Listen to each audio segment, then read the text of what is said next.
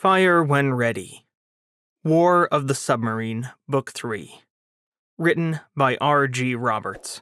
Narrated by A.J. Shuck. Chapter 11. Casanova. 5 September 2039. Red Tiger Station, the South China Sea. 17 sub-racers flirted through the water east of Red Tiger Station, corralled by lines of red and green underwater buoys. The buoys were barely visible at this depth, but they had an installed sonar transmitter, and they showed up well on the integrated systems in the racers. Every racer was required to be up in the local loop, or underwater connection between submarines.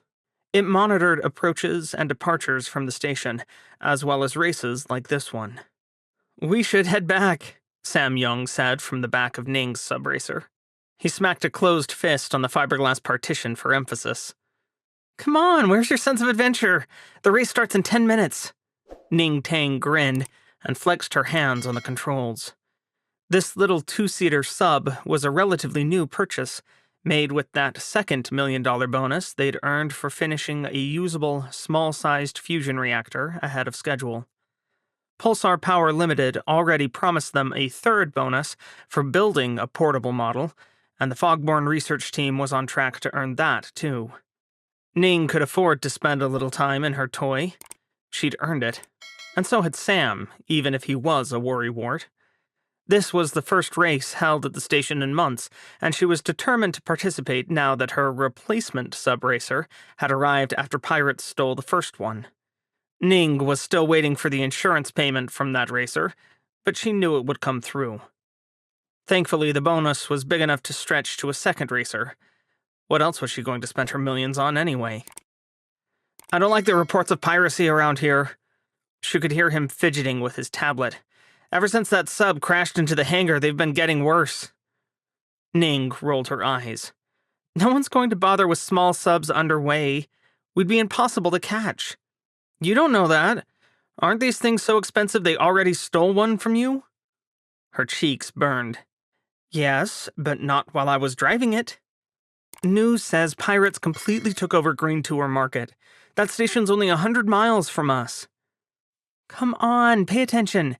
You're supposed to be my navigator, and the race is about to start," Ning said, not wanting to think about pirates. She wanted to have fun. It wasn't like pirates could really put a dent in Red Tiger Station anyway. Last time they'd rushed off the transplant before security could get there, and for good reason. Red Tiger was a superstation, and any stupid and uppity pirates would get eaten for breakfast if they stayed too long. Sure, things were nasty in the South China Sea, but the race course just went around the station. It was clearly marked on her heads-up display, and so were the icons of the 17 other competitors' speed racers. One challenge of underwater races was that visuals were for crap down here, even at only 500 feet. Even with lights, you couldn't see very far, so navigation was instrument only. That took 2 sets of eyes, particularly when one of them was driving. Ning had good reflexes. You had to if you were going to pilot an underwater rocket at up to 90 knots, but no one was good enough to do this by themselves. Her speed racer was a deep flight Super Falcon 9, the latest and greatest design by the best maker of racing submarines. More like an underwater fighter jet than a clunky submarine, it was fun to drive, maneuverable, and faster than anything else in this race. A 15-second countdown flashed onto her screen, the numbers blinking in green. "Get ready," Sam sighed. "I'd say I was born ready, but you know I was lying." "You need to get out more," Ning laughed. "Have a little fun. My idea of a good thing to spend $1.3 million on is not this glorified torpedo. Hey, what's money for if not to spend?" "I'd say change the world, but we've already done that." Sam tightened his harness. "Why did I agree to this again? If I puke on you, it's your fault." Ning ignored him and focused on the controls. The numbers kept flashing downward. 3, 2, 1, go. Ning slammed the throttles forward, and the little green sub-racer burst into motion hard enough to slam her back into her seat. Bubbles erupted around the racer as it roared through the water. Its shielded propulsor was meant to cut down on cavitation, but even technology could only compensate for so much.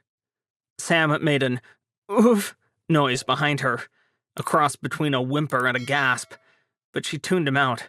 Her eyes were riveted on the electronic track, flicking between that, the surrounding subs, and the depth and power meters to the right. Maintaining depth at speed was the Super Falcon 9's one real flaw. If she didn't keep a firm hand on the controls, or spent too much time looking out the windows, they'd start drifting up or down, and then... Damn it! There was one other Super Falcon in the race, owned by Hans Albino, and while the Falcon 8 was faster off the mark, its steering wasn't nearly as good. Albino's boat nearly veered into Ning, who had to plane up ever so slightly when its shadow crossed her path. "I think he did that on purpose." "Hard to tell. Hans is an idiot," Sam panted. Ning goosed the throttle a little more to open up a few extra meters between her boat and Hans's. She didn't like wasting battery power so early, but if it got away from him, it was worth it. "First turn's coming up. Brace yourself," she said. "I'll puke down and not forward. Promise." "So nice." Grinning, Ning eased back on her inboard engine by 20%. That would let her turn tighter, leaving Hans, and everyone else, in her dust. "Got something big on sonar. So big the autosensors picked up at range," Sam said. "What kind of range?" Ning whipped the boat into the turn, cutting as close to the line as she dared. Going out of bounds was a disqualification, and she wanted to win, not end up splattered against Red Tiger's anti-collision nets. She gunned the inboard engine back to 90% power. Battery was still good. Cavitation was within limits. Not bad. The little boat vibrated like a massage chair as she hunkered into the seat, her hands light on the controls. Man, this was heaven. "Right on a kilometer, max range." She could hear Sam's frown. "It's almost big enough to be a warship. Coming in fast, depth about 400 feet. Ning chewed her lip, concentrating on keeping in front of two subs trying to gain on her. "Red Tiger control will keep them outside the course." Another turn roared up. Ning reduced the inboard engine again and cut it as tight as she dared, gaining a half dozen more precious meters. Her closest competitors still couldn't keep pace with her, and when she checked on Hans and his fast Falcon 8, he was stuck behind two Triton speedsters who couldn't get past each other. Her lead was up to 20 meters. Ning held back a smile. A lot could go wrong before the end of the race. And yeah, that bit shadow of a sonar contact kept closing with the race, but who cared what a non-competitor was up to? That was Red Tiger Station's problem. "One lap down." Ning's console dinged cheerfully, marking her as in the lead. She was going too fast to see out the windows now. Everything outside was a mask of bubbles and cavitation. 2 to go. "You know, I think..." The underwater emergency channel, always dialed into the speaker on her left, crackled.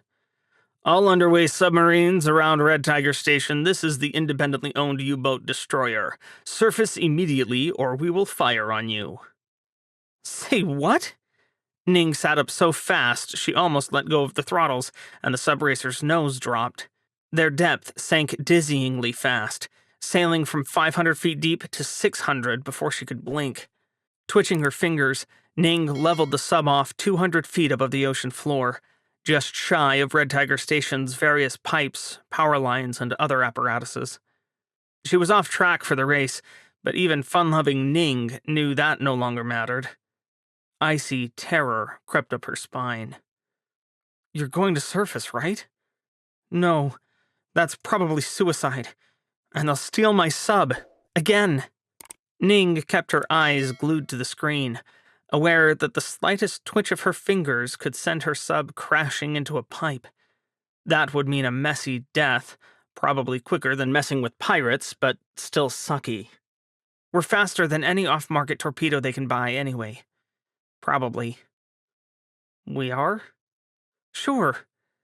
Ning wasn't positive about that, but her 90-knot sub was quicker than any torpedo she'd read about, aside from those crazy ones rumor said the Russians had. And any supercavitating underwater rocket thing had to have crap for accuracy. They're pirates. They've been here before to steal ships. Sam made a strangled noise somewhere between a cry and a scoff. And this makes them less likely to shoot us how?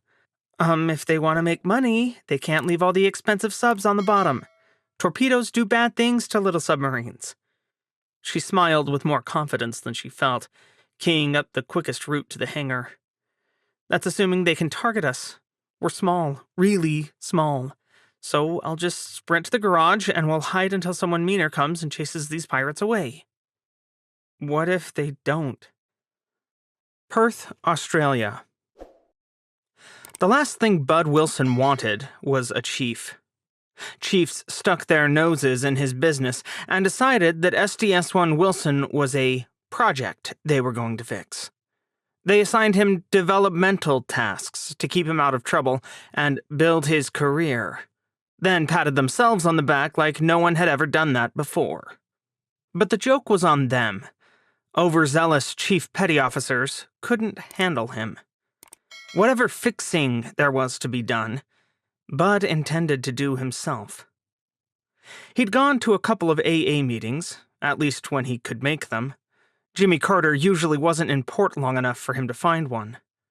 They'd been boring, though, and Bud found himself thinking about finger painting on the ceiling.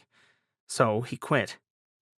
He signed up for an online course, too, but it wasn't like they got a lot of bandwidth underway, or were near the surface often enough, so that was toast, too.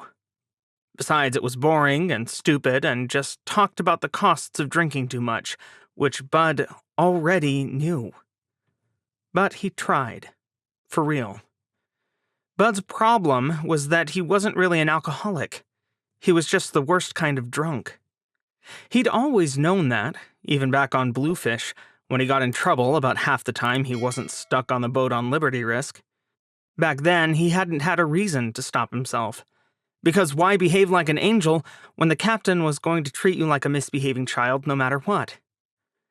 He figured he might as well earn his punishments. But Bud didn't drink all the time. No submariner could, though it was easier back on Bluefish, who was hardly ever underway. Yet, Bud felt different now. Weird as it was, he felt like he belonged on Jimmy Carter. He didn't want to disappoint his shipmates. Even Lieutenant Unpronounceable was kind of cool once he got over being embarrassed by his sailors. That brought Bud around to why he didn't want a chief. Unfortunately, the XO hadn't asked his opinion when he'd badgered Subron 29 into giving them STSC Bradley, so Bud trudged out of sonar and into control to meet the man. Control was pretty quiet. They were in port and it wasn't like anyone was on watch. The only people around were Velasquez, who was busy jury-rigging a new monitor in to replace a broken one over in fire control, and whoever the new guy was with her. That kid was so new he squeaked, and he jumped every time Velasquez asked for a tool. Bud rolled his eyes and stuffed his hands into his pockets. Damn, being the divisional leading petty officer. Why was this his job? Sonar was doing just fine. That had to be the new dude. He wore a chief's coveralls, had dark skin, and was looking around Jimmy Carter's control room like it was Mars. Bud dredged up a smile and stuck his hand out. Bud Wilson. Gus Bradley. Bud's eyebrows shot up. Most chiefs insisted their first name was Chief, and were generally a dick about it. There were a couple of awesome chiefs in the Navy, but he figured that Jimmy Carter was already tapped out. They had Master Chief Morton, who filled their quota all by himself, and Chief Stevens wasn't half bad. Doc Chester was awesome too, but corpsmen were a different breed. Bud crossed his arms. Let me guess, you've been warned about me. Only about 12 times, Bradley chuckled. Your reputation precedes you. Master Chief Baker on Bluefish and I go way back. Figured, Bud shrugged. Welcome aboard anyway. XO warned me about you too, Bradley said. But then Webs pulled me off to the side to, gently tell me that the XO worries a lot because he cares. You catch my drift? Nah, Bud couldn't call the XO a neurotic mother hen to his new chief's face. He needed to let the guy experience Lieutenant Commander Kirkland a bit more first. Not that he'd have to wait for that opportunity, with Jimmy Carter getting underway again in the morning for some supposedly quick convoy escort to Diego Garcia. I've experienced him, Chief. Hey, maybe this meant he wouldn't have to shield his guys and girls from the XO. There could be a silver lining to this chief business after all. You stay sober, and we'll be fine, STS-1, Bradley said. I don't give a shit about where you've been or what you've done. They sent me here because I didn't suck up hard enough to Commodore Banks when I was too busy trying to help get new torpedoes out to boats in the squadron. Oh, so you're a fuck-up too? Bud felt a weight lift off his chest. In that case, you'll fit right in. Bradley laughed. Don't tell the XO. I don't think he's caught on yet. Cross my heart, Chief. Cross my heart. Red Tiger Station. Well, that was fun. Ning tried to smile after they were back on the station, but Sam's glare made it hard. Yeah, pirates stealing submarines. Fun. That's my word for it. I got you back safe. Sam sighed. I know, it's just... How long are we going to stay out here like sitting ducks?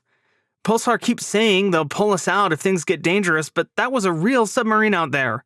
A U-boat. Seriously, is this World War II? No, the Germans are neutral, Ning shrugged. I bet they didn't have actual torpedoes anyway. It's a lot easier to buy a 30-year-old U-boat on the black market than it is torpedoes, and they didn't seem to want to shoot people last time they were here. I'm sure that'll make my parents feel worlds better. Your funeral if you tell them, Ning said. I'm sure not telling my family. She didn't want to admit that she was shaken, but yeah, that hadn't been much fun. Maybe she wouldn't race her new sub again soon. They snuck back before the pirates' allies turned up. While the bad guys didn't have torpedoes, they did have nets, which were great at sweeping up smaller submarines. Ning and Sam watched it all from safely inside the hangar. Sam had a friend at security who let them see the live video. Until now, the war hadn't seemed like much of a threat. No country was going to put torpedoes into a station full of civilians. The French got so much flack over the civilians who got hurt on Armistice Station that no one wanted to repeat that. And while things were a mess in China, everything was pretty civilized on the ocean. It was the 21st century. No one made war on innocent civilians. Except the pirates, apparently. They have to get us out of here, fast, Sam swallowed. Maybe Dr. Kim can call someone. I don't know. Ning bit her lip, wishing she could disagree. I don't want to know what's going to happen if we stay. Me neither. 7 September 2039, the United States Naval Academy. The steady mist of rain over the yard that afternoon drove midshipmen inside. The boggy ground canceled most athletic activities, leaving Bobby Coleman cranky, stiff, and bored. Back in the bad old days, I hear they didn't let plebes on the internet in Bancroft, she said to her best friend, poking at yet another website on her computer. Mike Corbin was sprawled in her roommate's chair, with one foot dangling over the arm and the other on the floor, a position that rumpled his khaki uniform more than their upperclassmen would approve of. Bobby's roommate was out with a study group, which was great with Bobby, since they tolerated one another at best. So they had some time to hang out without the annoying chirp of homework, homework, making Bobby crazy. Mike shrugged. Probably just rumors. You can't even start doing homework without the internet. Next you know, you'll say plebes weren't allowed to have computers. Bobby giggled. Maybe in the Dark Ages. They laughed until Bobby stopped scrolling on a newly posted video when it appeared in her feed. Check this out, she said. Is that Rochambeau? Yeah. Bobby felt her expression harden. She followed Captain Rochambeau on Twitter, of course. Every war junkie did. It was often the fastest way to learn that he'd sunk another American warship, and she dreaded the day she'd see Fletcher or Jimmy Carter's names in an arrogant tweet. Let's see what the asshole has to say, Mike said. Grimacing, Bobby turned the volume up. The video was mid-interview, in English for some reason. Did he want to rub his successes in? The bastard spoke good English, too, if accented, and he looked far too comfortable sitting in a big leather chair across from a pretty reporter. Rochambeau wore his dress uniform lightly, and while Bobby couldn't recognize specific French medals, he sure had a lot of them. "It's all about innovation in tactics," Rochambeau said with a smug smile. "He who is able to continuously improve will always have the edge." "And would you say you have that edge, Capitaine?" the interviewer asked. She was also French, blonde and bubbly. She was drooling over Rochambeau a little too much, though he seemed happy to encourage that. "Bien sûr, of course." He winked, eating up her attention. "I would think my record speaks for itself, n'est-ce pas? I have spent 1.5 years dancing around every Alliance ship or submarine sent after me, and Barracuda is still here. Even Lady North and Gallant can't catch me." "Has Captain North tried? I hear she is the best captain the Grand Alliance has to offer." Bobby didn't like the sneer in the reporter's voice when she said Grand Alliance, but she supposed that was the French for you. "Lady North is an old acquaintance, and I'm sure she's on my tail. In fact, I hope she is." Rochambeau's eyes gleamed. "I've already invited her to come out and play." The interviewer giggled. "I don't think I saw that tweet." "Oh, you wouldn't, ma chère. I just sent her an email." Bobby's jaw dropped. He just what? I mean, I guess that goes back to when the French and Brits were allies. So were we, I guess. Mike cocked his head. Maybe some of our subCEOs actually know this guy. He seems like a real jerk. They listened to the rest of the interview. It was mostly just egotistical drivel, but Bobby couldn't get the idea out of her head. Maybe her dad knew Rochambeau. Why had it never occurred to her to ask? But she could. She could ask him the next time they talked, though definitely not with Mike around. She might be able to trust Mike with the secret that both her parents were deployed and in command, but the more people who knew a secret, the more likely it was to be found out in the yard. Someone else would hear. Nope. Bobby was going to keep her mouth shut where anyone and everyone could hear her, even if the worry was eating her up inside. Chapter 12. Rules of Engagement. 13 September 2039, Perth, Australia. Spring in Perth was beautiful. Birds sang in the skies, and after a rough winter, made tough by losses more than the weather, even the seagulls sweeping down to steal French fries were welcome. Boats staged barbecues and pizza nights on aft decks, and music warred from one side of the pier to the other in the afternoons once inspections and repairs were done.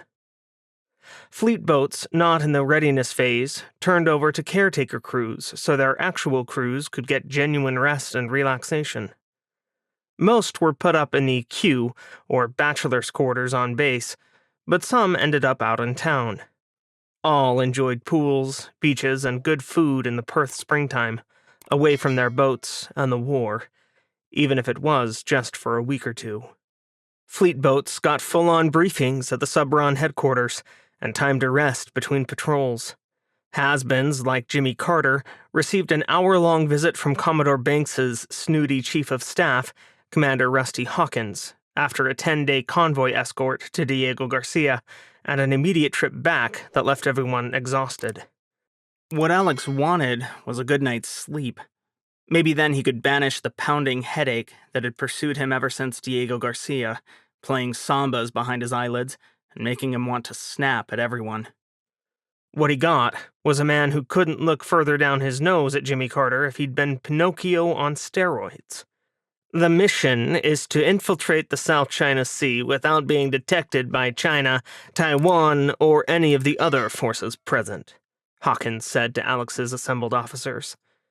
Hawkins stood in Jimmy Carter's wardroom like he'd rather be anywhere else, glaring at the PowerPoint presentation on the wall monitor like it had murdered his mother. For all Alex knew, maybe it had. Death by PowerPoint was a common sentence in the Navy. The wardroom was packed with Jimmy Carter's officers and senior enlisted, everyone who needed to be briefed in on this sudden and insane mission. But people lining the walls did little to hide the age of the wooden plaques and old-school printed pictures hanging there, or the way the flat-screen monitor on the wall was probably as old as Alex's daughter Emily. Smiley's wardroom was comfortable, not shiny. The blue vinyl on the chairs was worn, its seams splitting here and there. The couch in the corner was no better, though the junior officers swore age improved its comfort when it came to taking naps. "What if we're detected?" Benji asked. "Last I heard, the UN passed a resolution barring warships from the area. I assume that includes submarines." "If you are so unfortunate as to be detected, the politicians will deal with the fallout. I imagine it may happen in a boat this old." Hawkins' shrug and scowl said what he thought of Jimmy Carter's stealth capabilities. "However, you are ordered to do your utmost to avoid detection and engagement with any of the various powers in the South China Sea. You are certainly not free to fire upon any of the belligerents." "And if fired upon?" Alex asked. He'd read the orders already, and found them a contradictory mess. Some politician with no military mind had written those rules of engagement, ordering Jimmy Carter, in the middle of a war, to only fire if fired upon. Subs died that way. "Then you may respond with an appropriate level of force." Alex folded his hands and reminded himself to play nicely. Antagonizing Commodore Madison's right hand was a great way to get even worse treatment whenever his boat was assigned to Submarine 3-1. Or maybe he'd get really lucky, and Madison would take a page out of his previous boss's playbook and decide to explore decommissioning Jimmy Carter. That'd be just great. "Care to elaborate on what appropriate means?" he asked. "I'm sure you'll figure it out when you're in the moment, Captain." Hawkins narrowed his eyes. "However, you may not fire on any unit you have not properly identified. Taiwanese vessels are not to be fired upon, regardless of circumstances." "And pirates?" Licking his lips, George wiped his hands on the legs of his coveralls, crossing his legs to the left before changing his mind and recrossing them to the right. "The news says they're all over the area, and several groups have purchased old Kilo-class diesels and U-boats." Hawkins sneered. "If you can't outrun or outsneak an antique diesel, you shouldn't be in this business." "I'm not saying we can't." George's nose wrinkled. "I'm just trying to cover all possibilities, Commander." The newest Kilos sold on the second-hand market were commissioned in 2000. Surely you can overcome a 39-year-old diesel. Hawkins coughed and looked around the wardroom. "Then again, that's not much younger than this boat, is it?" "And what about the Chinese Kilos? They're much newer." George's voice rose several octaves. Hawkins didn't quite roll his eyes, but the way his narrow shoulders twitched sung an epic dirge about how little he thought of George Kirkland and his concerns. "You should not expect to engage Chinese units. I already said that." "I'm confident we can remain in stealth until it's time to dock with the station," Alex cut in, glaring at Hawkins until he stopped trying to bully George. God knew he agreed that George was being a worrywart, but the XO wasn't exactly wrong either. Just terrified of his own shadow. Smiley may be old, but she was designed for this kind of mission. I am concerned about detection while we are loading, however. You said we should expect a team of 5 and their gear? Yes. The gear should be limited, I imagine. Pulsar wasn't specific. Hawkins gestured vaguely. "Whatever it is, I'm sure you have room on this giant boat of yours." "We'll manage." "We'll also be sending a team of recon marines to provide security during the onload." Hawkins' face twitched. "They are reasonably familiar with submarine operations, and no SEALs were available." "Reasonably familiar?" Maggie muttered from Alex's left, rolling her eyes. "Does that mean they know the end with the torpedoes from the end with the screw, or just that they know not to walk outside when it's wet out?" Benji snickered behind his hand. How many Marines should we expect? Alex wished his orders had specified. Hawkins shrugged. A squad or so. We're still working out the details. We're scheduled to get underway in 2 days. The details would be appreciated, George said, and for once, Alex agreed with every word out of his mouth. And you'll get them when we have them, XO, Hawkins replied. The false smile he wore didn't fit his narrow face. It made him look like a nerdy shark, all primed up to stab someone in the back. For a moment, Alex considered letting Hawkins and George go at it. There could be entertainment value in it, and if George made a fool of himself, which he would, Hawkins was an ass but far from stupid. Maybe Hawkins would tell Commodore Madison that Jimmy Carter needed a new XO. That pipe dream let Alex fly high for several long seconds, until common sense and his ever-present headache brought him crashing back down. Unfortunately, George picking fights with the Chief of Staff would just make the boat look bad, and Alex not stopping them would make Jimmy Carter get a double long stay in the doghouse. If there'd been a better XO available, Alex would have gotten him or her in the beginning, assuming anyone was motivated to send such a person to his old boat in the first place. Is there anything else, Commander? Alex resisted the urge to rub his face. Damn, he was tired. No, Captain, that is all. Hawkins left without a farewell, but Alex didn't call him on it, nor did he walk the Chief of Staff to the brow. Hawkins was an adult and a naval officer. Presumably he'd been in a submarine before. The man wore dolphins, but no command at sea pin. Hawkins could find his own way out. Besides, Alex had a mission to plan. Was this mission insane? Maybe a little. Part of Alex was reeling because he knew he was being asked to sneak in a place that no one in their right mind would go. Avoiding pirates was bad enough, but a 3- or 4-sided civil war where he wasn't allowed to shoot anyone?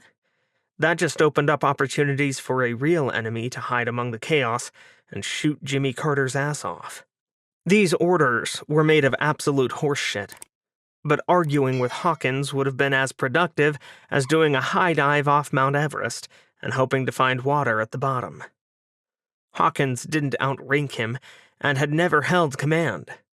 But what he did hold was the Commodore's ear. And even if Alex called Commodore Madison, who seemed to be a logical type, even if she ignored Jimmy Carter like everyone else, she probably couldn't do a damned thing. It was damned obvious that these orders came from so far above his head that Alex would get a nosebleed searching for the source. With his luck, it was Admiral Hamilton.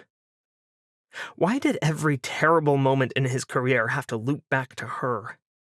Alex shivered. He'd done the right thing on Kansas, and damn it all, he'd do it again. He just wished that it hadn't made the sub-force's ranking admiral hate him. He turned to his officers. All right, people. Our orders are as clear as mud, but we know a few things. 1, we're heading into the nautical Wild West where the United Nations has specifically prohibited warships, which includes us, so we have to be stealthy. 2, our primary mission is rescuing a group of scientists. 3, we can't fire on anyone until they fire on us. Questions? Yeah, why are these scientists so important? Benji grimaced. Sorry, Captain, but we're all thinking it. If we're going to break international law, it'd be nice to know why. Ours is not to reason why, Weps, Alex chuckled. Let's just get the job done. Good news is that your weapons room is going to get a complete changeover. Your fairy torpedo godmother has declared that we get 42 brand new Mark 84 ASVs. Benji whistled. Hot damn! Screw international law, Captain, I'll take it. I'll start working on where to put the Marines, Captain. George was already scribbling on his tablet. I assume at least 2 officers. The rest should be fine in the torpedo room. Thanks, XO. I've already started the nav plan, sir, Maggie said. Her eyes were on the laptop she always carried into the wardroom. It's going to be a shit show once we get into the South China Sea, though. There's chaos everywhere, and rumors of minefields, too. We'll have to be careful. Sounds like fun, Alex grinned. I'll approve it as soon as it's done. And that leaves me. Marty leaned back in his chair, stroking the new mustache he sported. He was the very image of the sleepy engineer, right down to a coffee stain on his coveralls. I'll have my boys and girls go over the boat from bow to stern. We'll work with Benji's sonar operators to comb through everything and make sure there's nothing that squeaks, rattles, or even thinks about getting loose. You'll have a quiet boat, Captain, if I have to get out and replace the sound-absorbing tiles myself. Damn, Alex had a good crew. It was a pity that when the Navy finally gave them a challenging mission, it was the mission no one wanted, and the Navy thought likely to fail. Dread coiled in Alex's stomach. The subtext was so obvious that Commander Hawkins might as well have shouted it. Jimmy Carter was expendable. All right, we've got a plan. Let's get to it. Mid-Indian Ocean, not far from Diego Garcia. The formation of warships steamed quietly. Too quietly. Oh, it looked good, and every ship was in position, but every officer and sailor in the task group knew they were no longer the best of the best. Task Force 23, once the lean destroyers of Admiral Marco Rodriguez's hungry Little Beavers, had grown into Strike Group 23, built around a nuclear-powered aircraft carrier, 2 cruisers, and all the escorts that demanded. It was as close to a modern fleet as the Navy had, but the Navy didn't call mobile groups fleets these days. Fletcher, this is Strike Group 2-3. You are released to proceed on duties assigned. Over. This is Fletcher Actual. Roger. Thank you. Out. Grinning, Nancy put down the handset and turned to the officer of the deck. Let's exit the formation and form up on Bella Wood. Exit the formation, aye. Everyone on Fletcher's bridge was excited to leave Task Force 23, now known as the Lexington Strike Group. What started as a great team had disintegrated when Admiral Anderson took over for Admiral Rodriguez. It wasn't just the harebrained scheme to use Air Force bombers that lost the Second Battle of the Somme. It was her leadership. Anderson yelled and carped. Rodriguez led. So did Julio Rosario, which was why Nancy was damned glad to be the first ship to join the Bella Wood SAG. Their surface action group would get a nifty name at some point, but for now, it was just Fletcher and Bella Wood heading for Diego Garcia. Nancy felt like a giant weight had lifted off her shoulders. She could breathe for the first time in months, and she finally didn't feel like an angry teacher was looking over her shoulder with every move she made. Was it embarrassing that Admiral Anderson reminded her of her third-grade teacher? Miss Wayne had been downright evil, from hating the way Nancy held her pencil to the way her hair looked. Every meeting with Admiral Anderson, of which there were far too many, felt like her third-grade classes. Fletcher wheeled away from the formation at 30 knots, cutting across Lexington's stern and falling in behind Bella Wood. The cruiser's own turn put her on a perpendicular course to the carrier. Eventually, they'd come further right and headed back toward Diego Garcia as the strike group went out to sea, off to do one useless exercise after another, until Admiral Anderson got another brilliant idea. Damn, Nancy was glad to be done with that bullshit. All right, Ying, I'm going to go to my cabin and call the other half. He's getting underway tomorrow, and I'd like to have a chat before he goes underwater and doesn't come up again for a while, Nancy said to her XO. Call me if you need anything. You got it, Captain, Commander Ying Mai laughed. Say hi to the other Commander Coleman for me. Will do. Nancy wagged her finger at her bridge crew as they snickered. Laugh it up, children. Sometimes Mom does want to talk to Dad. Laughing, Nancy left the bridge and headed down 3 decks to her cabin, pausing to speak to a few sailors on the way. Despite the war, her people were full of smiles and laughter, joking easily with one another. They were hard at work, too, A pair of engineers were working on a valve as she walked by, while another two checked the installed firefighting systems leading into CIC. Keeping Fletcher in fighting shape was a full-time job for everyone on board, not just her captain. Nancy was glad to see her crew attacking their tasks with ease, however. A tense and unhappy crew quickly became morose and despondent, and a crew that thought they were going to lose battles generally found the fastest way to die. Making a mental note to schedule a steel beach picnic when they reached port, Nancy entered her cabin, kicked her boots off, and flopped on her rack. She closed her eyes for a moment, putting most of the captain aside before checking the clock, and then dialing Jimmy Carter's captain's cabin from memory. Timing their calls was always hard. Command would have made it bad enough, but with a war on, she and Alex missed as many calls as they connected.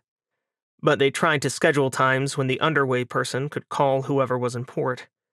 Sometimes it even worked. Today, they got lucky. "Hey, babe." Alex's voice sounded tired, but clear from 1,000 miles away and across the satellite line. "How's the destroyer life today?" "Oh, heading toward Diego Garcia, finally free of being chained to the carrier." Nancy snickered. "I think Admiral Anderson is still pissed off that Rear Admiral Rosario stole Fletcher away. She was just a tad short-tempered about it at our last staff meeting." Alex laughed. "Don't join me in the Hated by Admirals Club, Nance. The food sucks, and the service is slow." "Hey, I don't mind being wherever you are." "I'm starting to think whoever told me you were the smart one lied." Nancy giggled in a way she never could when she had her serious captain face on. "I'm sure that was someone back at Norwich. Probably Janet, maybe Paul. You know how everyone at the Wick is. We're all shady." He snorted. "You can say that again." "So are you finally getting a break after that last whirlwind convoy escort?"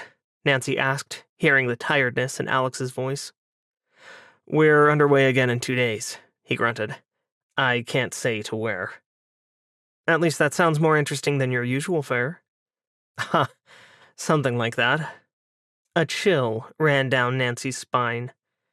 Interesting for a submariner usually meant dangerous, and while she knew Alex was ready to chew bulkheads down with his impatience and boredom, she kind of preferred it when he was bored. Nancy knew she didn't have much right to fret. She was the one standing into danger most of the time, who'd been in the middle of the missiles flying and people dying. But at least her destroyer was on the surface. Alex's boat would have to make it up to the surface to escape death. Just thinking of him trapped in a slowly sinking submarine always left her cold. Alex, of course, always laughed and told her he was way more likely to die a quick death by explosive decompression. It didn't help. "Maybe we'll finally cross paths," she said instead of fretting.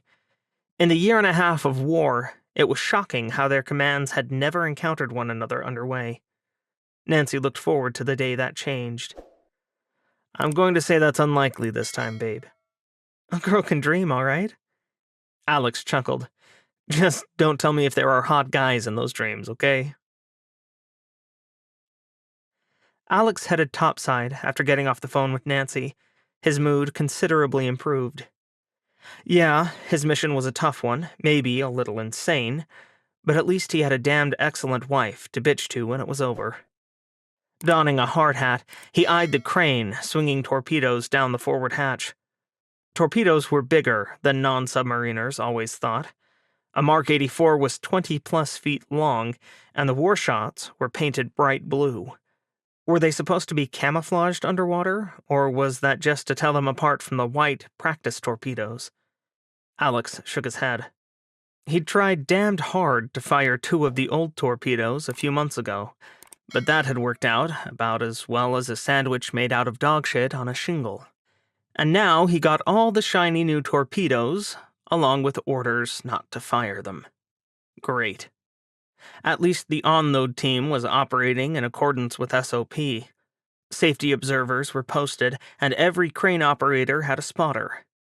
No one was goofing off either, and the Australian team seemed to know their business. Spotting Benji Engler just after the sail, Alex wandered over to join him. "How's the unload going, Webs?" "Good so far, Captain," Benji grinned. "We've got all the old torps off, and this is the third Mark 84 to swing over. Even better, Base Weapons says we can have 52 of them if we can fit them." Alex chewed his lip. "You still got your 8 harpoons?" He really didn't want to give up his longest-range ship-killing weapon, even if he wasn't supposed to shoot anyone in the South China Sea. It was a damned long trip to get to the South China Sea, and no one in their right mind would tell him not to shoot the enemy on the way there. Alex planned on taking the southernmost route and avoiding as much of the Civil War-torn waters as he could, but that put him in places where actual bad guys just might shoot at him. He didn't enjoy admitting how much a part of him relished that thought. "Yep, got them all the way up forward and port. Easy to load if needed." Benji gestured at the new sonar chief petty officer. "Chief Bradley and I crunched the numbers and looked at the design, and the weapons room is rated to 50, so we can fit the extra 6 in. Safely, too. We've already got the attachment points." Alex resolved not to ask about that mystery. "I'm not going to lie, I like the idea of 48 torpedoes. You loading 8 straight into the tubes?" "Unless you want us to pop any harpoons in there, yes, sir." He shook his head. "I think harpoons may be the last card we play on this mission. It's much harder to figure out where a torpedo came from." Benji laughed. "Damn straight, sir." "Did anyone over at the weapons depot tell you why they were suddenly so generous?" Alex asked. After months of requesting the new torpedo, getting a full weapons room of them, and 2 extra, was almost surreal. "Not a peep, but I thought it was better to take the torps and not ask too many questions," Benji replied. "Good philosophy." Slapping Benji on the shoulder, Alex wandered around the edges of the unload for a few minutes, chatting with sailors. He kept half an eye on the new sonar chief, who wasn't supposed to be so heavily involved in torpedo loading, but he seemed to know his stuff, so Alex didn't ask. Not far away, Wilson and Velasquez laughed together while they waited for another torpedo to swing over from the pier, but since both looked sober, Alex didn't dig into that either. Later, when he got down to his stateroom and checked his email on the secure network, he discovered a 2-line email from none other than Commander, Submarine Forces Pacific himself. Reading it made his eyes go wide, and a chill raced down his spine. "If I have to send you into a death trap, the least I can do is send you in well armed. Try to bring back the torps so we can send you out to do something pretty with them. Uncle Marco." ComSub-Blant Headquarters, Norfolk, Virginia. Freddie Hamilton rubbed her eyes and sat back in her chair. The design on her computer screen was pleasing to any submariner's eye. With smooth lines, lots of room for weapons, modern sensors, and a decent amount of space for expansion. It looked okay. A decent starting point. In peacetime, when they had the leisure hours to study a project to death, she might even feel good about the design's status. But not now. Sighing, she turned to look at her "I love me" wall and shook her head. Freddie let her eyes linger on the wood-mounted crests of the submarines she'd served on. 5 in total, from her division officer tour to her last command on board USS Columbia, to the pictures mounted beside them. The matting around each was signed by her fellow officers from each boat, by friends who had once been family. She pinched her nose. Freddie had lost touch with some of those friends, and others, like Jay Michaels, who served as a division officer with her and Marco Rodriguez, had died in the early days of the war. None of them had been in submarines, but plenty of the officers they trained had. No, this wouldn't do. Fortunately, Freddie had this number on speed dial. Captain Andrea Jimenez picked up on the second ring, complete with the sizzle of something cooking in the background. "Good morning, Admiral." "Hi, Andrea. Working from home today?" "Kiddo's sick, but the line's secure." She could hear the smile on the other end. "You calling about the NSSN?" "Right in one." Freddie chewed her lip. Andrea Jimenez was the Navy's rising expert on submarine design. Like Freddie, she started in attack boats. but Andrea took an off-ramp toward 2 master's degrees and a PhD in naval architecture. Now she worked as the Navy's rep on the team designing the next-generation nuclear attack submarine, knee-deep in electric boats plans. Andrea was the one naval officer who Freddie trusted to get the design right, because she was smart, capable, and took no bull from anyone. "You have doubts?" Andrea said. "Well, it looks a lot like a Seawolf, Andrea." "That's because we threw the Zero specs out with the bathwater and went back to our sub-killing roots. I know money killed the Seawolf program decades ago, but man, they were built to hunt other boats like nothing else we've ever made." Freddie frowned at her rapidly cooling breakfast sandwich. "The spec ops capabilities on the baseline Zeros and Virginias have proven very useful over the years." "You're sounding like an admiral. About 1 in 20 boats use them. We did a survey of all active attack boat COs." "That few?" "For certain. War changes the rules, Fredo. What they need is more torpedo tubes, a larger weapons room, better fire control, sonar integration, more speed, and better stealth. Oh, and not that broke-dick bow thruster from the early Zeros." "That's the wish list of every sub-captain to ever submerge." Freddie rolled her eyes, staring up at the ceiling and wondering if she was the only sane submariner left alive. She'd never sell a $6 billion boat to Congress, and that was what a modern Seawolf would cost. She could do math. "Boss, if we're not creating a warfighting boat, what the hell am I here for?" Andrea asked. "We stripped out the big seal locks and left the vehicle connections, popped in a huge weapons room and expanded to 8 tubes. We did keep the vertical launch system, but it's optimized for Harpoon 2, the long-range strike missile, evolved Sea Sparrows, or even standard missiles. You can put a Tomahawk in there too, but it's a waste." "You're putting ESSMs on a submarine?"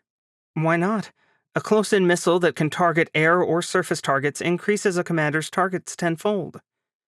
Sticking her elbows on her desk, Freddie rested her chin on her folded hands and let herself imagine. Missile warfare was relatively new for American submarines. They could shoot at land targets with Tomahawks or surface targets with harpoons. Lucky subs got LS Ram, which had a longer range than harpoons and could shoot a surface target further out if a submarine could track it. But that was it. Aircraft, either helicopters or fixed-wing aircraft, could airdrop torpedoes and ruin a submarine's day. Both types carried sonobuoys, and some helicopters carried dipping sonar or magnetic anomaly detectors, which let them find a submarine without being inside their element like another submarine. That meant a sub couldn't shoot back when a torpedo dropped out of the sky. Unless Andrea had her way. Her instinctive reaction was to defend the Zeros. Freddie had commanded one, and they were damned good boats. But it was a different world now. War needed submarines optimized for killing other submarines. Spying and special operations were nice abilities to have, but they had Zeros for those missions, didn't they? Parchi in particular. "All right," she sighed. "If you're confident, and EB is too, I'll push this." "I'd go to seeing her, ma'am." "That's good enough for me." Freddie paused. "You know, we might have a new reactor design for you. Can you make that section modular for construction?" "Easy enough. That's how we've built boats for decades. Besides, we won't go to final design and keel laying for several months, even with the war to speed things up." "More's the pity." Freddie might not paper a wall with sub-miss, sub-sunk messages, but that didn't mean she forgot them. "There is one other thing. Some Department of Defense group keeps bothering Electric Boat with a design for a diesel boat, if you can believe it," Andrea chuckled. "A what?" Halfway to finally taking a bite of that breakfast sandwich, Freddie almost choked on thin air. "The last diesel boat was laid down in 1957. Undersecretary Fowler is really pushing it." Freddie's stomach rolled, and she dropped her sandwich, remembering the coward she'd been stuck on Armistice Station with. "I know the man. He's a very eager man. Doesn't know when to shut up in meetings," Andrea coughed. "But seems to have friends in high places, or thinks he does anyway." "How exciting."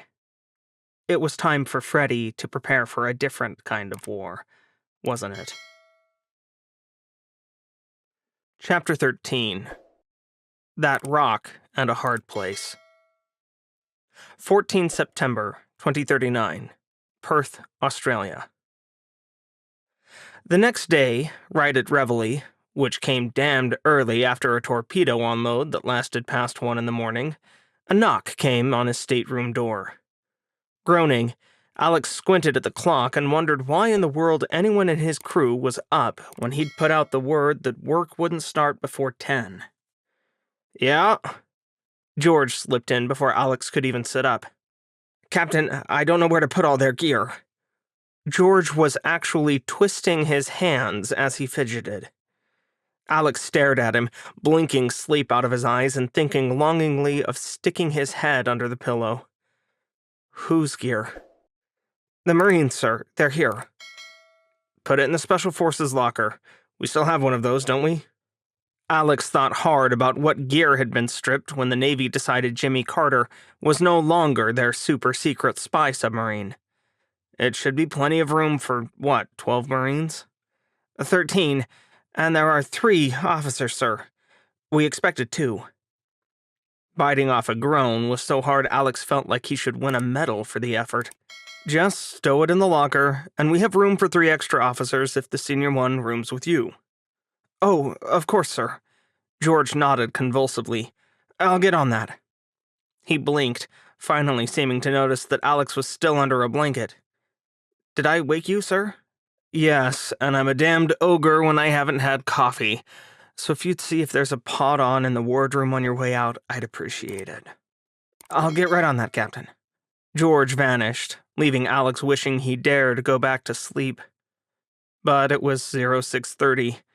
4 hours was enough sleep, right? He'd certainly survived on worse. Swearing under his breath, Alex heaved his legs out of bed and grabbed his uniform. It was time to greet some Marines. But coffee first. Otherwise, they would not like who they met. Mid-Indian Ocean. The transit had been quiet so far, allowing Fletcher to catch up on some much-needed training.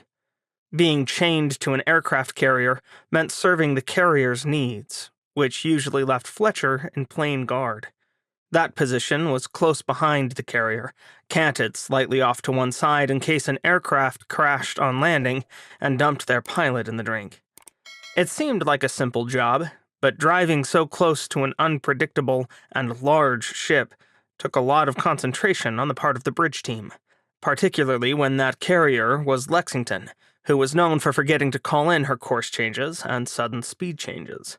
There was a legendary story about how Lexington, during unannounced engineering drills, put on a full astern bell and almost slammed right into Bella Wood. Her captain hadn't apologized either. Instead, he complained to Admiral Anderson when Bella Wood left her assigned station to avoid getting hit by a 100,000-ton carrier. Anderson, predictably, blamed Bella Wood. Then Captain Rosario took the tongue-lashing like a professional, and her ship protected Lexington in a surprise skirmish the next day by steaming so close to the carrier's starboard side that sailors could toss each other ball caps. Which, sailors being sailors, they did, during the battle. Anderson couldn't exactly complain about Bella Wood shooting down a dozen missiles trying to eviscerate Lexington, but Nancy suspected that was one of the reasons she was so happy to see the last of Captain Rosario and her cruiser. Their prickly admiral didn't like being overshadowed, and she sure didn't like when someone did it with sass. Now Admiral Rosario wasn't so cantankerous, which was why Bella Wood and Fletcher now steamed in a very loose formation, both catching up on training, morale activities, and sleep. Neither knew what awaited them after their upcoming stop for fuel and weapons in Diego Garcia, so now was the time to catch up. Nancy's poison of choice was an amazing e-book titled Around the Yellow Bend, which she was 3/4 of the way through and eager to finish. Unfortunately, a call from CIC interrupted her when the heroine was just about to find out who the murderer was. So Nancy put her e-reader down and hurried to Fletcher's Combat Information Center. The hum of activity in CIC was a little higher than usual. Nancy could almost taste the tension in the air when she walked in. But her crew was experienced, bloodied by too many battles. They were attentive, but no one was frazzled yet. "What do you have, STO?" she asked as she walked past 2 rows of consoles to get to the front table. Chief Warrant Officer Anna Nagel was Fletcher's systems test officer and had the watch. She was a hardened, prior enlisted sailor who earned her stripes the hard way, by earning every rank from deck seaman to Master Chief Petty Officer and then into the officer ranks. She was Fletcher's resident expert on the Aegis weapon system and their second-best tactical action officer. "We've got something on the Shuck." Nagel fiddled with her glasses. "Not sure if I believe it or not. The passive systems on that thing are, well, not exactly something I'd trust my mother's life with." Nancy resisted the urge to chuckle as she dropped into the seat at her right. "You say that about everything on the Shuck." "No shame in telling the truth, ma'am. This so-called sub-hunting drone is more like a sub-giant neon attraction blinking in the water. It's usually so loud that it leads them right to us." Shuck was one of the newest systems the Navy had saddled Fletcher with. One of the downsides of getting cut loose from the carrier was that their surface action group now became the test bed for every gem the Good Idea Fairy dreamed up. And Shuck, which was nowhere near as dangerous as the creature it was named after, was the latest. Theoretically, Shuck was an underwater sub-hunting drone. It had active and passive sonar and could use both away from the ship deploying it, both widening the search envelope and disguising the ship's location. Theoretically. The idea was to build some sort of wall between surface ships and enemy subs, a defense that was sorely needed. Enemy boats sank surface ships like Fletcher without even blinking, and Nancy liked anything that helped protect Fletcher. Well, she liked anything that worked. The jury was still out on Shuck, but its verdict didn't seem like it was going to be positive. She sighed. "I thought we were keeping the sucker at least 10 nautical miles away because of that." Nagel scowled. 18 today. That's why I can't tell you what the hell it's listening to. Stupid thing is on the fritz again. Might be a reciprocal bearing, might be a sub right up our ass." Nancy dropped into her chair, eyes narrowing. "You think it's a real contact?" "The problem is I don't know, ma'am. I hate kicking the can upstairs, but this one's your call. Shuck says there's a contact, though it can't decide where, and our organic sonar can't pick it up. Something's fishy." "I guess this is why they pay me the big bucks, huh?" Nancy reached for the phone for the bridge. It was time to start sub-hunting. "TAO, Captain, OSS, I've got something here," the optical site operator reported. "Looks like a periscope, maybe? Could be a log." "Put it on the large screen," Nancy ordered. The OSS, or Optical Sight System, was a huge, high-res camera mounted near the top of Fletcher's mast. It gave the destroyer a set of electronic eyes that could zoom in better than any lookout with binoculars, and it was particularly useful in sub-hunting. Any surface warfare officer could share the weird fact that most submarines were spotted visually, even in this technological age. Granted, technology helped the good old Mark I Mod 0 eyeball here.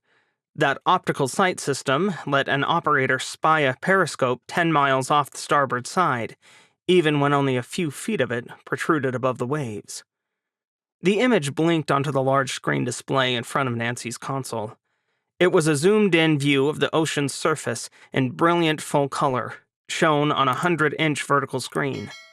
The operator slewed the screen to starboard, skipping the view over the surface until it stopped on a vertical, black, pipe-like object sticking out of the water. It might be a log, or a telephone pole. Nancy had tracked both. There was no shame in prosecuting every contact. She squinted. "TAO, OSS. Periscope silhouette is a rough match to either a Russian Yazin or a Virginia class," the optical site operator said over the internal net. "Any Virginias in a patrol area around here?" Nagel asked. "TAO, OSS, negative. No patrol areas around here at all." Nancy grabbed a headset and stomped on the foot pedal to speak before Nagel could reply. "Bridge, Captain, set general quarters and launch the ready helo." "Bridge, aye," the officer of the deck replied. A whirlwind of activity surrounded Nancy as her crew rushed to battle stations, but she ignored it. Her crew formed a well-oiled team now. They worked together seamlessly to ready Fletcher for battle. Even the newest members, brought on board during their last port visit, had survived one battle by now. They were all veterans. No one doubted one another, and everyone knew where they belonged on the watchbill. No one complained about being woken up by the general alarm. The cooks cursed when their lunch preparations were interrupted, but they cooled and stowed hot pans quickly, changing over to cold cuts and paper plates. Everyone else on board donned their flash gear, special fire-retardant gloves and mask worn only at general quarters, and settled in for a good fight. The likelihood of this submarine being an ally was small. Friendly submarines advertised their presence to avoid friendly fire incidents. Only enemies snuck up on you like this. Nancy's heart did a familiar pitter-patter, but her hands were rock steady. "TAO, Captain. Put a datum on the periscope and spin up an ASRock." "TAO, aye. Break. The sonar bearing matches what Shuck holds," Nagel replied. "Merging tracks." "Captain, aye." Fletcher rolled into action, turning toward the threat and preparing to face off with an enemy submarine. Within minutes, her ready sub-hunting helicopter was in the air, roaring across the waves to hover over the location of the enemy submarine. Meanwhile, Fletcher's CIC computers computed the solution and readied an anti-submarine rocket torpedo for launch. The ASRock was just a precaution, of course. Fletcher's first line of defense was her MH-60 helicopter, which could detect, prosecute, and engage a submarine, all without the risk a surface ship faced when closing the distance to a submerged contact. Nancy's lip curled. Part of her disliked the fact that aircraft were better subkillers than ships, but she was a practical woman. And she sure as shit wasn't going to trade her pride for her crew's lives. Not today. "Longbow 108 closing on contact," the air controller reported. "Periscope sighted." Every nerve in Nancy's body felt alive, like she was an arrow strung to a bow and ready to fire. This was both the best and the worst moment of a battle, when Fletcher hung, suspended in time, not knowing which way the enemy would twitch. "Longbow 108 dropping MAD." MAD was the helicopter's magnetic anomaly detector, which would feed track information to the aircraft and the destroyer. That way, if the helo didn't drop a torpedo on the sub's head and kill it, Fletcher could launch that ASRock and do the trick. Nancy itched to give the order. Fletcher was close enough to this contact to give her the chills. 18 miles was a little farther than most subs like to shoot. Only conversations with Alex left her at all confident about that fact. But her husband wasn't an expert on Russian boats. Besides, a Yazan-class boat was faster than her destroyer. Never mind the ramifications of a Russian boat being so damned close to Diego Garcia. Diego Garcia was the Alliance's last bastion in the mid-Indian Ocean, and the only thing that kept the nearby underwater stations and small islands safe. Half the reason so many damned battles were fought over Christmas Island was because the Indians wanted to cut around behind Diego Garcia, and "Captain Aztec, Longbow 108 reports good track," the air controller said. "Lining up for attack run now." Nancy opened her mouth to acknowledge the report when a voice blared out of the loudspeaker to her right. "O'Bannon-class destroyer, this is Kansas calling you on Navy Red, over." What the? She jerked upright, reaching for the radio circuit's handset, but she never got a chance to speak. "O'Bannon-class destroyer, this is Kansas actual," another voice said. This one was clipped and angry, each syllable rolling out of the crackling crypto dance like an approaching freight train. "Call your fucking helo off before the entire neighborhood knows where I am, and I sink you in retaliation, over." "For fuck's sake. That man sounds like someone pissed in his Wheaties," Nagel muttered. She still stood behind the TAO console, having just turned over the watch to her relief, who just shook his head. Lieutenant Commander David Attar was the combat systems officer, and had heard far worse out of Nagel. Now he keyed the microphone on the internal net. Aztec TAO, instruct longbow to hold fire. Aztec aye. No one questioned. Everyone heard that obnoxious, self-important voice booming out of the speaker. But only Nancy knew who it belonged to. She'd never met Chris Kennedy. By the time the bastard took over Kansas, the boat was on deployment. 3.5 months later, Kennedy threw Alex under the bus for Kennedy's arrogant mistakes. Part of Nancy really wanted to meet the prick in a dark alleyway, or maybe just a bar where the music pounded loud enough to drown out violence. Lips curling, Nancy bit back a swear. She couldn't have any of those things. She had to be professional, because she was the damned captain. "You want me to answer that before he shoots us, ma'am?" Nagel asked. She snatched the navy red handset. "I've got it." Nancy took a deep breath and put her best captain face on. Her eyes darted down to the tactical plot, and then Nancy's smile turned real. "Kansas, this is Fletcher Actual," she said. "I apologize for my helicopter, but I didn't see you come up in link when you approached the surface, over." "Fletcher Actual, this is Kansas Actual," Kennedy said, and Nancy didn't miss the stress he put on the last word. No, he hadn't missed her little insult, had he? She wasn't sorry. "Our purpose in this area is classified, as all submarine operations are.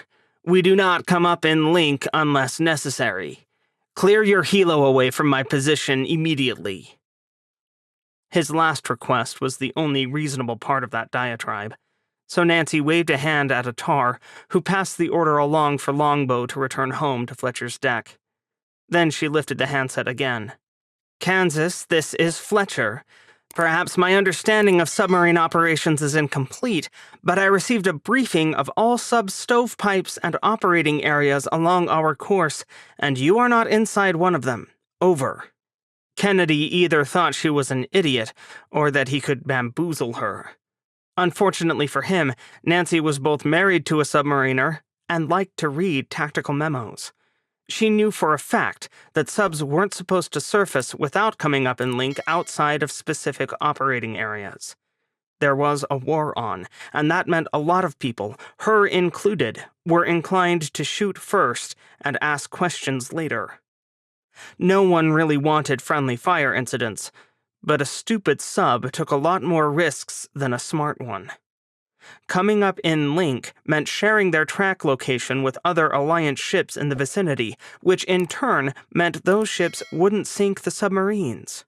Win-win, in Nancy's view. "You have no idea what my orders are. Over." "I can wager a decent guess that they weren't to run tracking drills on American warships en route to Diego Garcia," Nancy replied. Over. Because she was married to a submariner, Nancy could guess what the idiot was doing. Why was he running tracking drills on her ship and then coming to periscope depth like it was the Second World War? Ego, maybe? Or boredom?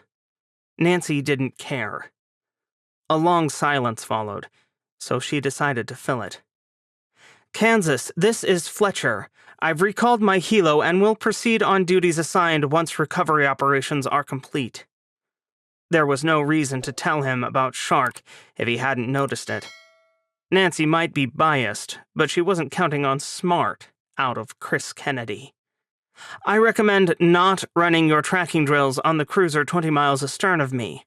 Bella Wood is likely to drop an ASROC on you before you can blink, and that would suck for everyone, don't you think?" Julio Rosario might be an admiral now, but her replacement, her former executive officer, was no dummy, and he was just as quick off the mat as Julia. Not that Nancy wouldn't warn Bella Wood, but it was nice to jerk Kennedy's tail a little. The idiot deserved it. Who played stupid games like this during wartime? Did he want to get his ass shot off? She'd only be too happy to oblige if there weren't another 120-some-odd other unfortunate souls on board Kansas, many of whom Alex still liked. Plus, Kansas was a goddamn national asset that the U.S. still needed, damn this idiot. The long pause finally ended with Kennedy's static-filled snarl. This is Kansas Actual. Roger, out. Captain, OSS. Periscope's gone stinker, the optical site operator said. Captain I.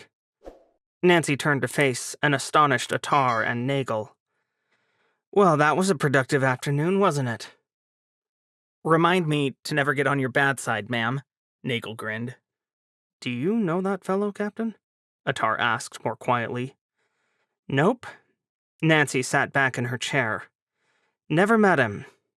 Secure from general quarters. Fletcher eased back into her normal underway routine within 10 minutes, recovering her helicopter shortly thereafter. Meanwhile, Nancy picked up a different phone, called her admiral, and told her about stupid submarine captains. She told Rosario the entire story, trusting her boss not to blame Nancy for being biased when Kennedy was so stupid.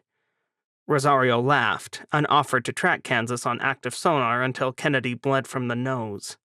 Not that they'd give their positions away like that. Sonar that went out came back, and everyone around you could hear it. Still, it was a nice thought. Red Tiger Station, arrival terminal.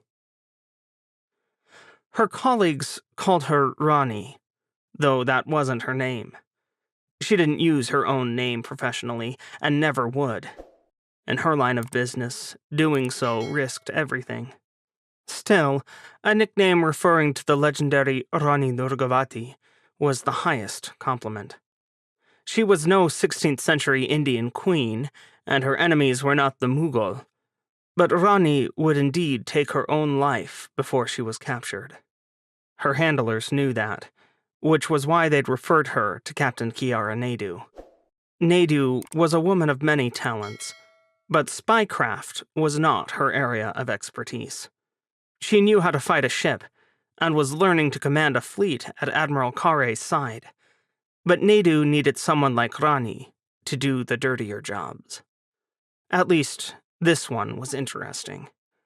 Rani had never been on an underwater station before, though she'd always meant to visit one. Her duties to India had taken her to most corners of the world, but not under them.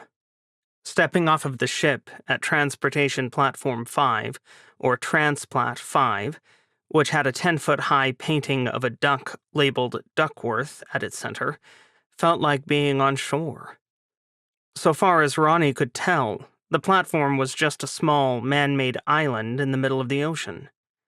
Yes, the tour guide on board her ship stressed that they were only 37 miles off the coast of Taiwan, but Ronnie could not see the shore.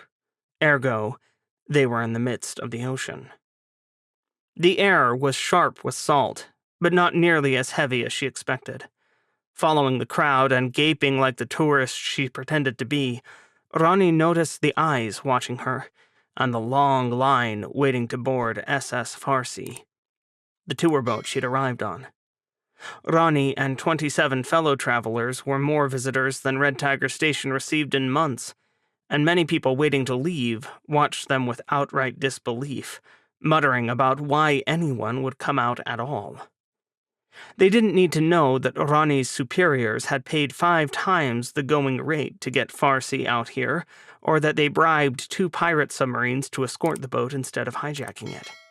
In fact, Ronnie wasn't supposed to know that.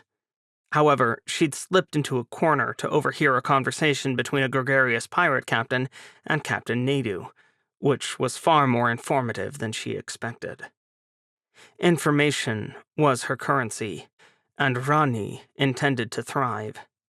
Now, her outward curiosity hid the calculating mind categorizing details. The walk down the Transplat wasn't long, as Farsi got a good berth near the front with little traffic coming in and out. But walking on the metal mesh platform felt strange. She could see the water beneath her feet, and Rani was not sure she liked the sensation of waves moving the platform back and forth. Before long, they reached a bank of decorated elevators, again labeled Duckworth and covered in duck-themed decor.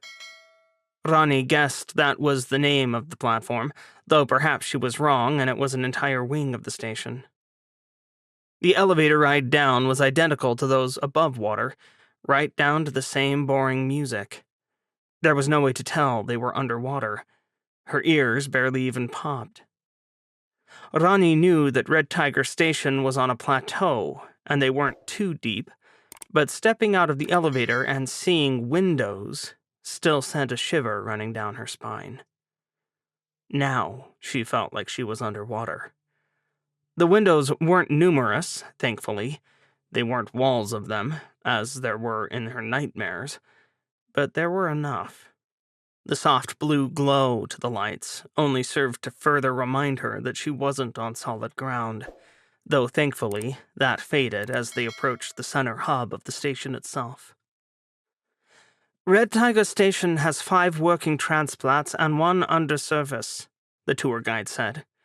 Each sticks out of the center like spokes of a bicycle wheel. Here in the center are the oldest and most successful businesses. Sure, if the hub of your bicycle is shaped like a hot dog, someone near her muttered. Rani smiled and tuned out most of the tour guide's words. She already had reservations at the oil casino and knew where to go. Her room was mid-range, nothing too nice, nor too shabby. Nothing to garner attention.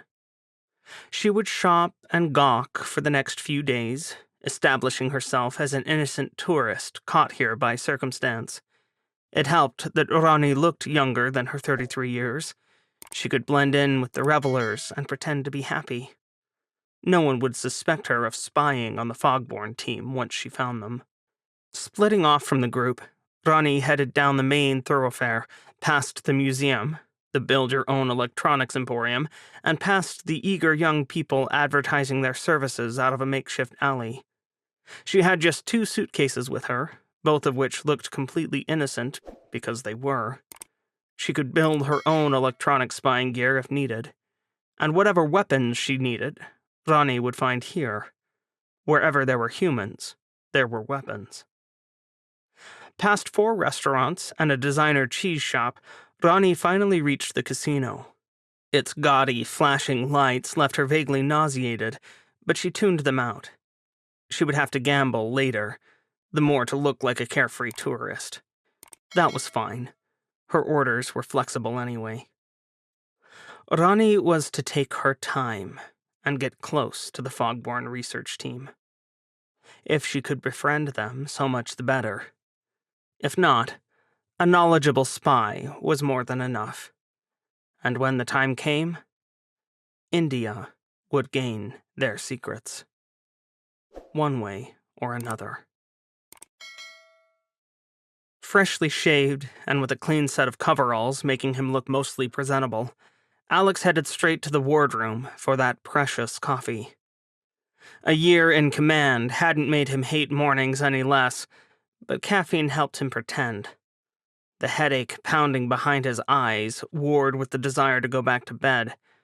The hot shower had banished it for a few minutes, but nothing short of 2 cups of coffee would make him feel human. Alex might have been the boat's biggest coffee drinker by a long shot, but it was Navy coffee he loved. Nancy was into the frou-frou flavored stuff.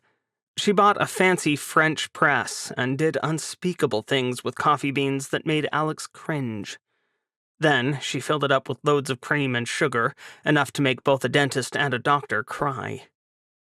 Give him black, normal, strong coffee any day. Alex could almost taste it already. Navy coffee was the bitterest black, and despite his sweet tooth, he never put sugar in it. The chief cook in the wardroom took pride in never cleaning the coffee pot while on deployment, which meant each successive pot grew stronger and stronger until the stuff damn near grew its own legs. The pot was barely ever empty between officers going on and off watch and everyone's general need for the only free energy booster the Navy provided. Well, it got a workout. Unfortunately, when he wrenched open the door to Jimmy Carter's tiny wardroom, there were 3 Marines inside, one of whom was so tall that his head almost brushed the overhead. Alex stopped, craning his neck to look up at the giant. He was a muscled man with darker skin, with tattoos peeking out from under the tight but regulation-rolled sleeves of his camouflage uniform, the collar of which bore a lieutenant colonel's silver oak leaves, an equal rank to Alex's own. His head was shaved, and his eyes were dark, and they narrowed when they spied Alex. "I was wondering when you'd grace us with your presence, almighty captain," the giant rumbled. George, to the lieutenant colonel's right, went so white Alex wondered if he might faint. "Well, if you have the decency to show up after breakfast like a civilized human being, you might have got me sooner," Alex retorted. Then again, what can someone expect out of a Marine? Not brains or courtesy, that's for sure. Now, the two young officers next to the lieutenant colonel straightened angrily, not quite glaring at someone who outranked them by a good margin, but their eyes flicked to the colonel's back, as if waiting for direction and hoping for violence. "You're still salty before coffee, huh?" the Marine asked. "Damn straight I am." "It's fucking great to see you, Alex." Before Alex could say a word, he was swept off his feet in a fierce bear hug that squashed the ribs he'd broken when Spangler tackled him. He squeaked, which wasn't a very dignified sound for a captain to make, but George was already having an aneurysm over there, so what did it matter? "Put me down, you humongous excuse for a human being," he laughed. "Are you still eating barbells for breakfast?" "I'll take eggs when they're not available." But at least he put Alex down. "Good, because we're fresh out of free weights you can eat." Chuckling, Alex shook his head. "Man, it is good to see you too, Paul. How did you swing this gig?" "Word went around that they needed a volunteer to do something crazy with a submarine, and since I had a bit of experience with that, I figured I might as well pony up," Paul Swanson replied. "Didn't find out it was your boat until afterward. Then I might have said no." His wicked grin took any sting out of those words, but George still looked offended on his captain's behalf, which meant it was time to explain. "Paul, this is George Kirkland, my XO. George, this is Lieutenant Colonel Paul Swanson, my old college roommate, best man from my wedding, and partner in crime from previous nefarious adventures." "Pleasure. Any friend of Alex is a friend of mine," Paul grinned, "and that includes XOs." George shook Paul's hand, looking vaguely queasy. "It's an honor, Colonel." Paul turned to introduce his two squad leaders, both young captains, Leon Prosser and Jackie Lucas. George bustled the two junior officers out quickly, showing them to the stateroom they'd share with two of Jimmy Carter's division officers. "You get a decent mission briefing?" Alex asked, finally pouring himself that cup of coffee. He didn't bother to offer one to Paul. He knew his friend only drank the stuff out of desperation. "Something about some special engineers or scientists and sneaking into Chinese waters," Paul shrugged. "Seemed fun." Alex snorted. "Close enough. Getting there is going to be dicey, and I've got no idea what we'll face on Red Tiger Station." "Well, you leave the station shit to me and worry about the driving. As long as you don't smash this sub into a ship, I think we'll be okay." "No promises," Alex winked. "Don't you fucking dare," Paul howled. Chapter 14.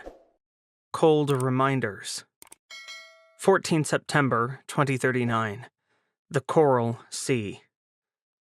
Teresa O'Canis never could sit still for long. Diagnosed with a form of ADHD as a child, she struggled until 17 years in the Navy molded that short attention span into an excellent ability to multitask. She called it self-defense. Her officers and crew laughed and said she changed topics fast enough to keep them dizzy. Maybe Teresa was a tad eccentric, but Douglas was a happy boat. She knew her people trusted her. Most even liked her. That meant Teresa no longer worried about the stupid stuff. No, she wasn't gorgeous. True, some long-ago Mexican ancestor bequeathed uncontrollable hair to her, and her features were best described as flat. She had fits of self-conscious worry about both as a young division officer, but she no longer gave a damn what she looked like. Looks didn't matter nearly as much as her combat record. Douglas had managed a pretty good war so far, sinking a trio of Russian submarines and a French Scorpion that wandered too far away from its island base, over her first 4 patrols. Since then, things had gotten even better. Teresa's boat wasn't on the top of the sinking scorecard, not even with the top ranks thinning fast as subs crashed to the bottom. But Douglas owned a respectable record for military kills.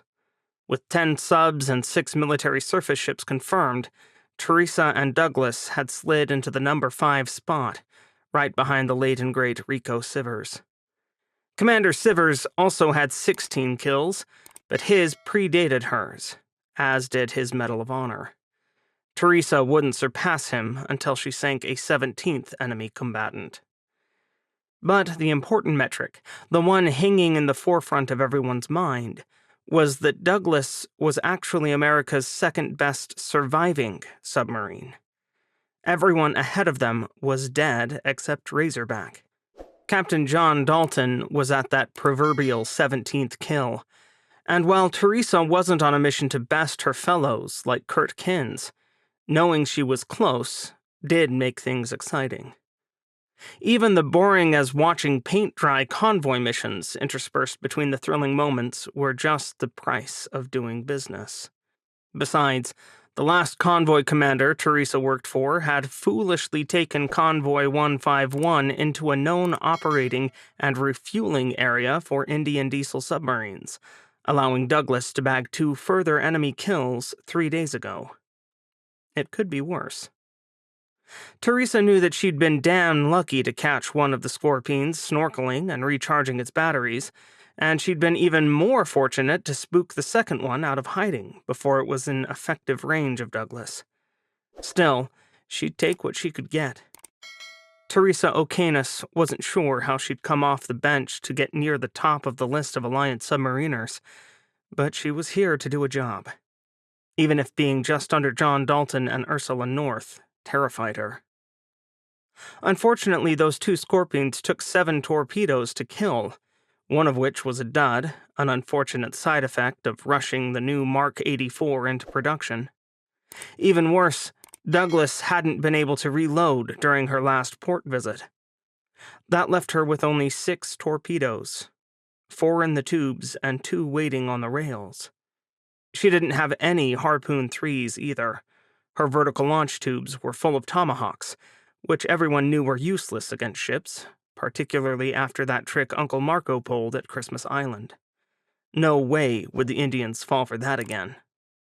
Oh well. Escorting that last convoy hadn't been part of the plan, but another sub going down meant that she had to make a high-speed transfer down to the South Pacific. Teresa was used to the game. On the bright side, the new convoy Teresa hooked up with at the end of that sprint was carrying more torpedoes from Pearl Harbor to Perth, so she supposed it was worthy of escort. Hopefully, keeping it alive would put her first in line for more torps. Now they were only 4 days out of Perth, and those promised torpedoes. 6 fish should do until then, particularly when Teresa had no intention of looking for trouble. For now, she had 20 minutes before lunch, so she turned to personal messages, rereading an email from her son. Jonas still wasn't happy living in Michigan with his dad.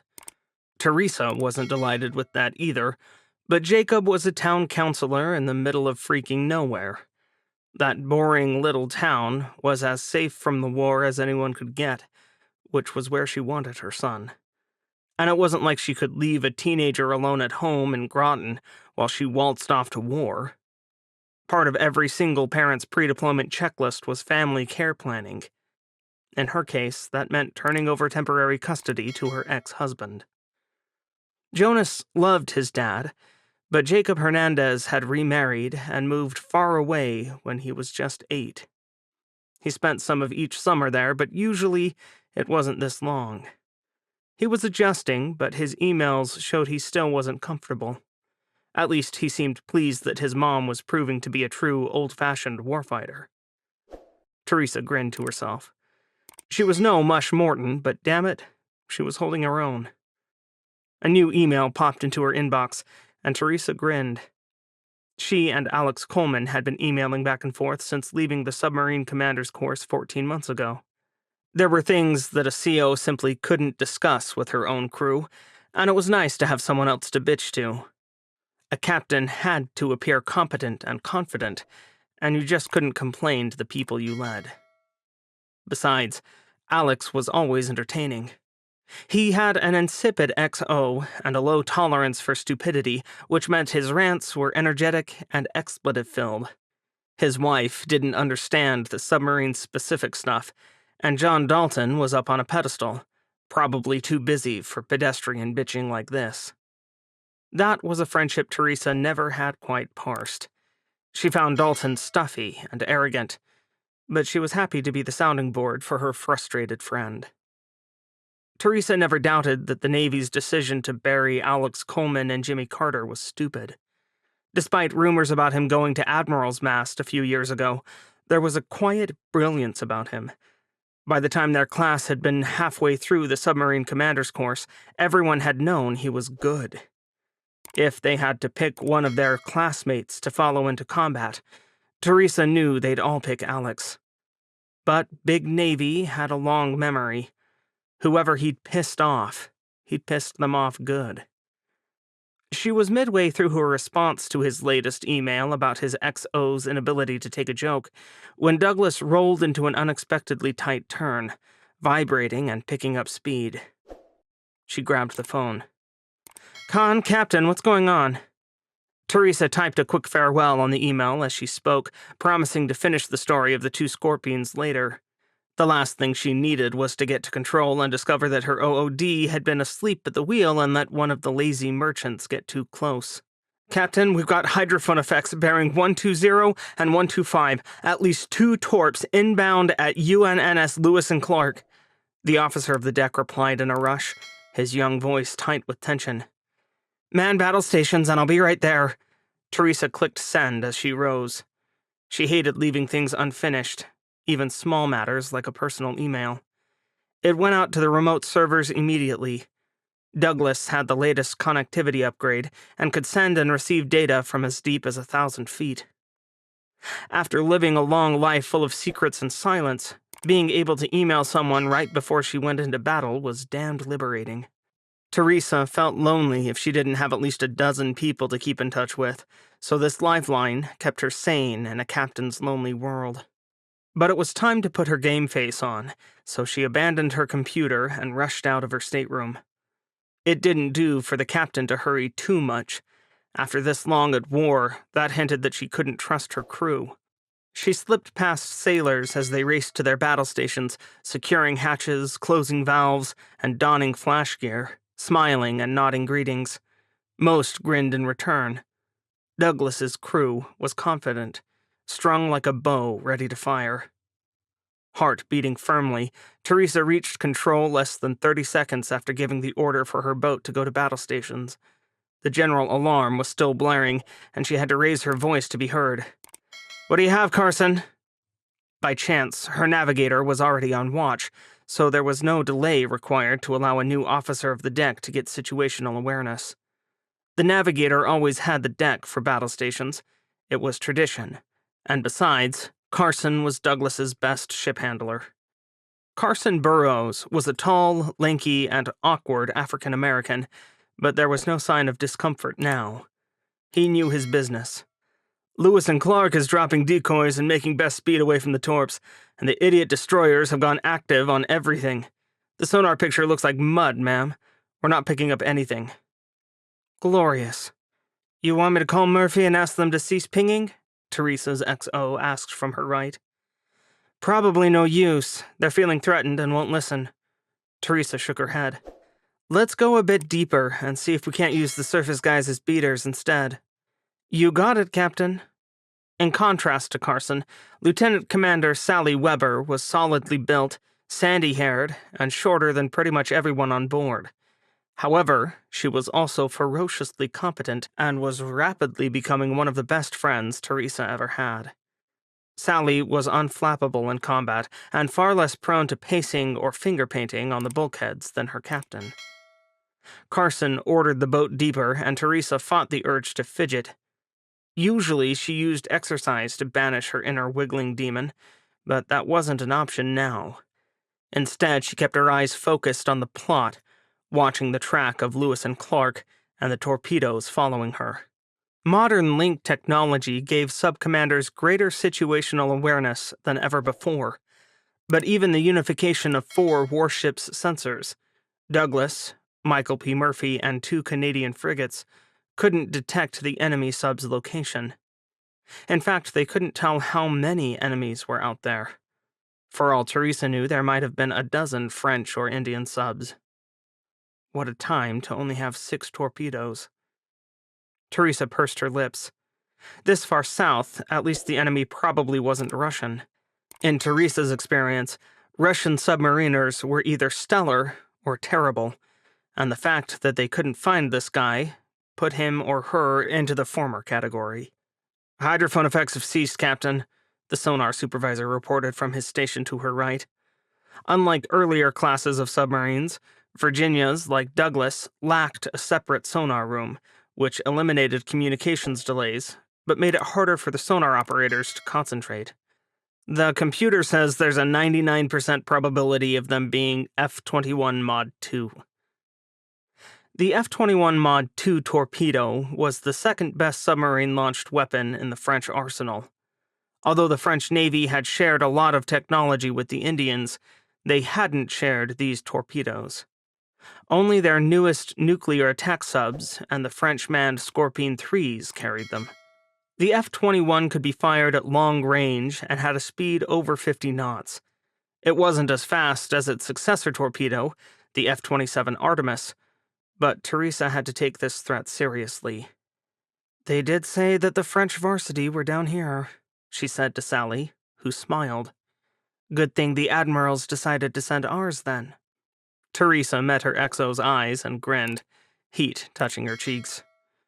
"Damn straight," the chief of the boat said, and several other sailors laughed out loud. Teresa's smile grew. Her people were damn good, and they were ready. She passed a few orders to the OOD, and Douglas swung into the search with a vengeance. 10 frustrating minutes ticked by, while Douglas weaved slowly along the bearing correlating with the direction the torpedoes originated from. The initial parts of a search always tried Teresa's patience, and before long she started wandering around control, speaking quietly with her watchstanders as they waited. She liked the attitude she sensed. Focused, but ready. Not too eager, but not afraid either. Perfect.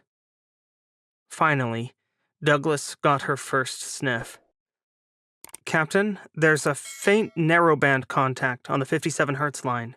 The sonar supervisor squinted, cocking his head and staring at his waterfall display. "Bearing is about 022.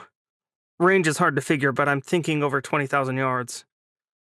Teresa blinked and then strode across control to look at the main plot again.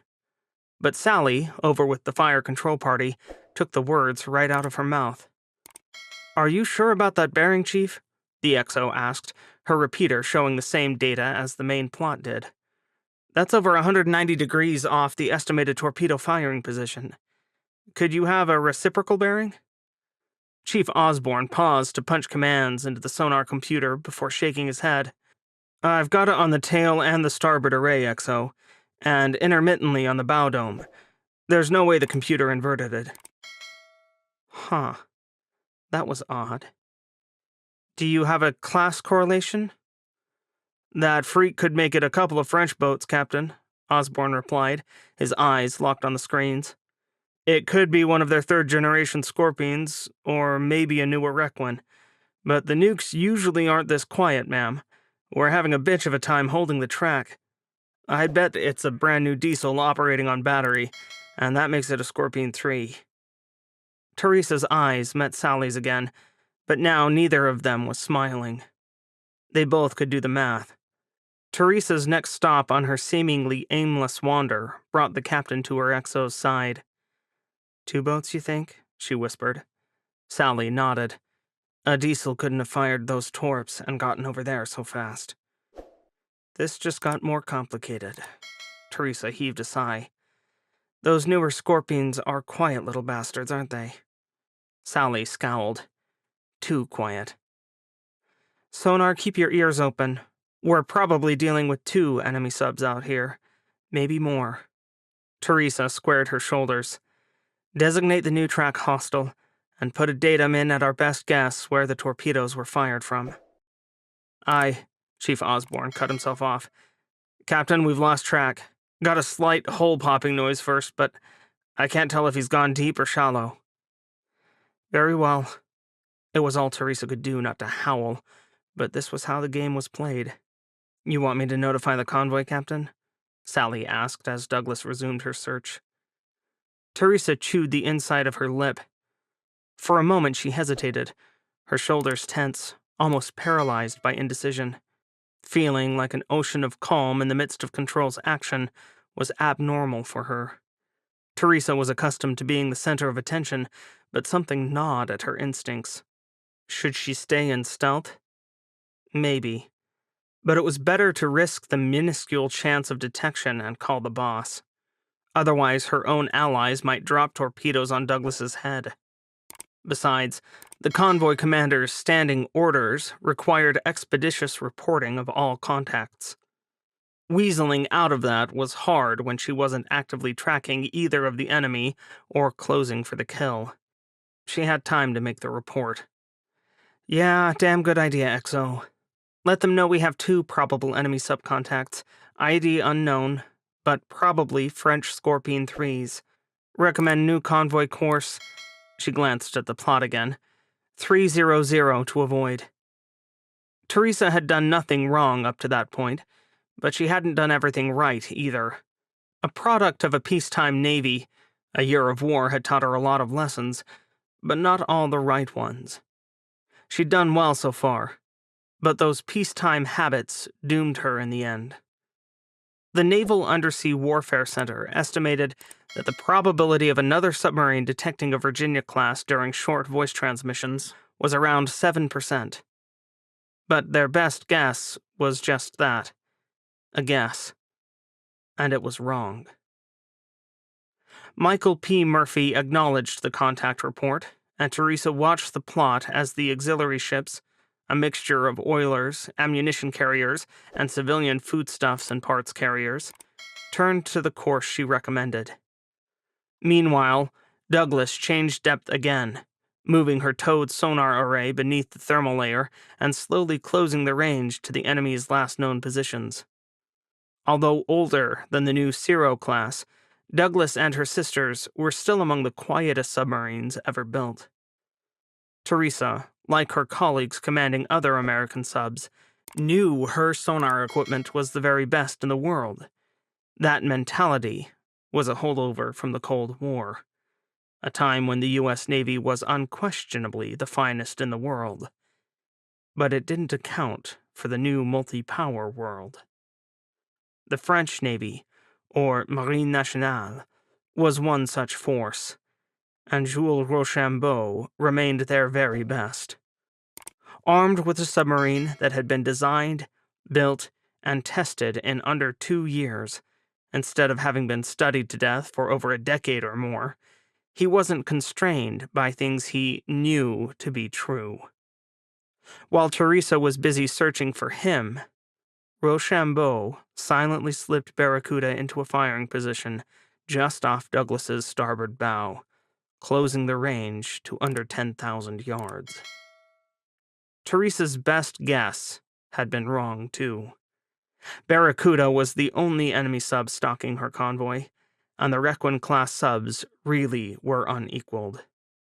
The U.S. Navy had lost a step, and Teresa O'Canus, the second-best submariner America had, was a product of a system that couldn't cope with someone like Rochambeau. "Anything, Chief?" Teresa asked Osborne after 10 minutes of silent searching. Not fidgeting was harder than ever. Commanding officers weren't supposed to pace. Push-ups would really have helped, but her crew would probably think she'd gone crazy if she started a workout in the middle of an engagement. The sonar chief shook his head. "These guys are good, ma'am. I read the TAC memo on the Scorpion 3s, but I honestly didn't expect them to be so damn quiet. I'm searching the area they ought to be in, but I can't hear a damn thing." Her instincts were twitching. She knew something was wrong, but there wasn't time for Teresa to dig her way to the truth. Sally met her gaze again. There was something hanging in the air, an answer just out of reach.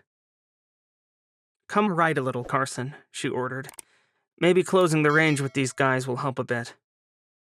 Douglas turned to split the difference between the two estimated positions.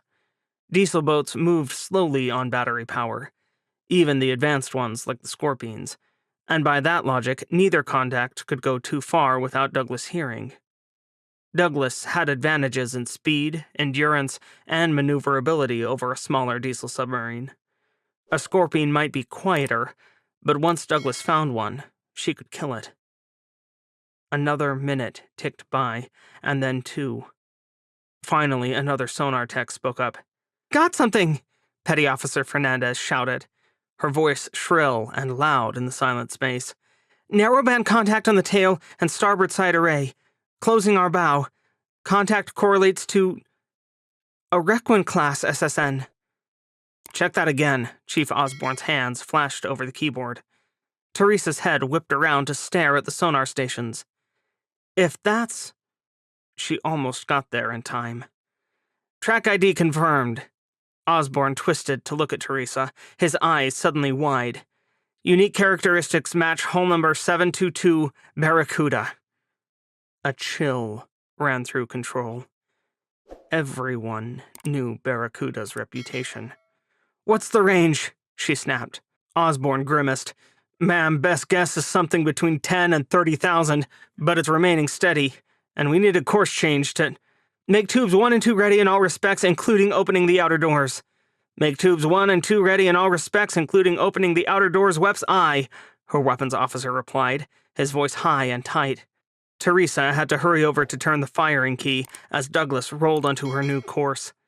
It was one thing to use a pair of passive bearings to guess at another sub's range, but if Teresa was going to shoot at Jules Rochambeau, she'd need the best damn firing solution she could get.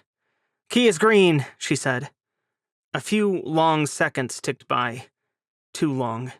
"Tubes 1 and 2, ready in all respects, outer doors open, no firing solution," her weapons officer reported. "Very well." Teresa held her voice steady, glancing at the plot. Douglas was still turning, not level enough for good fire control data. They weren't fast enough. Her heart was in her throat. American COs weren't trained to shoot from the hip. She'd read John Dalton's patrol reports and had taken them to heart.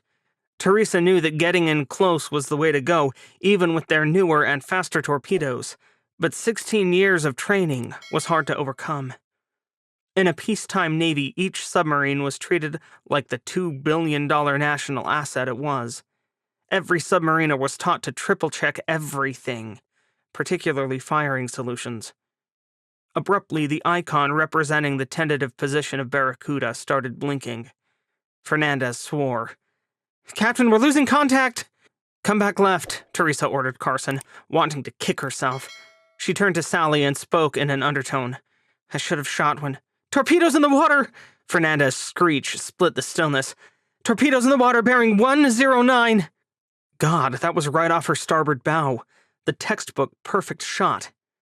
Teresa opened her mouth to order an evasion course, but Osborne got in first. "Torpedoes are active and homing, fired from close aboard. Range 6,000 yards and closing fast." 20 minutes later, the automated message popped into the queue at ComSub PAC headquarters in Pearl Harbor, Hawaii. Because of a quirk in Navy organization, Commander Submarine Forces Pacific was also responsible for all subs in the Indian Ocean, which made him the world's busiest submariner.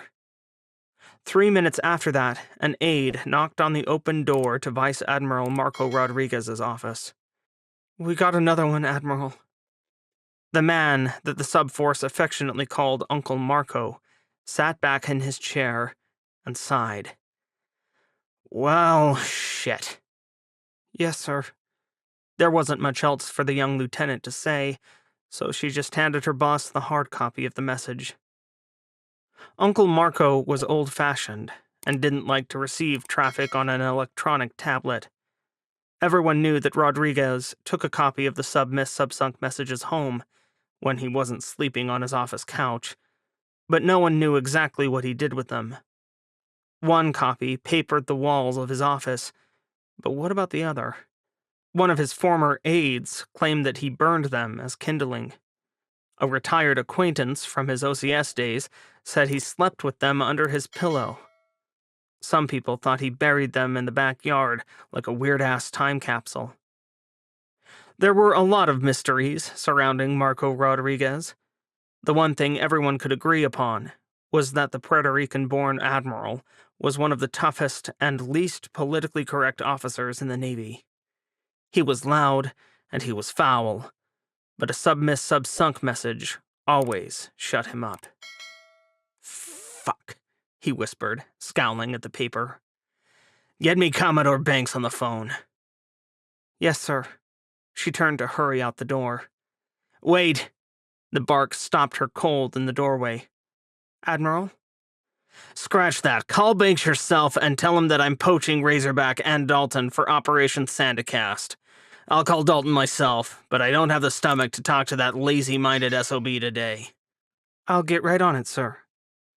What the aide thought of her admiral insulting another flag officer, and one of his subordinates to boot, she kept to herself. "Captain?" Awareness wandered in slowly. When he opened his eyes, John Dalton was face down on the wardroom table, his right cheek stuck to the blue vinyl tablecloth. How had he gotten there? He blinked, straightening with an effort. Oh, he ached. How long had he been asleep? Better yet, there was a napkin stuck to his forehead, adding to his humiliation. He slapped it off. A captain needed to preserve some sort of dignity. Not much of that going on here if I've got floral print tattooed into my face, he thought, glaring at the napkin. Every bone felt heavy. How could he feel so exhausted after napping, and so ready to go back to sleep?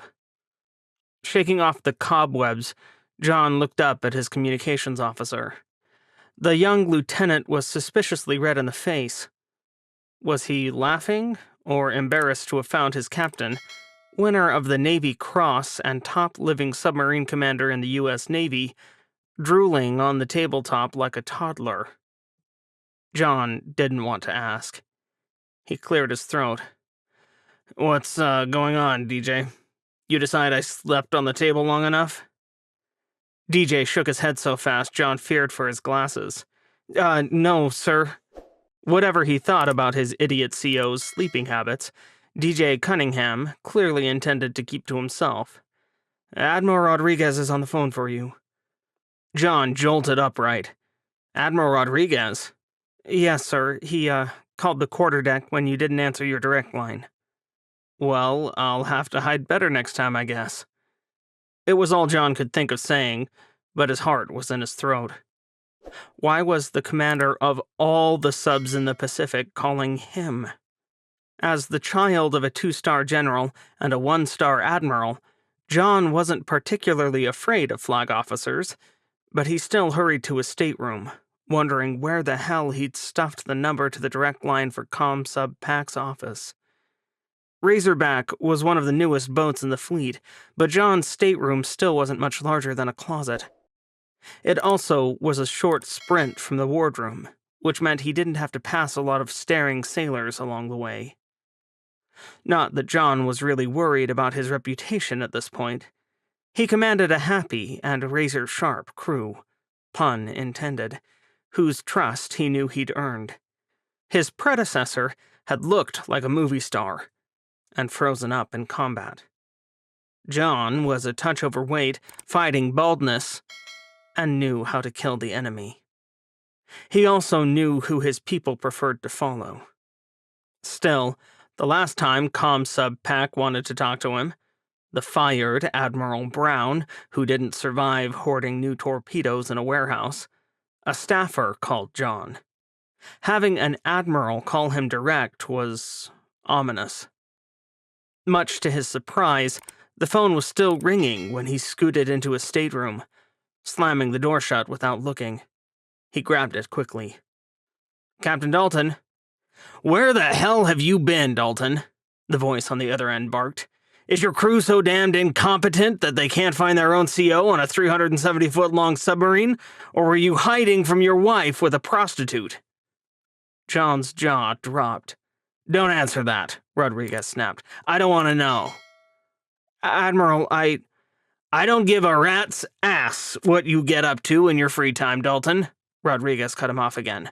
"What I do care about is if that boat of yours is ready to roll. I've got a job for you." John knew Admiral Rodriguez had a reputation for cutting corners, but an admiral jumping the chain of command like this made his jaw drop. "Sir, my boss is Commodore Banks. I know, I'm poaching you." A beat. "Are you ready?" "Yes, sir." John had no idea what he was ready for, to do, or even if his immediate superior knew he was volunteering Razorback for something, but he knew it would be interesting. Commodore Banks would have kittens, but John didn't like him much anyway. Besides, he had the Navy Cross. He was 6 feet tall and bulletproof. No mere Commodore could sink him, not as long as John kept turning in results. "Good. We just lost Douglas." Rodriguez's gravelly voice caught. "So I need someone fast. You'll be running point for an operation named Sandacast, working with a surface action group, but still directly under my command. Clear?" John hesitated. "That's a pretty vague order, sir." "No shit, Captain," Rodriguez snorted. "You'll get more detailed orders, but in short, we're reopening the Strait of Malacca, come hell or fucking high water. And you're going in first. Your job is to clear the path for the SAG." "You do remember that my experience in the Strait of Malacca wasn't that great, right, sir?" John swallowed. "Yeah, you want some revenge for that goddamned goat rope?" A thrill ran through John, chasing away the old terror. He'd never forget the first battle of the Somme. The sheer terror of being on a carrier as the ships around him were torn apart, and then as Enterprise herself went down. He saw it in his nightmares again and again, even over a year later. Sometimes he woke up expecting to be on that life raft, soaking wet and half carrying an admiral whose brain and ambition went to mush when the shooting started. Sometimes he woke up drowning under the pressure. Yeah, he wanted revenge. John also wanted to be an admiral someday, so he had to think like a strategist. The Strait of Malacca was one of the world's busiest waterways. Almost 500 nautical miles long, the narrow waterway between Malaysia and Indonesia was a natural choke point between the Indian and Pacific Oceans. Over 40% of the world's seaborne trade traveled through the Somme, with over 180 ships per day at the war's onset. Avoiding the Somme by going all the way south doubled the distance a ship needed to travel. The first 2 battles in the Somme were disasters for the U.S. Navy. John, of course, remembered the first personally, including the swim afterward. Since then, the Indian Navy had owned the Somme, lock, stock, and barrel. He sucked in a deep breath. "You can count on Razorback, Admiral." Chapter 15. Letters from Beyond. 14 September, 2039. Outbound from Perth, Australia. Alex stared at the screen, hoping the words were a fatigue-triggered hallucination. He had reason to be tired. Jimmy Carter was submerged and outbound from Perth with Paul's Marine detachment on board. They were a motley crew, which was to be expected. Special forces of any sort were usually a weird bunch, and Paul liked to recruit oddballs. Alex, who had worked with some of them before, wasn't surprised. George, however, spent most of his time conspicuously not glaring at his new roommate, who anyone with eyes could tell he didn't like. That meant Alex was the ringmaster for a circus he didn't want, but couldn't avoid, turning what should have been a pleasant time with one of his best friends into teeth-grating misery.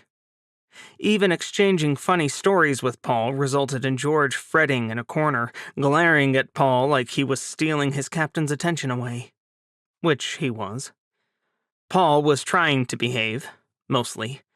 But his sense of humor meant the division officers loved him, and he laughed uproariously at every prank they pulled on George. Which they'd started again now that the XO's roommate was willing to forget to lock the stateroom door. It would have all been in good fun if George had a sense of humor, but his rigid despair left Alex nursing headaches and feeling like he should interfere. Any normal XO would have gotten over himself by now, but George... Alex shook his head and looked back at the computer screen. Maybe the words would change. Jimmy Carter just finished downloading the mail one last time before submerging. They were going deep and quiet for the next 11 days, and Alex had no plans to pop the comms wire up until they hit the halfway point. Then he'd make one last check-in before staying silent until Jimmy Carter arrived at Red Tiger Station. The infinitesimal chance of detection in such contested waters was too much, which meant this was the last set of messages they'd get for almost 2 weeks. Even this communications check took place in the dark, with Jimmy Carter's communications wire at its maximum depth. This mission was top secret, and that meant minimizing the number of people who even knew what direction they headed going out of Perth. All those thoughts vanished out of Alex's mind the moment he reread the words. Submiss Subsunk Update, ICO USS Douglas, SSN 811. Fuck. The whisper slipped out before he could stop it, grief making his throat tight. Every submarine in the U.S. Navy carried an emergency buoy, designed to float to the surface if the submarine went below a programmed depth or the timer wasn't reset on schedule, and the buoys almost never released by accident. Some COs even welded them down to eliminate noise, and sometimes they were destroyed by battle damage. But damn near every buoy that released signified a lost submarine. Alex could think of exactly one accidentally released submiss subsunk buoy since the war started. That statistic didn't bode well for Teresa's submarine. Alex skipped past the message header. Subject, Submiss Subsunk Update, ICO USS Douglas, SSN 811. 1. Initial submiss subsunk buoy surfaced 14-1652 Zulu, September 39. At position 13 degrees, 13 minutes, 0.29 seconds south, 156 degrees, 01 minutes, 24.9 seconds east. 2. ComSub pack received data log upload via satellite at 14-1652 Zulu, September 39. Last log update at 14-1652 Zulu, September 39, same time as submiss subsunk buoy release. Douglas appeared to be in extremis at time of update. 3. 48 emergency attempts to contact Douglas failed. All scheduled communication times missed since buoy launch. 4. USS Douglas, SSN 811, out of contact for 24 hours. 5. Status: missing, presumed lost. 24 hours. 24 hours was a lifetime for a submarine to be out of contact when the Navy was doing everything short of raising the dead to find you. There was no way to miss the launch of your own emergency buoy either. The alarm went off 2 minutes before a time-triggered launch and was loud enough to wake teenagers. Better yet, it didn't shut off until you reset the timer. Sure, a submarine might accidentally dive beneath their own crush depth long enough to cause the buoy to release, but if that happened, one of the follow-on attempts to contact Douglas would have gotten through. Nausea bubbled in his stomach. Alex clapped a hand over his mouth to stop from throwing up. He'd known Teresa for over 10 years. Out of all their classmates from the submarine commander's course, he would have bet on Teresa coming home. She was one of the sharpest of the bunch, solid and dependable. She was a good tactician, too. She was no Mush Morton, none of them were. But Teresa O'Canus had talent. Had. The word swished around like acid in his mind, and Alex slumped in his old metal chair. His eyes burned. Could Teresa have survived? Much though he wanted to, he couldn't sprint Jimmy Carter across the Indian Ocean to Douglas's last known location and find out. For once, he was on a mission that mattered, while one of his best friends was either dead, or at best, awaiting rescue that might never come. When Alex wiped a hand over his face, he wasn't surprised to see it shaking. God, he hated this. He hated not knowing how Teresa's boat had been sunk, or if she was still alive. He hated not being able to do anything. But that was the name of the game, wasn't it? No one ever promised him this job was easy. Grimacing, Alex closed the message and went back to work. Some said war saved the newspaper business. Others, more charitably, pointed out that most newspapers, chief among them the Washington Post, had done a good job of reinventing themselves for the digital age. Between interactive content and embracing the 24-hour news cycle, the Post was a frontrunner in the news business once more, particularly since their journalism and in-depth reporting remained unparalleled. "This is a ridiculous tip, boss." Mark Easley sat back in his chair at the corner cubicle he'd fought for and arched an eyebrow at Dottie O'Brien. His editor, however, didn't twitch one perfectly manicured muscle. Dottie was always the picture of a well-put-together manager. She had to be. Mark, on the other hand, could afford to wear jeans, untucked shirts, and scuffed shoes. He shaved his dark stubble regularly, only because he hated the way it felt, but he was 2 weeks into an ill-advised mustache he was too proud to shave off after growing it on a dare. His sister said it framed his gray eyes well, but Mark was pretty sure that was a lie. He stuck the end of a pen in his mouth as Dottie looked down at him. Mark contemplated putting his feet up on the desk, but decided that might be a little rude. Dottie was on her way up. Making an enemy of her was just dumb. "Define ridiculous," she said. "First off, I'm not a science guy." He held up his hands before she could interrupt. "I'm a special interest columnist. I like meaty people issues, sometimes interspersed with military idiocy. That means this is so far outside my swim lane that I can't even see the pool. Second, even a liberal arts-loving guy like me knows that fusion is some wacko scientist's wet dream, not reality." "You're an investigative journalist." Dottie crossed her arms. "I'm asking you to investigate." "I'm the wrong guy. I'd have to spend 2 weeks teaching myself the subject, or finding some non-existent expert to teach me, before I could write something every Tom, Dick, and Sherry could understand. Give it to Hank." Hank Carson twisted in his seat from the cubicle across the aisle. He was a heavy-set, dark-skinned man with laughing eyes and glasses as thick as Mark's fingers. He was also the best poker player Mark knew. "What did I do to you, Mark?" "You're a science and technology nerd. Dottie's got a scoop with your name all over it." "I was trying to give this to you, Mark." Mark waved a hand. "My mantelpiece is full enough. Give it to Hank. He can probably make it understandable, assuming this tip isn't absolute crap." "It's from someone, well, I can't say who, but they're reliable." Dottie shifted on her 3-inch heels to peer at Hank. "Do you know anything about nuclear fusion?" "Some, sure. Enough to talk at parties, anyway." "Way better than me," Mark laughed. "All right, fine. Hank, please come with me. Mark, go write something about human tragedy, will you?" Dottie turned on those expensive heels and led Hank into a conference room, ignoring Mark, which was just what he preferred his editors doing anyway. 20 September 2039. Diego Garcia, British Indian Ocean Territory.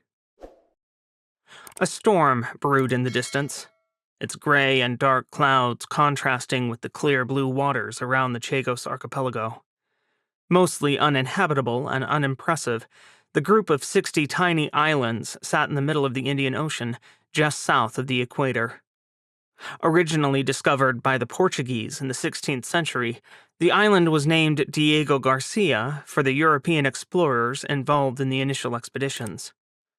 Originally settled by a muddle of French lepers, British shipwreck survivors, and a coconut plantation, the island became a British colony following the Napoleonic Wars.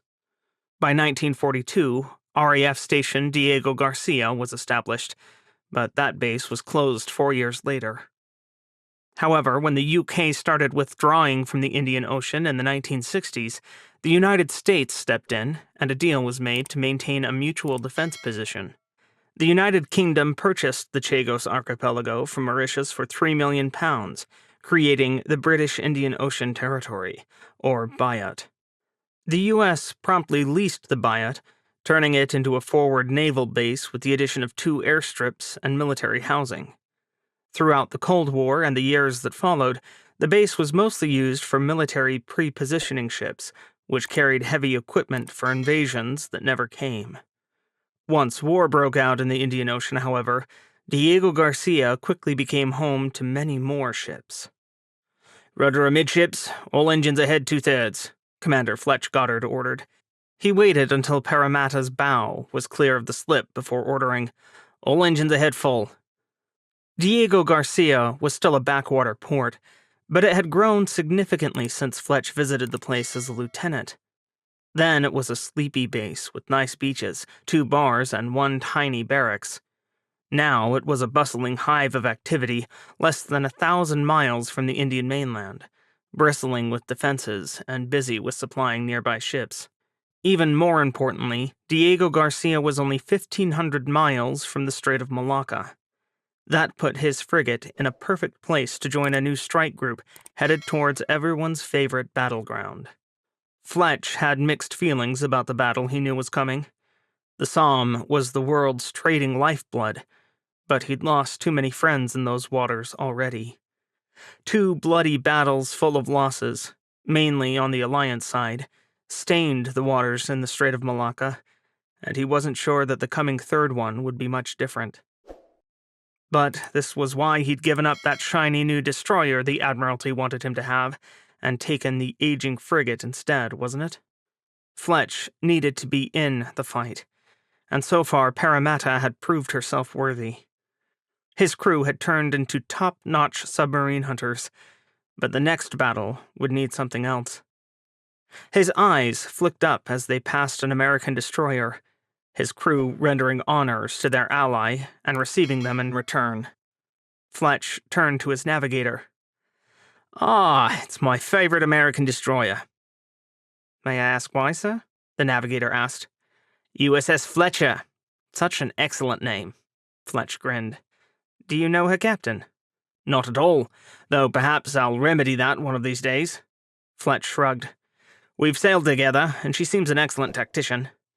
Fletch raised his hand in a wave to the slender figure standing on Fletcher's port bridge wing, and Nancy Coleman returned the gesture. "Hopefully they had better luck than we did with supplies," the navigator grunted. "I'm not looking forward to all those beans." "Captain?" Charlie's voice came at his elbow, just as Parramatta entered open water. Fletch tucked his chin to look at his diminutive XO's face. They'd called her Wee Charlie at the War College, and one look at Charlie Markey left no one wondering why. "The ops plan has just arrived." "About damn time." He knew the battle group composition, but he didn't know the specifics of their mission. Fletch wasn't against improvising, but throwing an entire fleet around without a plan was asking for disaster. "They're calling it Sandercast," Markey said as they headed below to Fletch's cabin. "What the blazes does that mean? Is it even a word?" Fletch's degrees had been in language and diplomacy, and he was a stickler for proper grammar and spelling. His XO giggled, sounding like a schoolgirl instead of the proper warfighter he knew she was. Not that I could find, sir. Perhaps it's American. Fletch punched the combination into the door of his quarters. The captain's cabin on Parramatta was nowhere near as grand as the one he'd given up with the destroyer, but there was a sense of history here that Warrego lacked. Parramatta had commissioned in 2003, 36 years earlier. A glance at the commander's plaque on the wall reminded him that he was the 20th captain to command his sleek but aged frigate. This might have been Parramatta's first war, but she'd traveled the four corners of the world and made her mark, capturing pirates, saving lives, and showing the Australian flag in faraway lands. No, Fletch didn't need a fancy ergonomic chair and a new daybed. The lumpy couch didn't bother him either, even though it was patched in one corner with the wrong color vinyl. The wood paneling in the cabin was worn, but warm, welcoming in a way that reminded everyone that Parramatta was an old and wise lady. The few mementos on display in the stateroom mostly belonged to the ship rather than her captain, too. Fletch wasn't silly enough to bring priceless memories to sea with him. Enough captains got their ships and belongings sunk out from under them. He left the knickknacks on shore. Sinking into his perfectly aged leather chair, Fletch pulled the ops plan up on his computer.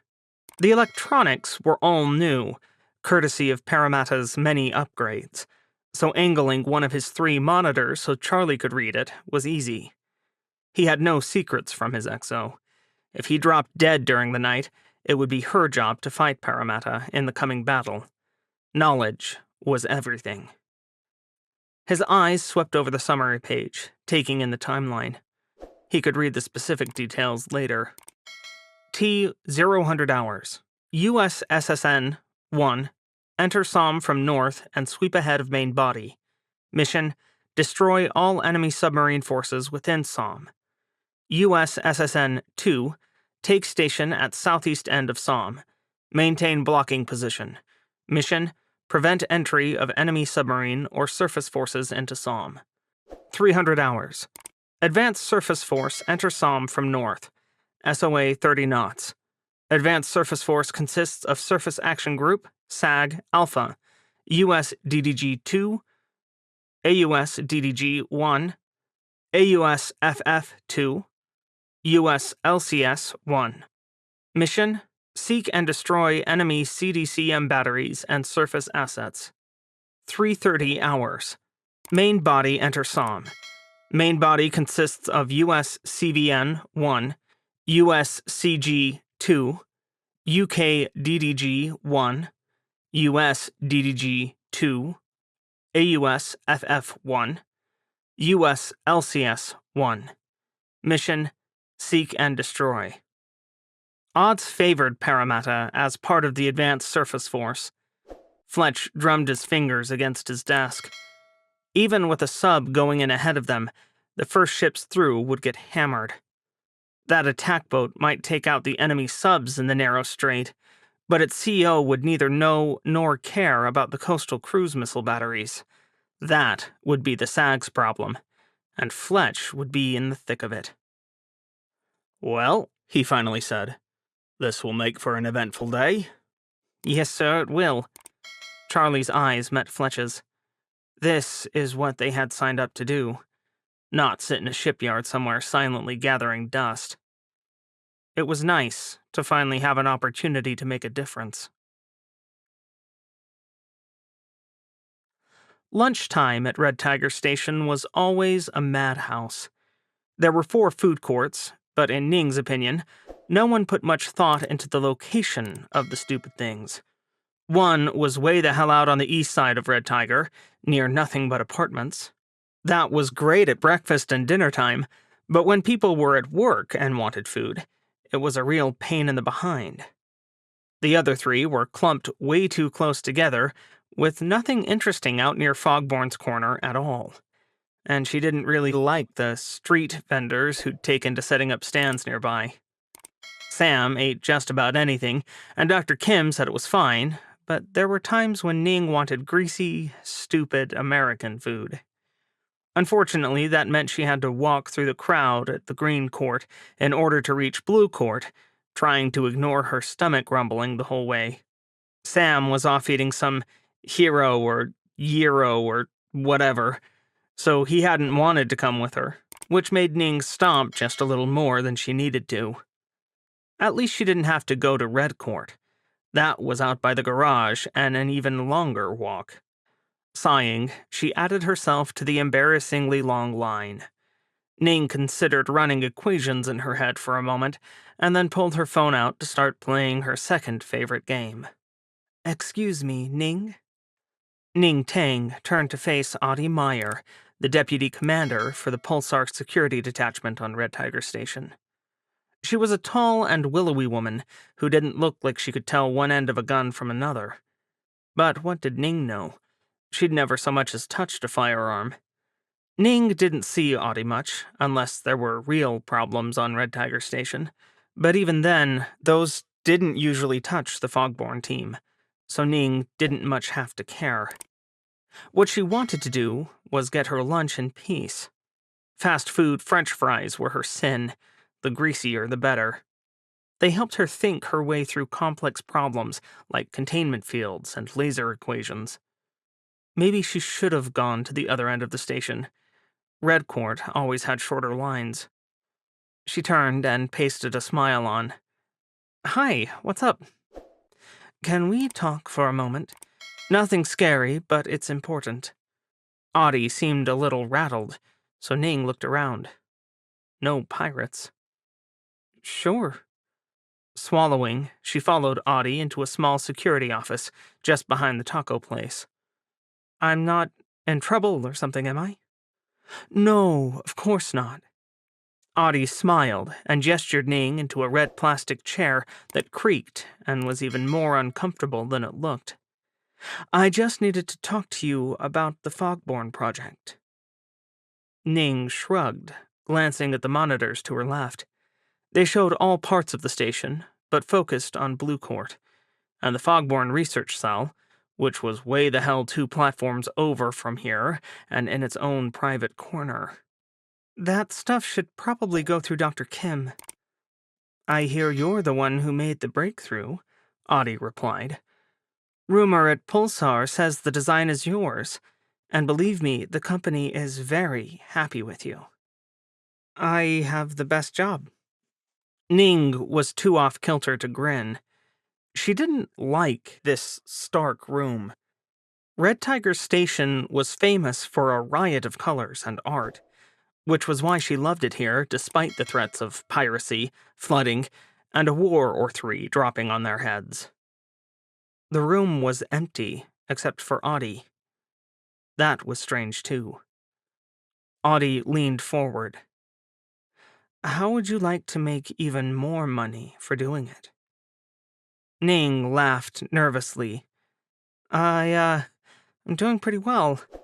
You probably know that since you keep people from kidnapping us or stealing our money, and that next bonus for getting the plans and prototype off station is pretty awesome too." "I can get you more." "What?" "I have some friends who would like a copy of your design. Just the plans. And they will pay you double what Pulsar is to get it." Audie glanced at the door and then looked back at Ning with a smile. "The only caveat is that you can't know where the design is going." That sounds kind of ominous. Like dark web and black market kind of stuff I don't really want to get involved in, Ning said, babbling to buy herself a little time. Ning was 23. Why did so many people think finishing her PhD at 17 left her with no common sense? Sure, Ning had been innocent at the start. She wasn't stupid and knew she lacked world experience, but she wasn't dumb enough to fall face first into this trap, thank you very much. "It's just a way of doing business. All it means is that you'll sign a non-disclosure agreement." Audie held out a tablet. "I'm sure you've seen 100 of those." "I signed a non-compete agreement, too." Ning fidgeted, and the chair squeaked. weird tingles running through her bones. This isn't competition, just giving yourself a bonus.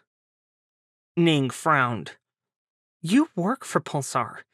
I'm sure this is totally above ground. Now it was Audie's turn to squirm. This is a good offer. You should look at it. I think I should leave. Ning stood, brushing the tablet aside. I'll, see you later. Bolting out the door, she bypassed the French fry line and rushed to the Fogborn team area. Not looking over her shoulder was hard, but surely Audie wasn't a threat. She just wanted... What did Audie want? Ning should have asked who those friends were, but now it was too late. Swallowing, she headed for Dr. Kim's office. This wasn't something she should stay quiet about.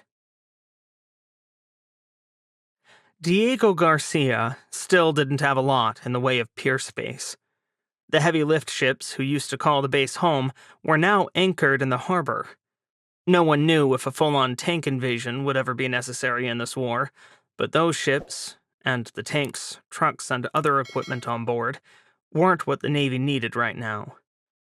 Nancy heard some talk of offloading the equipment and turning the ships into supply carriers, but so far, they'd just sat offshore, swinging at anchor.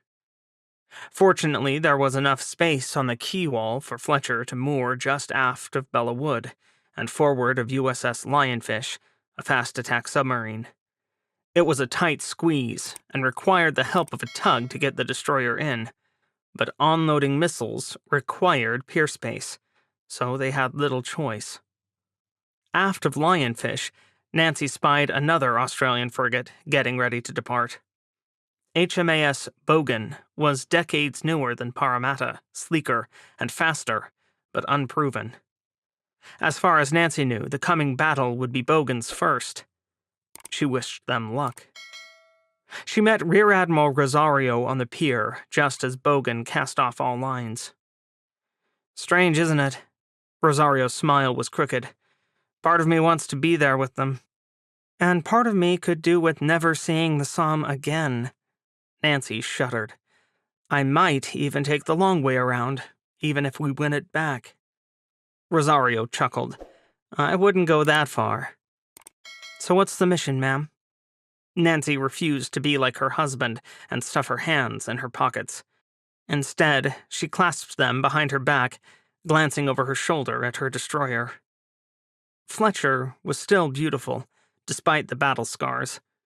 Sure, she could use a fresh coat of paint, but they were at war. Keeping equipment up and Fletcher armed were far more important than worrying about spit and polish.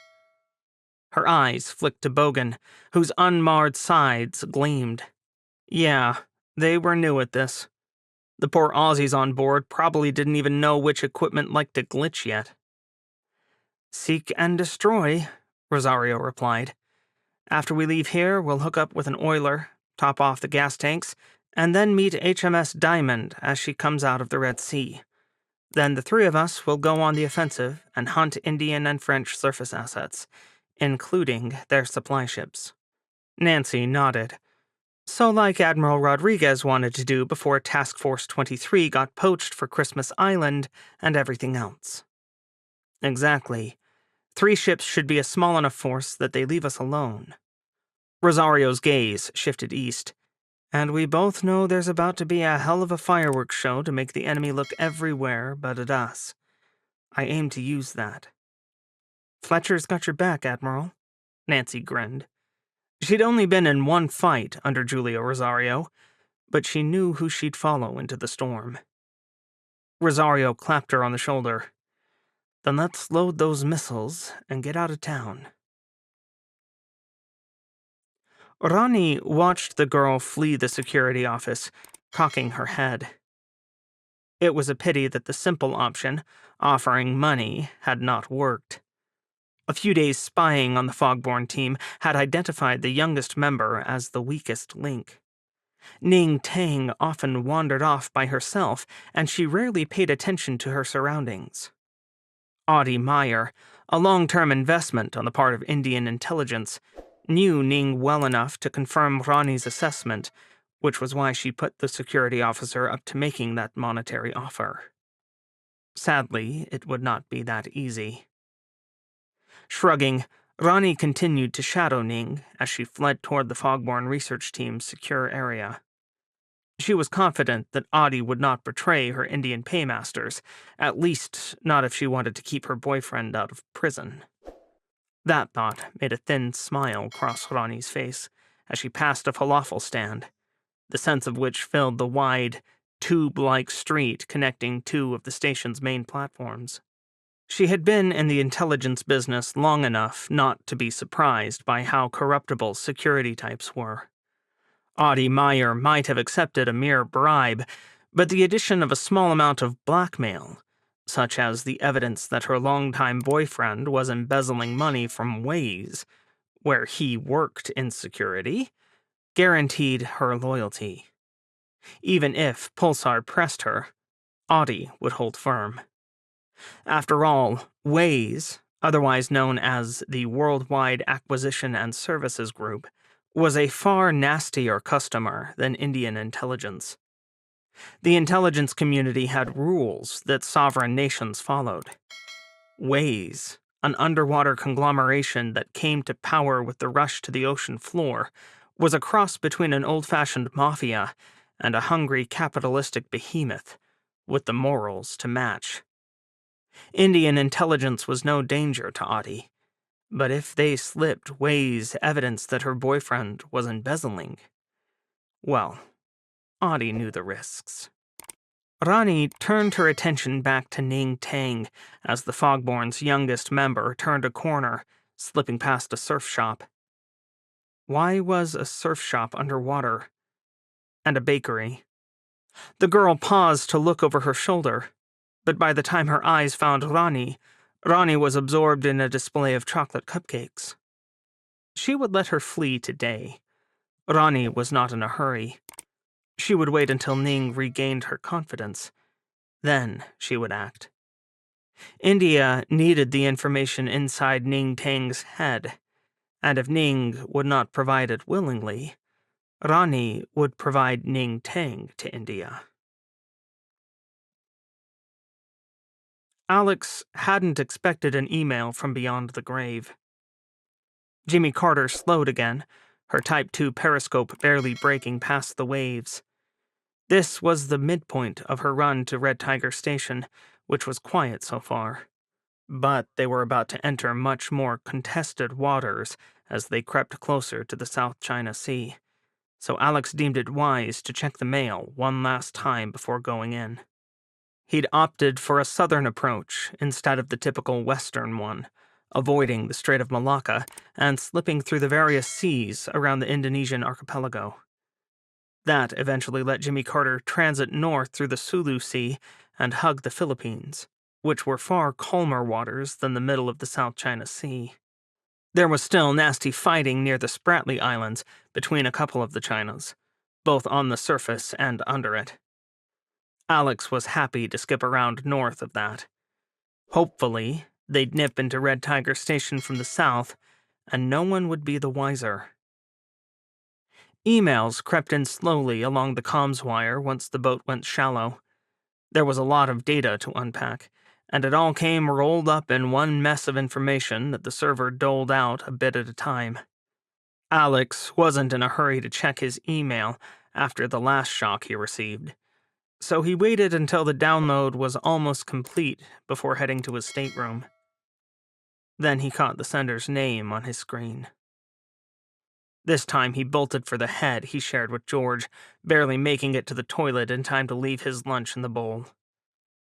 Alex vomited again and again until there was nothing but bile. Then he cleaned his face and washed his mouth out with shaking hands. Part of him wanted to return to control, to ignore the email. But he didn't have that in him. So Alex slid back into his chair, his eyes landing on the reply to the last email he'd sent Teresa. His stomach lurched. It had a timestamp matching the launch of the Submiss Subsunk buoy. Alex knew what that meant. The release of the buoy triggered an emergency upload of all messages waiting in the queue. He'd heard of personal emails that went out at the same time a friend or family member died. He just never received one. Sucking in a deep breath, Alex forced his hands to stop shaking and opened the email. He owed Teresa that much. Teresa's last words were strangely upbeat, promising a story about two scorpions he would never read. Should he offer this up to her ex-husband? Alex didn't know the man, but he was sure the Navy could get the email to him. It was classified, but these days that mattered less and less. Too much information about the war was on the internet already. A few lines about submarines Teresa had already sunk really didn't matter, not when the Navy was announcing losses and ships sunk on a weekly basis. Teresa's son, Jonas, would probably want to read this someday. Alex pushed the email to saved items and decided he'd fight that battle when his current mission ended. On a whim, he Googled USS Douglas. Unsurprisingly, the Navy already released an official statement, including a summary of the patrols Douglas had completed and the ships Teresa had sunk. There was even an official U.S. Navy tweet about Douglas's loss. United States Navy at U.S. Navy. We mourn the loss of at USS Douglas and her crew today. Douglas went down fighting to protect a convoy of civilians in the Western Pacific. Our hearts go out to the family and friends of her crew. #Navy, #submarines. There was no mention of survivors. There were hundreds of retweets, ranging from people yelling at the Navy for the loss to grief for the families. One, however, made Alex's blood boil. Captain Jules Rochambeau, at Jules Rochambeau. C'est dommage. Be faster next time. #Barracuda. Alex wanted to chuck his computer across the room. Rochambeau's bragging was nothing new, but it had never hit so close to home. He remembered looking that French bastard in the eye on Armistice Station, listening to his false words of friendship and knowing they were lies even then. Now Rochambeau was the worst, the best the enemy had. And Alex had almost been close enough to shoot Barracuda right out from under the smug weasel. One torpedo, or two, and he could have closed the loop that started before the war even began, when Rochambeau snuck up underneath USS Kansas and shot a submarine full of civilians, leaving Kansas with the blame. The upward trajectory of Alex's career ended that day, but that wasn't even why he hated the man. He hated Rochambeau because he laid the groundwork for World War III, and then later lit the fuse with gleeful abandon on Armistice Station. Without those two events, perhaps the world might have stepped back after the US and India started shooting in the Strait of Malacca that first time. And that damned braggart was at the center of both. Now here he was, tweeting how it was such a shame that he'd killed over 100 people. Be faster next time. You all right, Alex? Rage or grief made him slow to look up. But that was Paul standing in the doorway to the shared head, his dark face pinched with concern. Paul called him captain in front of the crew. George would throw a fit if anyone didn't. But now he dropped the formalities, crossing the small stateroom to crouch by Alex's side. I will be, Alex whispered, wiping at his mouth. You ever get an email from a dead friend? Can't say I have. Death comes pretty fast in my business. There usually isn't time. He coughed out a laugh. She wrote this one right before her sub got shot out from under her. Fuck. An enormous hand landed on his shoulder and squeezed.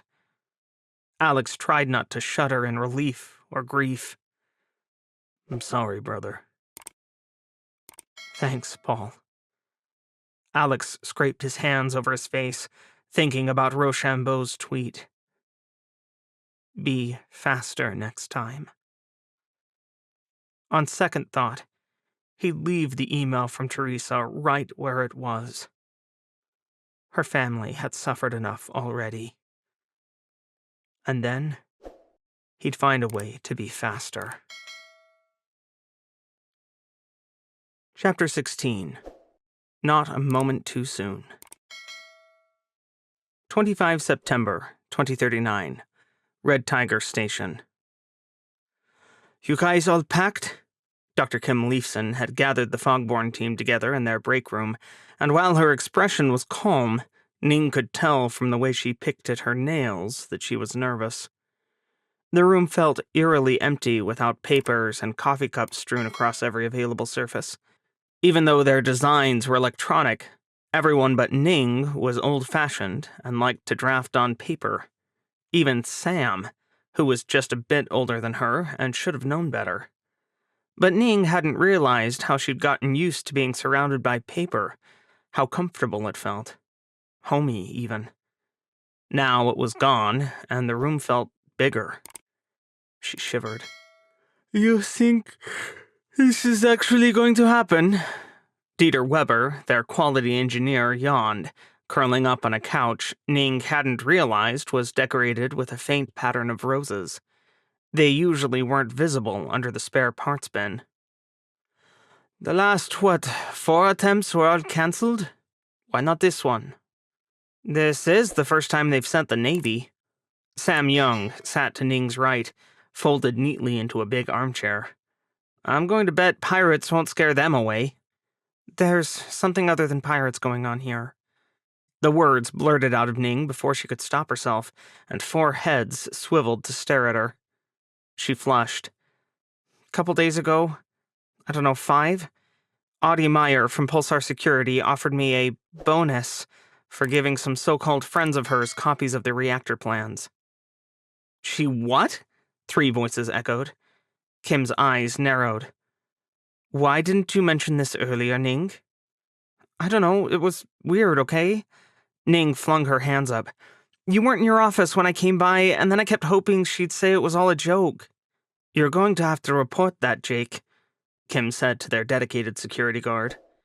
Jake Lawrence nodded and pulled out his tablet. On it.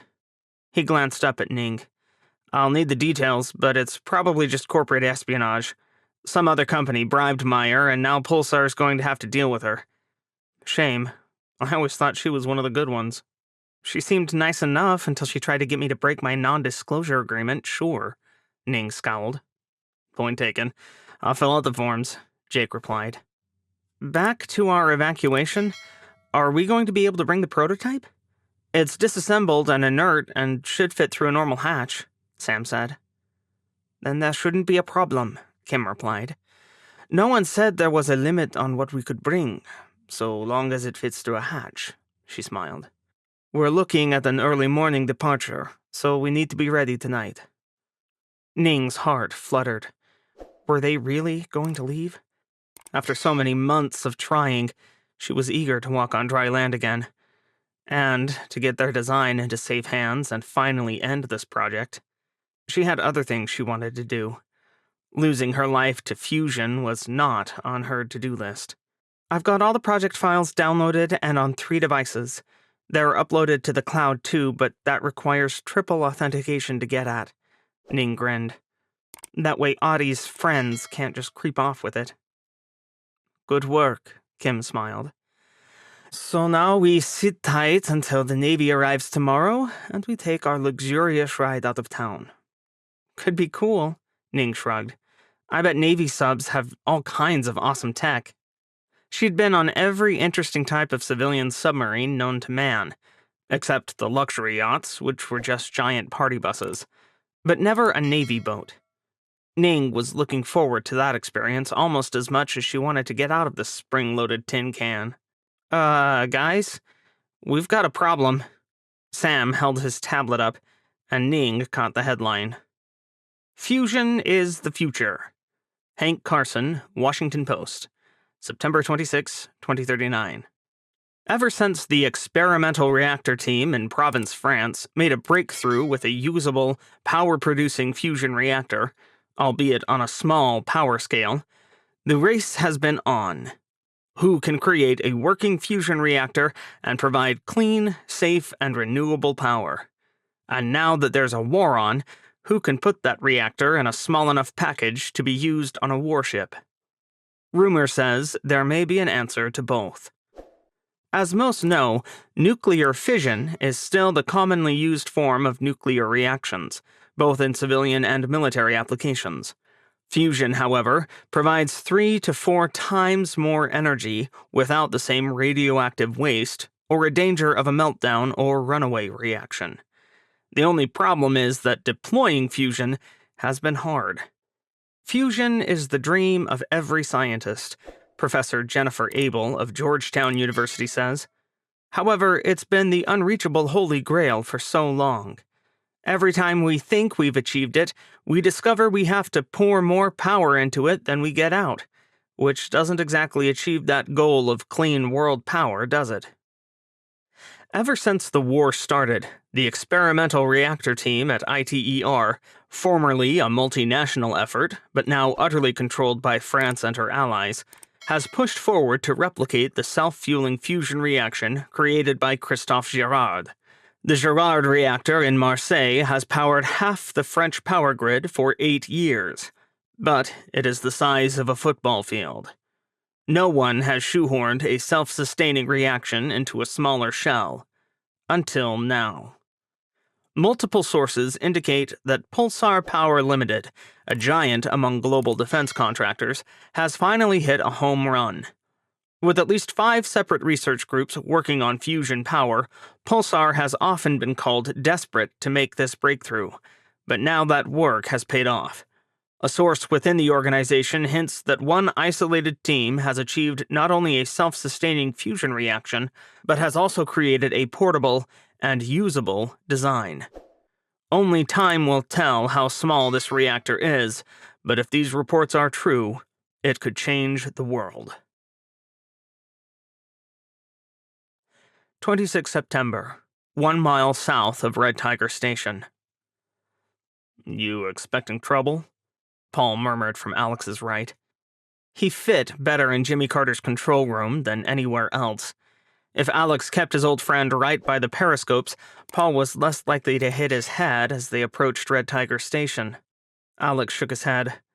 No, but the reports of pirate activity are a little concerning. I'd rather not get shish kebabbed if we can help it. Well, if there are any on the station, my boys and girls are more than willing to help with that. I bet you are. Alex had worked with Paul before, back in his days as Kansas's executive officer. Together, they'd taken down some pirates and exposed Alex to an unfortunate number of guns and pirates willing to use them, neither of which were experiences he cared to repeat. Having a gun waved in his face was not his kind of warfare, thank you very much. Damn, that feels like a lifetime ago, doesn't it? Paul asked, clearly seeing Alex's expression. Peacetime was so simple. Find the pirates, stop the ass nuggets from stealing shit, rinse, repeat, and try not to hit my head on your goddamn tiny submarine hatches. Alex snorted. It's not my fault you're half gorilla. I keep telling you that it's full gorilla, Captain, sir. Paul stuck his tongue out at him, and half the watchstanders in control snickered. All right, children, enough fun time. Alex chided them with a smile. Let's focus on the game. Navigator, you got the station location dialed in? Yes, sir. Weps, how are we looking for security teams to back up Colonel Swanson's Marines? Armed and ready, sir. None of them are on the maneuvering detail watch bill, and everyone's set, Benji replied. Excellent, thank you. Alex turned back to Maggie. All right, let's go shallow enough to pop the wire up and talk to these people. Going shallow, aye, sir. Alex watched with half an eye as Maggie conned the big submarine upward, but she knew her business and didn't need her captain leaning over her shoulder. Instead, he skimmed through the last intelligence update, now 6 days old, on his tablet. Anything I missed? Paul asked quietly. Nothing new. Pirates, China, Taiwan, 2 other Chinas, and unknown forces. Do not fire until fired upon, and that goes for you and your peeps too. He glanced up at Paul. That going to be a problem? I know the war's got some folks on a hair trigger. Paul shook his head. We know who the enemy is, and until these crackerjacks prove they are, there's no reason to pop them. It's so reassuring when you talk like a teenager, Alex said dryly. Ain't it just? Paul grinned. Level at 200 feet, Captain, Maggie reported. Comms wire streamed. Thank you, Nav. Butterflies started doing laps in Alex's stomach, and he squirmed. Damn it all if his old fear of public speaking didn't want to rear its ugly head again now. And oh, George was watching him with wide eyes, just looking for a reason to be afraid. Alex cleared his throat and forced himself to pick up the handset and get on with it. Damn it all if he didn't need to clear his throat a second time before he could make himself speak, though. Red Tiger Station, this is Killer Rabbit, calling you on underwater standard, over, Alex said. Silence responded, not even a crackle of acknowledgement. Alex tried not to fidget, wondering if he'd spoken clearly or if he'd said something stupid. You think they're asleep? Paul muttered. Alex glared at him. What? Paul sniggered. Who the hell's that'll do with that moniker anyway? Killer Rabbit? You've got to be kidding me. No one. It's our call sign. Alex waggled his eyebrows. You're kidding. Nope. Read your history. President Carter had a, encounter with a swamp rabbit that attacked his boat, and the press at the time called it a killer rabbit attack. Alex grinned. We love to dip into history when picking call signs. Oh fuck, that's awesome. Killer rabbit on a goddamn submarine. It's like something out of a terrible movie. Paul's shoulders shook with suppressed laughter until George lunged over to the pair, hissing, Colonel, if you would please not mock our boat's call sign, I would appreciate it greatly. Paul blinked. XO, I might be a meat-headed Marine, but if I was mocking you, you'd know it. Gentlemen, Alex started, only to be cut off by the radio. Killer Rabbit, this is Red Tiger Control. Welcome. You are on today's docket for Underwater Docking Station 3. Alex almost dropped the microphone. What? Ning found the walk from her apartment to the Fogborn area strangely long that morning. It was early enough that the station should have been quiet, or relatively so, because Red Tiger never slept. They just changed what was on the entertainment menu, but there were a lot of people about, including one 20-something-year-old Indian woman who seemed to be watching her every time Ning wasn't looking. She was sure she was paranoid, but the feeling didn't ease when she arrived in the break room again the next morning. Ning was the last to arrive, and Sam grabbed her arm immediately. He was here when I got here, Sam muttered, pointing at the stranger inside their private area. Well, he wasn't quite a stranger. Ning knew who Jin Woo was, even if she didn't think he had any clue what her name was. Red Tiger Station's superintendent was a small but bombastic man who'd always been one of their better allies, making sure other businesses and research groups didn't impede on the prime territory Pulsar leased. Ning had said hi to him a grand total of once, though. A strange feeling crept up her spine, one that was cold and stiff all at once. Maybe he's here to close out the lease, she whispered, shuffling closer to Sam just in case. She was tired of roadblocks. Ning just wanted out.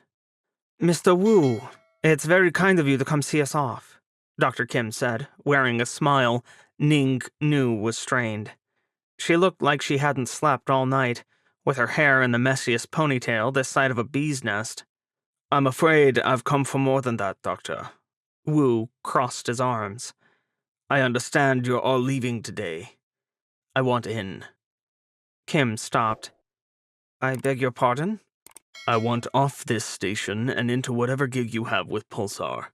I'll make it worth their while. Wu grinned. I know where everybody is buried out here. I'm not sure I want to know about that, Mr. Wu. Kim glanced at Jake, who frowned. You might not, but your superiors will. Wu waved a hand. I'll wait while you ask them. Why do you want out? Jake asked. You've got a good gig here. Like you said, you know all the dirt, so why back out? This area is dangerous, and I'm a practical man, Wu said. It's 7 in the evening back home. All the decision-makers are in bed. Kim pursed her lips. I can ask on the transport they've sent for us, but I don't know what the answer will be. You do that. I'll contact you again after they arrive. Wu nodded jerkily. They'll be coming to underwater docking station number 3. Thank you. Kim smiled politely until Wu was gone, after which her face crumbled into exhaustion. We'll be out of here soon, Ning said, moving over to wrap an arm around her mentor. Right? I sure hope so. Ning swallowed and didn't say anything. Between that creepy woman watching her and Wu wanting to leave, she wasn't sure what to make of today. And now a new thought occurred to her. What if getting off Red Tiger Station was just as bad as staying? She shook her head and tried to chase that question away. It would be hard to find a worse situation than being surrounded by pirates, greedy station superintendents, and corporate espionage, wouldn't it? Alex needed a moment to catch his mental balance. Unfortunately, George was faster. His XO grabbed his arm in claw-like fingers, clinging to Alex like a drowning man. Sir, we can't use an underwater docking station. They're meant for submarines 1/10 of our size. Yeah, I know, XO. Let me tell these people that. Shaking George off was impossible, although he let go of Alex's arm. The XO stuck by his side like a bad smell. Alex shook himself and lifted the microphone. Red Tiger Control, this is Killer Rabbit. I think you might have been misinformed on our size. We require at least a docking cradle, but best option is a transplant docking. Over. Killer Rabbit, Red Tiger, you've been assigned Docking Station 3. Don't you worry, we can accommodate subs of all lengths. Over. Alex grimaced. My length is 452 feet, 138 meters, and my displacement is over 12,000 tons. Over. He hadn't wanted to put that information out there. It screamed that Jimmy Carter, disguised by her call sign or not, was a military vessel, and a big one. Sir, do you think we should have given them that much information? George whispered. Not rolling his eyes was so hard. If we get lucky, they'll think we're a boomer. Alex dredged up a smile. That should provide some anonymity. Sir, don't have kittens, George. Alex patted him on the shoulder and waited for Red Tiger Station to get over their surprise. Apparently, the Navy hadn't sent word ahead. How shocking. After a long silence on the other end, a different voice asked, Can you hover, Killer Rabbit? That's affirmative, over. Then please proceed to Docking Station 3. It should be marked on your electronic charts, over. Feeling like he'd been slapped, Alex looked at Maggie. She spread her hands. It's here, Captain, and the specs say we can fit. Do they? Alex didn't normally mind how his sub was almost 100 feet longer than her younger sister's.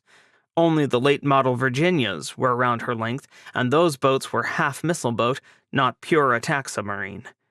To be fair, Jimmy Carter hadn't spent her entire career solely as an attack submarine either. Alex's submarine spent over 2 decades as America's secret spy submarine, and she'd been good at it too. She'd been built from the keel up for that role, with an extra 100-foot multi-mission platform added to her design that her 2 decommissioned sisters of the Seawolf class didn't have. The now-defunct MMP had been an underwater hangar, holding remote-operated vehicles, a cargo area, and a lockout area for special forces teams like Paul's. Unfortunately, most of those toys were gone, and the MMP was welded shut. But it wasn't like the Navy could remove the MMP before pushing Jimmy Carter into the war, which meant all that extra length was Alex's problem.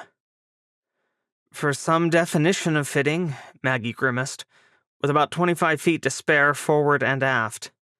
Joy. George staggered close again. Captain, you can't possibly be thinking of... Alex held up a hand, then walked over to the electronic chart to study it. Weps, are our UVs up to spec? They passed self-test last week, Benji blinked, looking over at Chief Bradley. They'll go where they're told, sir, the new sonar chief said. But you know that UVs like to dive to the bottom of their own accord, right? Oh yeah, I know. Alex scratched his chin. But I don't think anyone really gives a good goddamn what a few UVs cost right now. UVs, or underwater unmanned vehicles, pronounced UVs by sailors, used to be one of the best or worst inventions the Navy had ever bought. They were high-tech, unmanned vehicles that could expand a visual or sonar search pattern. Most captains stopped using them once the war started because they took so much maintenance, not to mention how they required a full sonar team to monitor the things. If you didn't watch one, even for a moment, they loved to plunge to the ocean floor like a dive bomber and never come up again. In shallow waters, divers could retrieve them, but who wanted to send divers out in contested waters? Besides, the damned things were heavy, and risking injury to divers for optional equipment was part of a much different equation when you were at war. Still, Jimmy Carter carried 8 of the little monsters. Alex might as well use them. Can you slide up to an underwater docking station in this beast? Paul asked quietly. Sure, Alex shrugged. It's like a cat trying to mate with an elephant in the dark. You can do it, but it's not very fun. You want to spin up the UVs as eyes, sir? Benji asked, leaning forward eagerly. Bingo, Alex grinned. They're already paid for, right? George went so white, Alex thought he might keel over. Alex grinned. Let's launch the UVs, Weps, and I'll con us in. Paul leaned in, whispering, Tell me you have thrusters on this supersized sausage of yours. Fore and aft. Spice up gifts. Huh. Maybe then we won't die. Try not to fuck it up, Rook Buddy. Colonel! Finally, George found his voice, and his whine was, of course, aimed at Paul's humor. Paul held up his hands. Sorry, XO, it's a Norwich thing. You do know your captain and I were roommates when we were wee fucking babes, right? UV's ready for launch in 10 minutes, sir, Chief Bradley reported before George could find his voice. Now all Alex had to do was ringmaster this bickering circus until he could drive his cat over to mate with an elephant. The atmosphere was tense in the now empty, fog-born center of operations. The reactor next door continued to run, but its trained crew was independent of the design team now. With their prototypes stowed and their belongings packed, there was nothing to do except worry. Even a whisper sounded like a scream, so when Dr. Kim Leifson spoke in a normal tone, everyone jumped. They're here. Ning's head snapped up, the game she was playing on her phone forgotten. All of her interesting equipment was packed, and all she had was sharks and ladders, which was fun, but level 238 was getting annoying. Still, it kept her attention away from the echoing emptiness in their break room. For real? For real. Kim brushed hair away from her glasses as she smiled, her movements dragging. Jake says they're docking now. You're supposing all of Pulsar security is on the down low, Ning heaved a sigh. With what happened to me, are you sure about that? Hey, at least it was a bribe and not a threat. Sam never looked up from his phone, also playing Sharks and Ladders. Annoyingly, he was 20 levels ahead of her. So far. Jake also says that there's a lot of people near the underwater docking stations, Kim said as she tucked her phone away. Apparently, word got out that a sub braved the pirates to get here. Ning stuck her tongue out at Sam. Told you there was something threatening going on. Bet you someone at Pulsar Security leaked it. You don't know that. And we don't know it wasn't.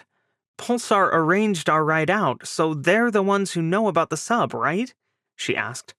Kim nodded, and Sam's eyes narrowed. We didn't even know when the sub was going to be here, just that it'd come sometime this week, if it came. But people are already all stacked up down there, probably trying to buy their way on board. I can't blame them, Kim said softly. Red Tiger isn't a safe place to be these days. The garage getting destroyed didn't help. Nyza has all the pirate activity nearby. Dieter Weber, silent until now, pulled a file up on his phone.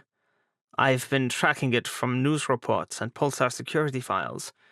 We're averaging 3 attacks per week over the last 4 months, and at least one of them causes deaths.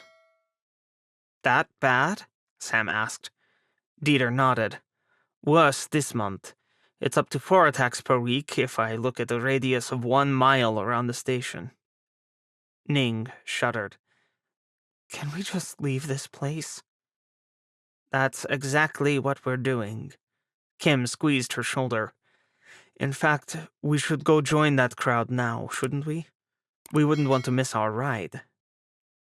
Is Jake meeting us there? Ning asked, thinking about the crowd and their disassembled prototype. They didn't need the prototype fusion reactor, but it was nice to have a working model. Building a new one would take time. He's there, and so is the bulk of our luggage, Kim replied. I helped him bring everything down before dawn. Here's hoping no one steals it, Dieter said. Dieter. Kim turned a disapproving eye on the quality engineer. Dieter shrugged. I'm just saying what you're all thinking. Kim sighed. Let's get to the docks. Maybe we can get on the boat before we're scheduled to at noon. Ning rolled her eyes. Only if something suddenly starts going right in our lives for the first time in about a year. Chapter 17. Good old-fashioned greed. Jimmy Carter slid into Red Tiger Station's underwater docking station with an undignified thud that shook the submarine from bow to stern. But nothing broke, and no one screamed. Alex considered that a victory. All stop. All stop, aye, sir. My engines are all stop. See? Like a cat mating with an elephant in the dark, Alex grinned. Unlike most modern underwater stations, Red Tiger didn't even have a cradle for the gigantic submarine to rest on. Instead, this station expected Jimmy Carter to sit on a trio of gigantic struts constructed parallel to the ocean floor. Sliding onto them was a copper-plated bitch, despite Alex's serene smile. Coming in too high meant he'd ram the docking station with the side of a submarine. Too low, and he'd impale his boat on the struts.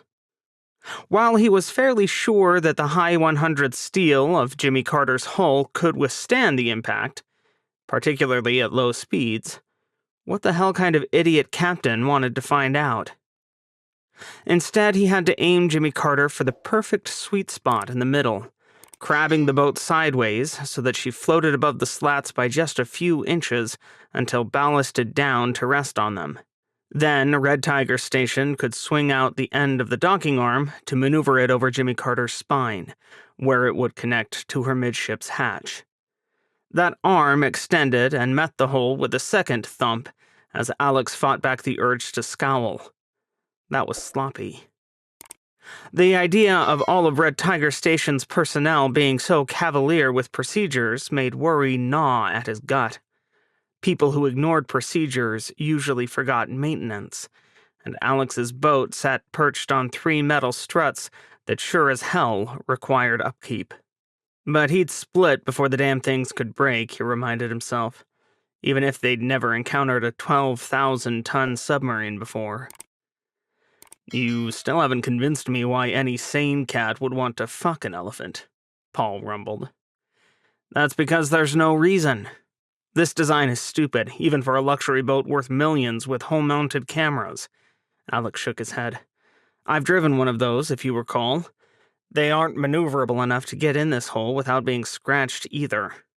When did you drive $1 million luxury sub, Captain? Maggie leaned forward, her eyes gleaming with curiosity. Paul's booming laugh droned out Alex's attempt at a response. Oh, a couple years back. Last time your captain and I got together, he had a splendid plan to bait some pirates in with a migaloo while me and my Marines trapped him. Paul grinned. Ask him how well that shiny-ass migaloo came out of the encounter. Better you don't ask me how I trashed it, Alex laughed. It's a long story. Sounds like a fun one, sir, Maggie replied. It wasn't for the sub, Paul chortled, his great shoulders shaking with mirth. Alex rolled his eyes, but he didn't get a chance to answer before George's voice blared out of the speaker to his right. Con XO, I have the station security manager at the midships hatch. He wants to talk to the captain. On my way, Alex turned to Maggie. Nav, you have the deck. We'll man the quarterdeck inside the docking tube, but I have no intention of staying here long enough to shift the watch. Keep the reactor hot and be ready to roll. You got it, Captain. You're with me, Paul. Alex gestured for his friend to follow, noting Paul talking quietly into his radio as he did. By the time they reached the midships hatch, a short walk from control and on the same deck, half of Paul's team was on their heels. Wearing body armor made it a challenge for the Marines to squeeze through the narrow passageways, and Alex heard them cursing and mumbling, though no one dropped behind. The rest were waiting with George at the bottom of the hatch. Normally, Alex didn't find being surrounded by heavily armed Marines comforting, but today, instinct crawled around his spine like a fireworm, sparking with worry every few minutes. This mission had been too easy so far. For once, he and George were on the same page. One look at George's sweaty forehead told Alex how unhappy his XO was, and the way George's fingers were clenched into fists told a story about how hard he was working to keep his hands from shaking. Alex hadn't realized anyone could look so scared when surrounded by friendly Marines. Sir, I took a peek at the station topside. It looks busy out there, George whispered. That's why we brought our heavily armed friends, XO. Alex clapped George on the shoulder. Where's this security manager? Their side of the hatch. I'm not letting someone like him on board. George squared his shoulders. He talks like a snake, and the security risks alone make me shudder. Not a bad plan. Alex thought it a poor way to play host, but hey, they weren't really here to make friends, were they? Maybe George was right. Better to keep the snakes outside the barrel. Colonel, you mind being my battle buddy? Alex glanced at Paul, only to find his friend suddenly armed up and ready. How did wearing Kevlar make Paul look 2 times bigger? The MP4 semi-automatic rifle slung across his chest looked like a toy against Paul's frame. I've got your back, little brother, Paul grinned. You keep calling me shit like that, and I'll leave your ass here. Alex chuckled as he climbed the ladder. He shot up the 2 levels in a blink. Cramped and vertical submarine ladders were nothing to someone who'd spent their career climbing them. Paul needed twice as long to squeeze his wide shoulders through the small hatch covers, muttering obscenities about sneaky submariners the entire way. Alex reached the outer hull of his sub and took in his surroundings with a quick glance. The docking station attachment was little more than a yellow and red tube made of super thick composite. Part of it lay flush with Jimmy Carter's hull and formed an airlock against their hatch, surrounded with valves and caution labels. That segment was open, with the tube itself pressurized and sealed. But Alex still had to climb through another level before he landed on the flat section. From there, it was rather like an airplane's boarding ramp, just less flexible and made of much sturdier material. It was also prettier, a riot of colors and artwork that attacked Alex's senses like a forest fire. After the regimented and muted colors of a Navy submarine, it was almost too much. Pausing to wait for Paul, Alex let himself stare at the interior of the docking tube, wondering who approved decorations including palm trees, planets, kids' toys, and wild horses. This is a fucking eyeful, isn't it? Paul said in an undertone, moving silently to Alex's side. Damn, he hated the way the big man moved like a panther. Alex would never be half so athletic, not even back when he tried at Norwich. He shook his head, ears buzzing with worry. Let's move. Your lead. Stuffing his hands in his pockets, Alex walked down the rainbow-infused tube. He was sure he looked ridiculous, a skinny submariner followed by a lurking marine. But it didn't matter. He was here to get a job done. One man waited for Alex and Paul in the tiny atrium off the ramp, smiling cheerfully while they completed the climb. He was short but well-muscled, with dark hair, eyes, and vaguely Hispanic features. Predictably, he was dressed in the same black ninja suit private security contractors adored, an outfit that mirrored the Marines' battle dress uniform, just in all black. He wore 2 radios and a sidearm, as well as a utility belt full of phones, a taser, and other items. Alex managed not to grimace. Rent-a-cops were annoying customers on their best days. He dealt with hundreds of them back on Armistice Station, each one thinking they were more important than the last. That getup looked cool to a civilian, but it screamed amateur to a professional. Captain, it's a pleasure to meet you. I'm Saul Miller, the Red Tiger Station Chief of Security. Commander Alex Coleman, USS Jimmy Carter.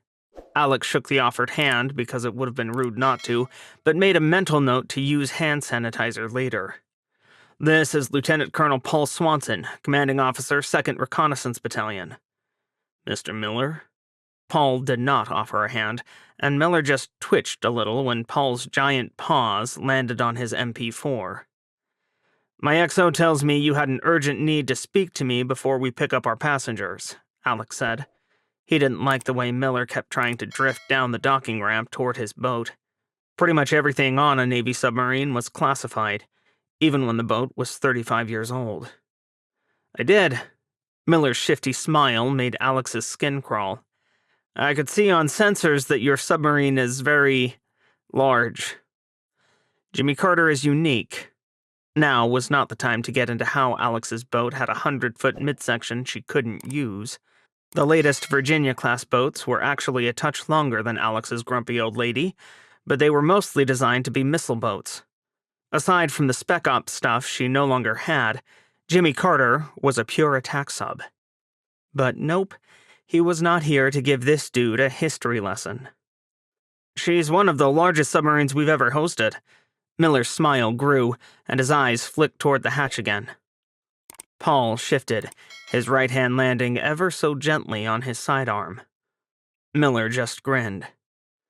I'm always glad to help someone set a record, Alex replied. Miller laughed. I hope you're glad to help with something else, Captain.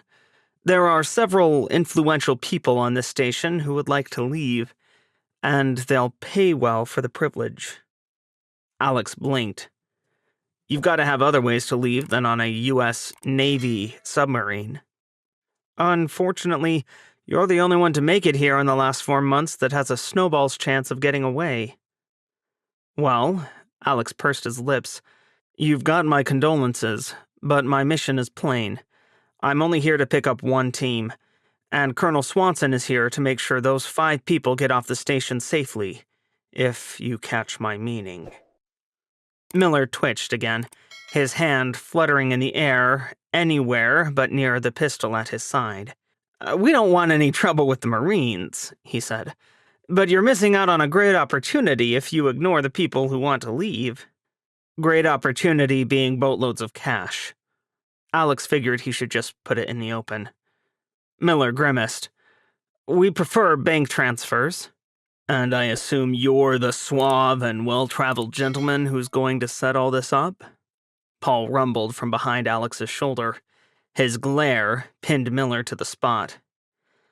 Well, yes, I have a little experience. Experience in bribery. Paul shrugged. I suppose that's common enough out here, though we do frown upon anyone offering to corrupt Marines, Mr. Miller. And the Navy. It's just payment for services. Yeah, we get the picture. Thanks. Alex cut him off. Those services won't be rendered. Clear? I won't be held responsible for people trying to get on your sub. Miller crossed his arms. There's a crush in the docking area already. You need my people to control it." Paul's laugh was deep enough to rattle Alex's bones. "Oh, I think 3 board squads of recon Marines will do fine. You just keep your people with weapons out of the way so they're safe. All right, Cupcake?" "You can't bring weapons on the station. There are regulations." "Sure there are, Butterfly." Paul reached out and patted him on the shoulder. "We'll take our weapons away after we do the job. Don't worry your corrupt little heart." "You might want to run along and tell your eager would-be passengers that their train is arriving at another station," Alex added. "Good luck accomplishing your mission without my help." Glaring, Miller turned and trudged out of the atrium, glancing worriedly back at Paul every few steps. Alex waited for him to vanish before he said anything else. "I think you'd better get some folks up there to establish a beachhead before that conniving asshole can make things ugly." "I'll get Gunny Koshera in gear. She'll eat the idiots for breakfast." "Lieutenant Montero will lead the team going to find our dear scientists," Paul replied. Then he cringed. "Please tell me your XO is staying on the boat." "He'll go no further than this end of the tube. That help?" Paul heaved a sigh. "I'd rather deal with French snipers, but sure." Red Tiger Station. Rani watched the crowd, smiling. A few words in a few ears. Audie Meyer was not the Indians' only agent on Red Tiger Station, just the best-placed one. And crowds started to build. She had not predicted the near riot brewing on its own, but it was useful. So useful that Rani didn't have to do the expected twisting of Audie's arm to precipitate a security incident so she could create a bit of unrest. A natural-born riot was so much better. Cocking her head, Rani watched people gather belongings and press into a larger and larger crowd. She had underestimated how frightened these people were. It was, however, understandable. Rani was no stranger to dangerous situations, but even she felt the shiver of fear here on Red Tiger Station. The Chinese Civil War was all too close, and if her employers did not have a comfortable arrangement with most of the pirate groups threatening the station, well, Rani would have been a lot more worried. Every intelligence officer was expendable, even the best in the business. She would be a fool to think that her nation would not forget about her in a moment if it suited India's interests. But not yet. For now, she remained valuable, and so did her mission. So Rani picked her way through the angry crowd, eating a burrito and blending in like she was just another denizen of Red Tiger Station eager to leave. She even had a bag slung over one shoulder, like almost everyone else in sight. Did these fools really think the American military would pull them off? She supposed that it might have happened in peacetime. America loved their humanitarian missions. But in war, every nation looked out for their interests first. That was why she had a spot reserved on a skiff owned by Eastern Enterprises, an imaginative pirate group starting to specialize in insured transport to and from dangerous areas in the South China Sea. They brokered agreements with other pirate groups not to have their ships stolen or passengers taken as hostages, trading safety for one of their ships for one of their fellows. Every seat on an Eastern skiff cost a fortune, but it would be worth it if Rani could steal one of the Fogborn scientists. Ning Tang remained her primary target, but she was beginning to contemplate going for the gold and trying to nab the senior doctor. Kimberly Leifson undoubtedly knew the most about the design, and the last Rani spied her, the older woman looked so exhausted she could barely think. Separating her from the group might be easier. And Rani could only imagine her superior's glee if she brought Leifson home. Whether Leifson was willing or not, India would get the information they needed to get ahead in the newest nuclear race. Rani was many things, but she loved her country, and she would give India what was needed to win the war, no matter what. Sub Pack Headquarters, Pearl Harbor, Hawaii. "Any news from Jimmy Carter?" Freddie Hamilton asked with little preamble. She hadn't even bothered to say hello when Marco answered her call. "Jesus fuck, Freddie, is your mother on Red Tiger Station?" Marco asked as he disassembled a pair of scissors, leaving the phone on speaker. "No, just people who might be able to build us fusion reactors." "Fine, point." Marco huffed and moved onto his computer mouse. Scissors were too easy to reassemble, and he needed to keep his hands busy. "Jimmy Carter popped up their comms wire and let me know they'd arrived, but that's it. What's crawled up your ass about this? I mean, sure, fusion is cool if they're not lying, but odds are they're fucking lying. Or they're 10 years from deploying a working reactor. And oh, by the way, Pulsar normally makes missiles. Nothing subs carry. Why are you in love with them all of a sudden?" "They've got their friends at Lazark calling in favors, and we can't afford to piss off Lazark," the other admiral replied. "Oh, shit." Marco heaved a sigh and looked out his office window at the gorgeous day outside. Was there ever bad weather in Hawaii? He'd never been stationed here before, but right now, Marco could use a good old-fashioned Mayport, Florida hurricane to match his moods. "Yep, Pulsar's not shy about calling in markers. They know I need as many torpedoes as we can get, so they're using the big guns." Freddie's voice was grim. "I wish they'd called a politician." "Don't say that. I've got Senator Engler and his Submarine Loss Committee crawling up my nether regions all day, and twice on Sundays." Marco had never met a politician he liked, but he wouldn't piss on Senator Benjamin Engler III if he was on fire. Engler was a smart operator, Marco had to give him that. He'd angled himself right into leadership in the new bipartisan Senate Committee on Submarine Losses and set out to investigate why America lost so many damn boats with gusto. Under other circumstances, Marco might like a fresh set of eyes on the problem, but not when he was busy trying to fight a damned war. Engler's fact-finders were busy crawling all over Pearl Harbor. Keeping them away from Perth was a full-time job. At least it gave his aide something to do. Marco didn't much like the kid. He got too nervous when admirals started thinking. "I know. I tried to convince the CNO that offering off full cooperation while trying to bring the fight to the enemy was a bad idea, but Scrap rolled right over me." Freddie's eye roll was audible. "He does that a lot, when he's not ignoring me." "Hey, I'm not sure Pack Fleet knows my name." Marco sat back in his chair. "Actually, no, I've talked to him once. I'm not sure he knows I've got the sub job, though." "Is he getting in your way?" "Wouldn't care. I report to you." He bared his teeth. "And he's a shit-licking surface head who doesn't know jack about submarines. Couldn't find one with an electronic chart and active sonar." Freddie laughed.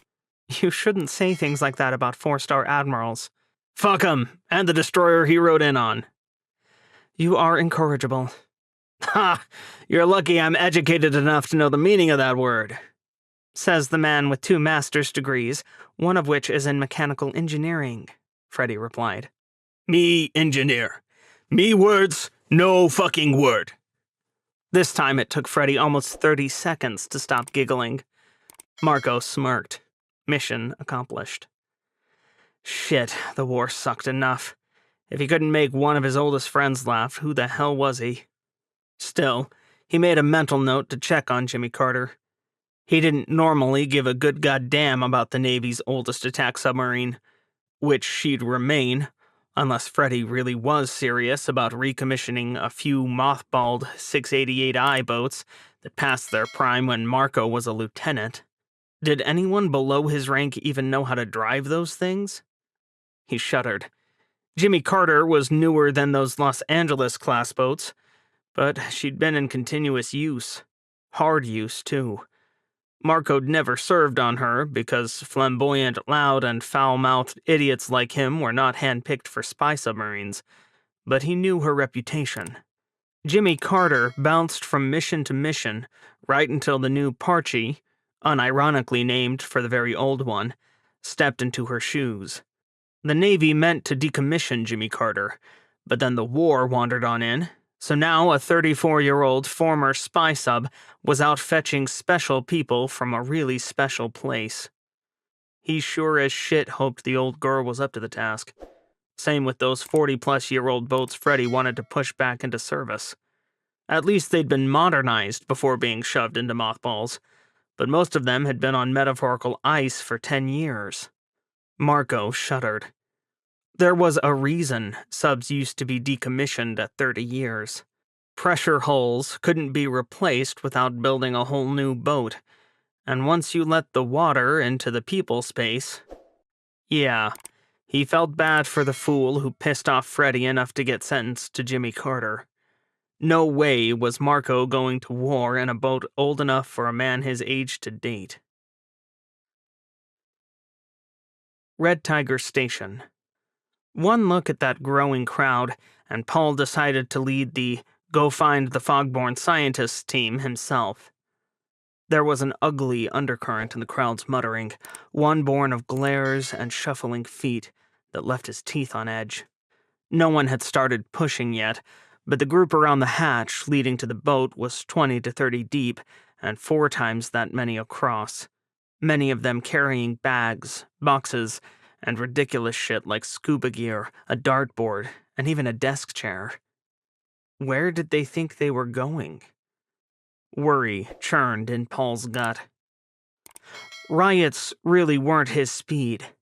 Even in peacetime, no one wanted to send highly trained recon Marines to face off with angry civilians. There were too many opportunities for that kind of situation to go right up a creek. Paul was old enough to remember the nasty days of civil unrest in the early 2020s, and young enough to understand its causes.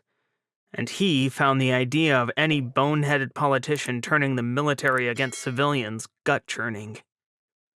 The feeling was only marginally better when it was someone else's civilians. Paul didn't like the ragged feeling of desperation in the air. He wasn't trained for this. He was trained for war, trained to put bullets in the brain pan and turn to the next threat. Half these people looked at him like an enemy, and the other half like a savior. What the hell was he supposed to make out of that? He caught snippets of conversations when people weren't shouting, and they made his blood run cold. "They're here to take us home," one man said. "They'll kill us all and take the station," another woman said to her identical sister. "I need to lock my store before they start looting," someone else added. "Can they make the Chinese stop fighting?" It was the child's voice that tugged at his heart. Paul wasn't married and hadn't found the right guy, but someday he'd sure like little ones. And this little boy wasn't more than 4 years old when he said, "I want to go home." God damn this war. Paul wanted to go home too. He shook himself and put his colonel face back on, striding over to where a quartet of Marines surrounded a mean-looking gunnery sergeant. She was blonde, tattooed, and tougher than Paul ever dreamed of being, and she was the best damn Marine he'd ever served with. Paul was a highly trained, decorated recon Marine. He was a lieutenant colonel, and he knew his business. That meant he knew Gunny Koshera was better at this shit than he could be with another 20 years in the service. Koshera breathed the Corps. She was one of the special ones, the kind every commanding officer worth a damn knew to value. "Gunny and your team, you hold this down as an entry control point," he ordered. "Me, Lieutenant Montero, Boomer, and Frankie will go find these super nerds. Everyone else stays on the boat or in the boarding tunnel as our reserve." Master Gunnery Sergeant Koshera grinned. "You got it, sir," she said. "I'll try not to shoot anyone." "How you loaded?" Paul leaned in to whisper. "Rubber bullets, just like last time on that Migaloo. No fucking way am I poking holes in this creepy-ass underwater place." "You read my mind." So-called rubber bullets were usually used for police and riot control. Marines trained with them and used them when they went after people like the charming pirates he and Alex encountered a couple years back. But Paul didn't usually have much reason to load up with the things. There was a big damned war on, and he preferred to poke holes in his opponent when the chance presented itself. There was something annoying about the idea of letting enemies get back up again.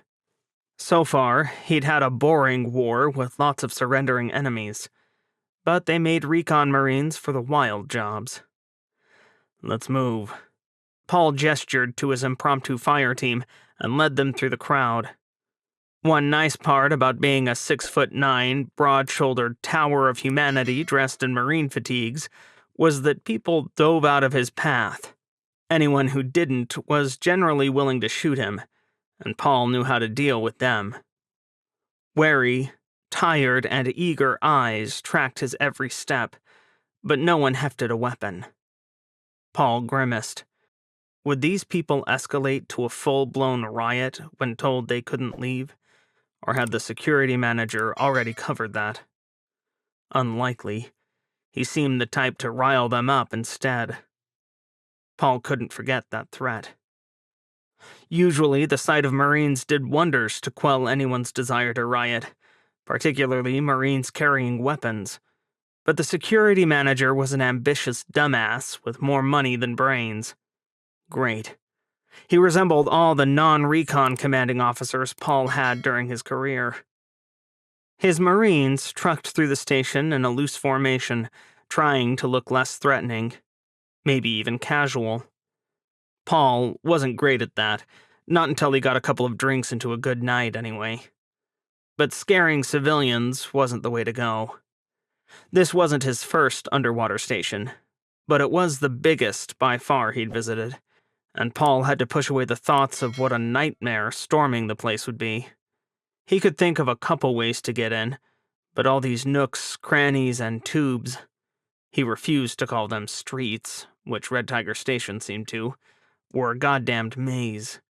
They crossed through the entertainment section, passing an adult bookstore, where Paul couldn't spot any books, a video arcade covered in triple X's, 2 escort parlors, and a strip casino. Is that really a thing? First Lieutenant Montero stared at the strip casino until they were around a corner. Looks like somewhere I'd have gone in my wild college days. Paul grinned when his young lieutenant blanched. Teasing the young'uns was so much fun. Sir, I didn't need that image. Paul snorted. Hell, I didn't either. He shook his head. You got the contact info for these people? Juan Montero was skinny compared to Paul, and he'd look depressingly normal if you came across him in a library. It probably helped that he was balding and wore reading glasses, despite 2 Navy surgeons trying to fix his eyes over the years. Paul knew for a fact that Juan had been mistaken for a librarian more than once, an advantage Paul was sure he could use someday. Calling them now, sir, Montero replied. Just had to tap into the local network. You're saying our comm shit isn't compatible? Montero shrugged. Better than in some places. Everything here is made in Taiwan, and so's most of our stuff. Then call our wayward children up and let them know their taxi has arrived. Paul glanced around, and then looked down at the schematic on his tablet. Thank goodness the crowds were thinner around here. Everyone wandering in this area seemed to be about business, not ready to throw cans and rotten fruit. This place is a maze and doesn't remotely resemble the fucking map. You know what they say about these stations, Colonel? Sergeant Fernandez spoke up, peeking around a corner. They're like spiders with 1,000 legs. He shuddered. And too many eyes. Try not to get too high on conspiracy theories, will you, Fernandez? Paul rolled his eyes. I just don't like being underwater, sir. Paul grimaced. Maybe he should have drawn someone else out of the battalion for this mission, but he'd yanked almost the entire team from his last underwater mission for this one, figuring experience would serve them well. But Fernandez wasn't responding like a seasoned pro. He was acting like a man who'd gone overboard off a surface submarine, gotten a concussion in the progress, and nearly drowned. Then try not to look out the windows, Frankie. Paul elbowed him gently. They are creepy as fuck, Boomer, otherwise known as Sergeant Barbara Lynn, said. She was a lanky woman with dark green eyes and even darker skin, and Paul had never seen her twitch away from anything in fear, except maybe the floor-to-ceiling glass windows in this underwater station. Who the fuck did that where the water could crash in and kill you? Paul shivered. Whatever engineer designed this place had to have been smoking something good. Got 'em, Montero said, not a moment too soon. They'll meet us near compartment 177. Paul squinted at his station schematic. That's not on the fucking map. This is 259er. Boomer pointed at a sign above a trash collecting station. 257 is to the right, so I guess we go that way. They say they have a bunch of stuff. Lieutenant Montero still had his ear to the phone. Something about a prototype they can't leave behind? Well, this is another fine Marine Corps day, Paul grinned. Let's move out. Nothing we can't handle. Marines could survive anything the world threw at them, after all. Especially his Marines. Leaving his 12,000-ton submarine supported by 3 skinny struts made Alex vaguely nauseous. Not gluing himself to the UV camera screens took every iota of self-control he could muster. But Alex was a goddamned captain, and he had people to do that for him. It didn't stop him from flinching every time his aging submarine creaked or twitched. Using 3 little pylons and 1 robotic arm to hold Jimmy Carter in place was like holding onto a cliff's edge by your fingertips. It could work for a while, but then... Excuse me, Captain. You've got an outside line phone call? Maggie still had the watch in control, and she found Alex over by the chart table, his eyes tracing their navigation plan for the outbound transit. He definitely wasn't thinking about the fun of walking Jimmy Carter off those struts. No, sir, he definitely wasn't. Alex frowned. Come again? Comms wire's still out, Maggie shrugged. You want me to route it to your stateroom? Please. Shaking his head, Alex headed aft to his stateroom. Getting outside line phone calls while on a mission was something he wasn't used to. In fact, it was weird enough that he hadn't even thought to ask Maggie who it was. And now he couldn't go back and ask her without looking like a moron. Should she have volunteered that information? Probably, but he was an idiot for not asking. Oh, joy. That cramp in his midsection was his stomach tying itself in a knot. Hatred of the unknown always did that to him. Blowing out a breath, Alex picked up the phone. Commander Coleman, how may I help you? Please hold for Admiral Hamilton, a voice on the other end said, and Alex's stomach did a backflip. His least favorite admiral was kind enough not to leave him waiting long, but every second made the flipping butterflies in his stomach multiply. Alex bit a knuckle hard. He was not going down this road, damn it. Commander Coleman, Admiral Hamilton here. Yes, ma'am. Mouth dry, Alex wished his stateroom phone wasn't connected to a cord. He didn't have a drink in reach. Stupid 1990s technology. Thank you for taking my call. This should more properly be Admiral Rodriguez's bailiwick, but he's a little occupied right now, so I volunteered to speak to you about the criticality of your mission. How many words did she need for "don't fuck it up"? Alex tried not to grit his teeth. I'm all ears, Admiral. We attempted to reach you 3 days ago, but you were apparently deep without your comms wire out. Ma'am, as stealthy as the wire is, it seemed foolish to remain in constant communication when I was taking my boat somewhere we're explicitly banned from being, Alex replied. My orders were to remain undetected. An ominous silence from the other end stretched out so long that Alex started to wonder if he lost Hamilton. Unfortunately, his luck was never that good. Finally, she continued. Very well. It is not an unsound decision, and I am glad you appreciate the necessity for stealth. It will be imperative that you continue to do so for the rest of your journey through the South China Sea, no matter what you face. Understood? I understand my ROE, ma'am. Alex hated it, but he understood it, and the reasons for those orders. We are not to fire unless fired upon, and are to make every effort not to engage, and remain in stealth instead. You know, act like it's the 2020s and no one has heard of World War III. I see you're as droll as ever, Commander, but yes. Alex wished he couldn't feel his stomach twisting into a hangman's knot. Jimmy Carter was built for this kind of mission. We won't let you down. You had best not, Commander.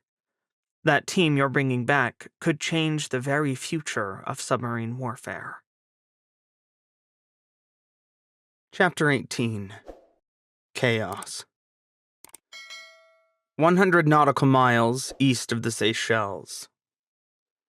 Change of navigation plan, Mr. O'Kane. The nasal voice made Lieutenant Bobby O'Kane jump. He had the watch in the control center of USS Bluefish, SSN 843, usually a boring stretch of 8 hours that was sometimes, but rarely, punctuated with a few moments of wartime terror. As navigator, control was Bobby's home away from home, which meant he could always keep himself busy looking at navigation plans or cracking jokes full of pop culture references. The crew enjoyed his jokes and games, but that wasn't why Bobby did them. Sure, he wanted the crew to be happy, or at least as happy as anyone could be with Commander Peterson always within 500 feet. But they kept him sane, or as sane as he could be on board USS Blue Balls, which was the crew's latest nickname for their boat. Bobby jumped because Peterson didn't usually sneak up on him. This captain was the call from his stateroom sort. Anytime he showed up in control, it was like having the motivation sucked out of the space until they were left in a miserable vacuum. 5 seconds earlier, Bobby had been in a good mood. He enjoyed being officer of the deck, loved driving the submarine and being underway. On Bluefish, the latter was hard. They spent more time in port broken than they did trying to take the fight to the enemy. Bobby knew every restaurant, bookstore, and comic shop in Perth. There were 7 of the latter, a depressingly small number for a city the size of Perth. There were more bookstores, which had been nice places to get lost in until he realized Mrs. Peterson, whose first name they were not encouraged to speculate upon, was a bibliophile. Bobby abandoned those for eateries and running more miles to avoid his captain, a choice that would have been ludicrous for a department head on any other submarine. On Bluefish, it was situation normal.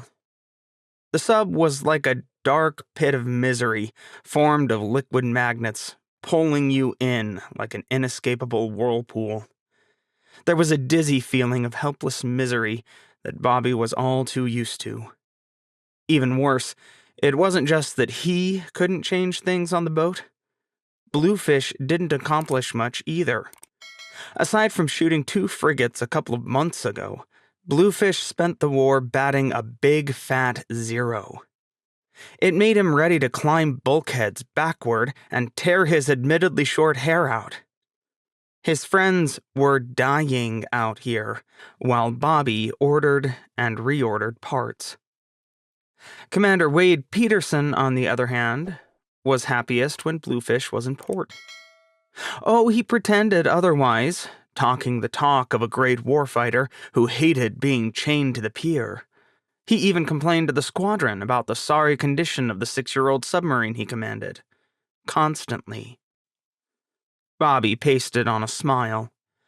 "Where to, Captain?" Bluefish had only been underway for 15 days, but somehow Peterson swung a port visit for them in the Seychelles between patrols.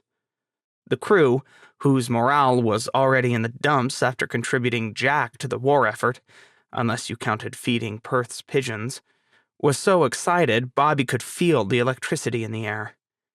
He should have known that would never last. Not on Bluefish. "We've been reassigned." Peterson scrunched up his nose like there was a foul smell in control, and maybe there was. Maybe it was him. Bobby batted the traitorous thought aside. "Where to, sir?" he repeated. Finally, a smile blossomed on his captain's face. "We're going to the end of the Singapore Strait." Red Tiger Station. Wow, they look like Marines. Ning leaned over to whisper to Sam as the 5 uniformed figures approached the Fogborn team. They all wore camouflage-colored uniforms, something Ning had never seen in person, though she was a little disappointed that their faces weren't painted. Then again, what should she expect them to blend into here? She supposed they could wear blue and walk in front of the big windows, not that there were any of them right here. Stomach rumbling, Ning glanced at the nearby donut shop and wished she'd eaten a bigger breakfast. It was too late now. Those Marines looked like they didn't know the meaning of a snack break, even if she said please. Ning sighed and turned her attention to the empty tax prep store their prototype boxes sat in front of. Jake, their security representative, had chosen this quiet corner for the team and their gear. From here, it was a quick walk to any of the docking stations. That wouldn't have been necessary if anyone had bothered to tell them which one their ride would arrive at, but Ning wasn't exactly admiring the planning going on here, nor did she love the fact that they were hanging out in the shell of a bankrupt fast food joint. At least there were tables. "Have you ever seen a Marine before?" Sam asked. "No, but I watch movies." They looked cooler in the movies. Everyone but the big giant was disappointingly normal, particularly the short, bald dude with glasses. "Behave yourselves, children." Dr. Kim Leifson's wan smile held warmth even when it wavered. They were all jittery with relief. The moment was finally here. Months and months of trying to lead this place, and there was finally a submarine willing to take them. Ning felt like she could freaking fly. "You Doc Leifson?" The biggest man in the group stopped a dozen feet away, and wow, was he huge. Ning was pretty sure he weighed as much as 4 of her, if not 5. "I am, and this is my research team," Kim gestured, and they all introduced themselves. "Lieutenant Colonel Paul Swanson," the giant replied. He was bald, or had a shaved head, Ning couldn't tell, and looked like a Pacific Islander, with darker skin and dark eyes. A hint of a tattoo peeked out from under one uniform sleeve, but she was definitely not going to ask about that. "Me and my peeps here are going to escort you to the boat, and then we're all going to sail away." "Just like that?" Ning asked before she could stop herself. "Even with the pirates?" "Pirates?" Swanson cocked his head. "On the station?" "No, outside it. They're usually nearby, and they have at least one submarine." She grimaced, thinking of the amazing little sub-racer she'd had to sell at a rock-bottom price. Andrea Vargas was still bragging about the deal she got, and she'd already commissioned a new paint job she wouldn't quit talking about. Ning could afford a new racer, but the principle stung. Swanson blinked. "I hadn't heard much about them, but I'm not the one driving the boat. Worst comes to worst, me and mine have done a little pirate hunting before." His sudden grin was a wicked thing, eager and hungry. "We're not exactly what I'd call averse to doing it again." "We'd just like to get out of here," Kim grimaced. "We've had one too many false alarms on that front to feel confident about anything." "Ma'am, I'm not sure who was jerking you around in the past, but Marines don't just appear out of thin air. We're here, and we've got a ride to get you out of here. So why don't we grab your gear and get a move on?" Could it really be that easy? Swallowing, Ning glanced at Sam, who shrugged. What did they know about Marines? They were in their 20s. "We need to move these 5 boxes," Jake said, gesturing at the big plastic crates containing the prototype, hard copies of all their work, and some of their belongings. "They're all—" His phone buzzed, and their security guard dug it out of his pocket. "Lawrence here." Several long seconds ticked by as Ning watched the color drain out of Jake's face. She inched closer to him, but couldn't catch what was said on the other end before he hung up. "The outer sonar net just picked up an incoming submarine that matches the pirate's signature," Jake cringed. "Sounds like they're 20 miles away and inbound." "Well, that sounds entertaining. Boomer, Frankie, help them with their boxes and let's roll," Swanson ordered. Sam, Jake, and Dieter each pushed a box. They were on wheels, but Ning was too tiny to see over them. Instead, she grabbed Sam's rolling suitcase. The walk to Docking Station 3 wasn't long, even lugging Sam's heavy crap, but the Marines moved faster than she was used to, and Ning was out of breath by the time they arrived. "Where are you going?" a shopkeeper asked her. Ning knew the woman a little. She liked the gummy bears from her shop and got them special ordered from home when she could. Ning chewed the inside of her cheek. "Big bosses are being big bosses. You know how it is." "Are you leaving?" Ning glanced at Kim, eyes wide, trying to hide the sudden tightening of her shoulders. Desperate, she mouthed, "What do I say?" Kim stepped forward. "Pulsar's decided we're needed somewhere else, that's all." "But there's a ship here to get you? Or a sub?" The shopkeeper pushed forward until she was almost face to face with Kim. "You can actually get out?" "It's a private charter." Kim glanced at Swanson and grimaced. "Sorry." "But someone got through? How?" "Excuse us, ma'am." Swanson finally stepped forward, just when Ning wanted to sink into the ground and disappear. "We have a schedule to keep." The shopkeeper took one look at the hulking Marine and backed up 2 steps. I'm just..." "A private charter?" someone else asked. Ning didn't know him, but she felt her face go red. This was the worst. She knew everyone wanted to leave, but it wasn't their fault that Pulsar pulled whatever strings they did to get the freaking Navy out here to get them. In the middle of a war zone? Another person laughed. "Escorted by U.S. Marines? Private, sure." The crowd pressed in, and Ning backed up until her back hit Sam's chest. "Sorry," she whispered, cringing. "It's okay." He swallowed hard enough that she felt it. "Let's keep moving, people." Swanson's voice filled the sullen silence, and his presence seemed huge when he moved into the crowd. Ning wasn't sure they'd part for him as more people pressed in, frowning and muttering, but Swanson never broke stride. The grumbles became louder, with every eye in the growing crowd glaring at the Fogborn team. But no one dared argue as they followed the colonel. The other Marines brought up the rear, looking less threatening as they pushed comically large plastic containers, but the crowd didn't bother them either. Could it be this easy? Someone bumped into her, jostling Ning as she rolled the suitcase along, trailing the group. She liked having everyone where she could see them. It made everything feel real, even as the crowd objected. The whispers didn't bother her anyway. She knew Red Tiger crowds. They were all shout and no substance, like the time that everyone protested the governing council implementing additional safety measures on the transplats after some idiots went overboard. Nothing changed, and no one got hurt. Ning's neighbors were loud and annoying, but generally harmless. Then hands grabbed her and yanked her into the crowd so quickly Ning didn't even have a chance to scream. At least 30 seconds passed before Sam turned, saw his suitcase sitting there alone, and asked, "Where's Ning?" Purdue Station, 120 nautical miles northeast of the Cocos Islands. It was amazing how much harm 19 months could do. 2 years ago, USS Kansas, SSN 810, was a happy boat. They'd taken down pirates and saved lives.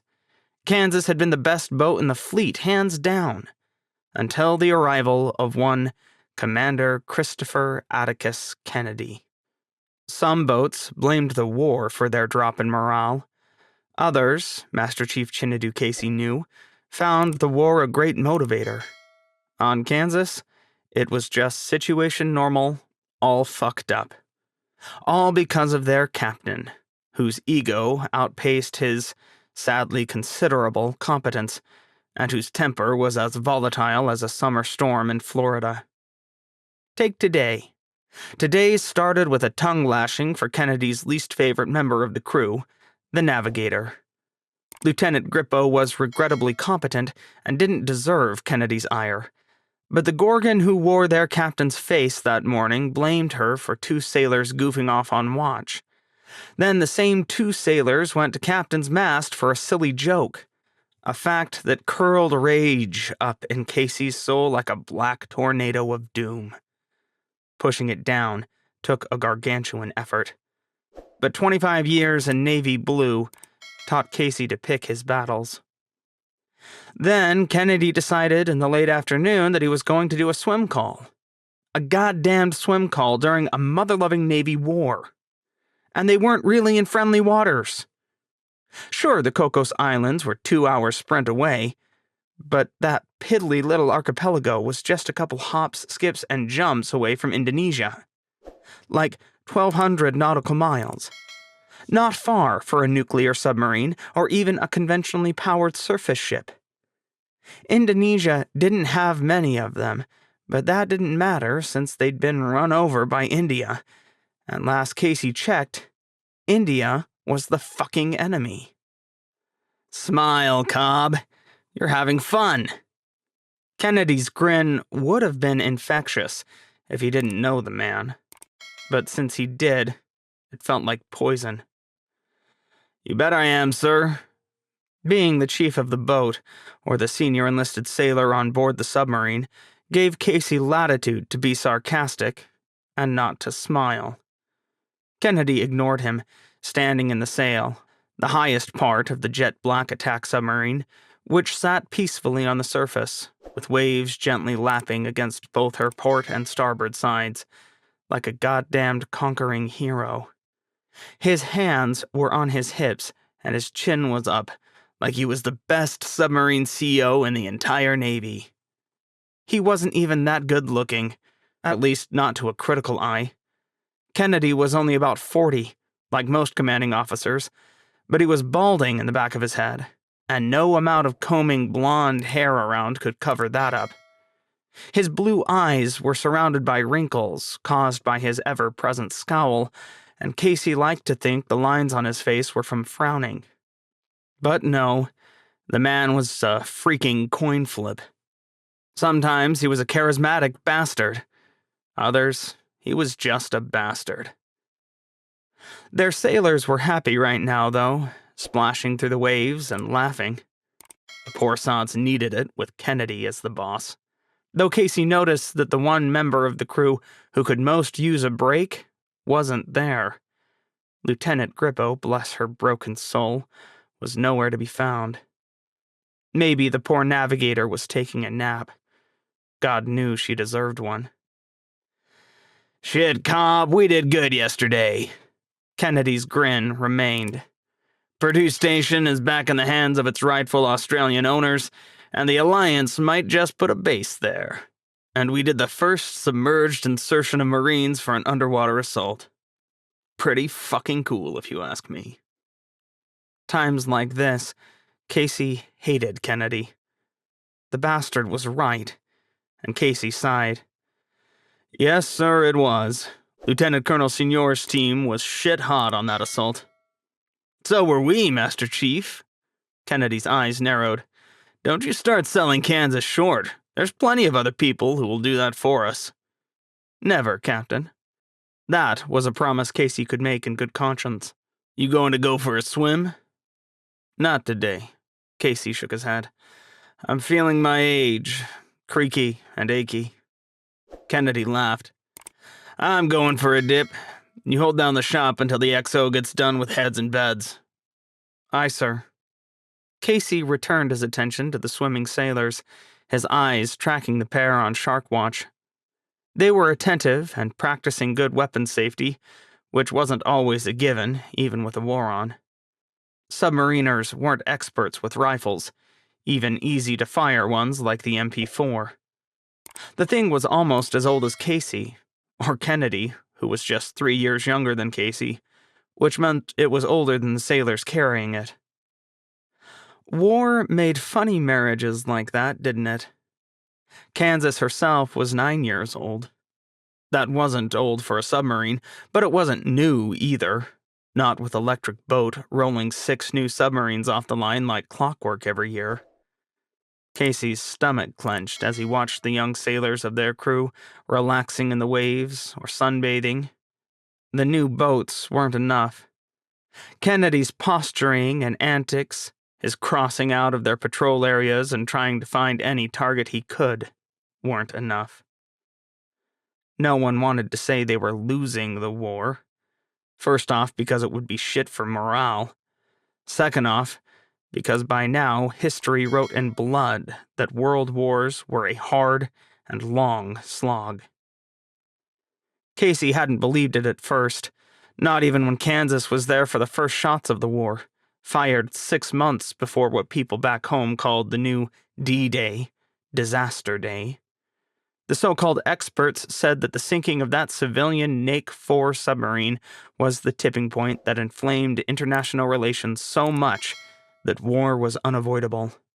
So when America's dumbest admiral got trigger-happy 6 months later and sank the wrong country's submarine on Disaster Day, resulting in a fleet engagement, well, certain countries were just too happy to go to war. There was a reason Casey had enlisted in the Navy. He didn't want to be a decision-maker.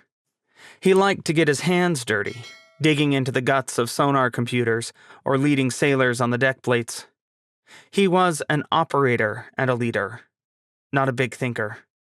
So he didn't put a lot of thought into trying to figure out why France, India, and Russia hated the United States and her allies.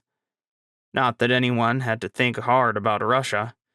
Russia and the U.S. hadn't been friends since the last World War, and Casey didn't have to love history to know how dependent on self-interest that friendship had been. France and India, though, well, he'd been surprised by that. Growing up in the Navy, both had seemed cordial enough. Nice places to visit, too. But he hadn't been living under a rock and missing the proliferation of underwater resources. Discovering oil, gems, scarce metals, and all kinds of other things under the ocean floor changed the landscape. And not just because of the way underwater stations popped up like mushrooms either. No, it made countries greedy. Not that nations weren't greedy before, it was kind of how countries worked. Casey didn't count his own nation out of that. He just knew it was true. Purdue Station was a great example of greediness. Co-owned by 3 Australian corporations, the damn place was technically independent. Of course, its founders lived down under, but that didn't mean the station flew the Australian flag. Having visited there before the action started, Casey could attest that Purdue Station was a multicultural rainbow of lawlessness. One of the main hubs for WAYS, or the Worldwide Acquisition and Services Group, Purdue was the kind of place you could buy and sell almost anything. Australia spent their minimal influence making sure that their subs could dock there every now and then, instead of trying to regulate a station that was in international waters where few laws applied. Then shooting started, and India got greedy, snatching up Purdue Station. Casey wasn't sure if the Indians wanted it for strategic reasons or for the precious gems Purdue mined off the ocean floor. Either way, they sent in Marines back in January, trying to sneakily nab the station right out from under Australia's nose. Unfortunately for India, Australia had allies.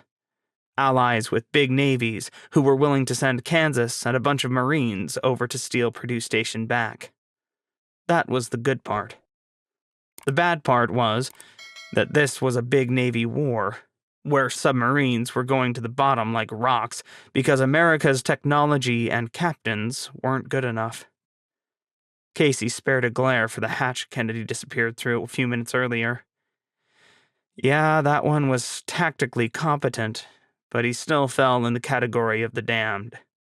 Meanwhile, Master Chief Chinedu Casey had to figure out how to protect the crew from the asshole. Rani half-carried the girl around 2 corners with her hand over her mouth, easily overcoming her wiggling. Then she set her down, holding her by the shoulders and looking her dead in the eye. "Your name is Ning Tang. You work for Pulsar Power Limited on the Fogborn Project's fusion reactor. You have two choices today. I can either make you very rich, or I will inject you with a sedative, and you'll come with me anyway." Rani was taking a calculated risk. Kidnapping was not her normal forte in intelligence operations. She'd assassinated a few people, but pulling someone out of a crowd was not something she'd done before. She needed the girl to cooperate so she could get her off the station. Chemicals were a last resort, but one she was willing to stoop to if she had to. Brown eyes met blue. Ning stared at her, chest heaving, terror making the whites of her eyes glow in the weird electronic meets sea life lighting on the station. Rani preferred to work in dark alleyways, but there were none of those here. The best she could manage on Red Tiger Station was an alcove between a fish market and a trophy shop. Across the way, a busy toy store kept parents and children distracted. No one was looking at them. If they did, Rani would kiss Ning, and everyone would look away. Even modern, open-minded people didn't like public displays of affection. "What do you want with me?" Ning asked. It was sadly predictable, even if Rani didn't kidnap people for a living. "Like I said, I can give you a huge payday, or you can leave leaning on me like you're a drug addict who's had too much." Ning's brows furrowed. "I already have a huge payday coming. Trust me, this will be better." Rani would have to lie if Ning asked for specific numbers. She was making this up on the fly, but she was certain her superiors would back her. They wanted this technology too badly. Ning scoffed. "Sorry if I don't trust kidnappers to pay me." Rani shrugged and didn't let the girl go. "Consider this aggressive negotiation." "Like hell." On cue, Ning sucked in a deep breath, and Rani clapped a hand over her mouth before she could call for help. Why were people always stupid? Ning was supposed to be some sort of genius. Rani had hoped for better. She snuck a glance at the flow of people around the toy store, grimacing as yet another pungent whiff from the fish market hit her. Did they sell only day-old fish, or was there something rotten in the back? Rani hated fish, but the passers-by were uninterested, probably because of the disgusting smell. Ning tried to bite her, and Rani twisted her wrist away from the teeth, shoving Ning back with her spare hand. "Don't even start." Ning glared daggers at her, and Rani smiled. This was more normal for her. When she wasn't skulking in shadows, Rani enjoyed infuriating people. It was one of the perks of her job. Fun though this was, she was running out of time. Being exposed in this little alcove grew riskier by the moment. "Make up your mind, or I'm going to do it for you," Rani hissed. "Try screaming, and I'll inject you faster than you can blink." When she felt Ning tremble under her fingers, Rani knew she had her. She eased her hand off of Ning's mouth as the girl's face turned ashen, wide with fear instead of anger. "Don't be stupid," she said before Ning could speak. Ning flinched. She cut off, eyes as wide as saucers. "You're going to want to let the girl go, sweetheart," a voice crooned in Rani's ear.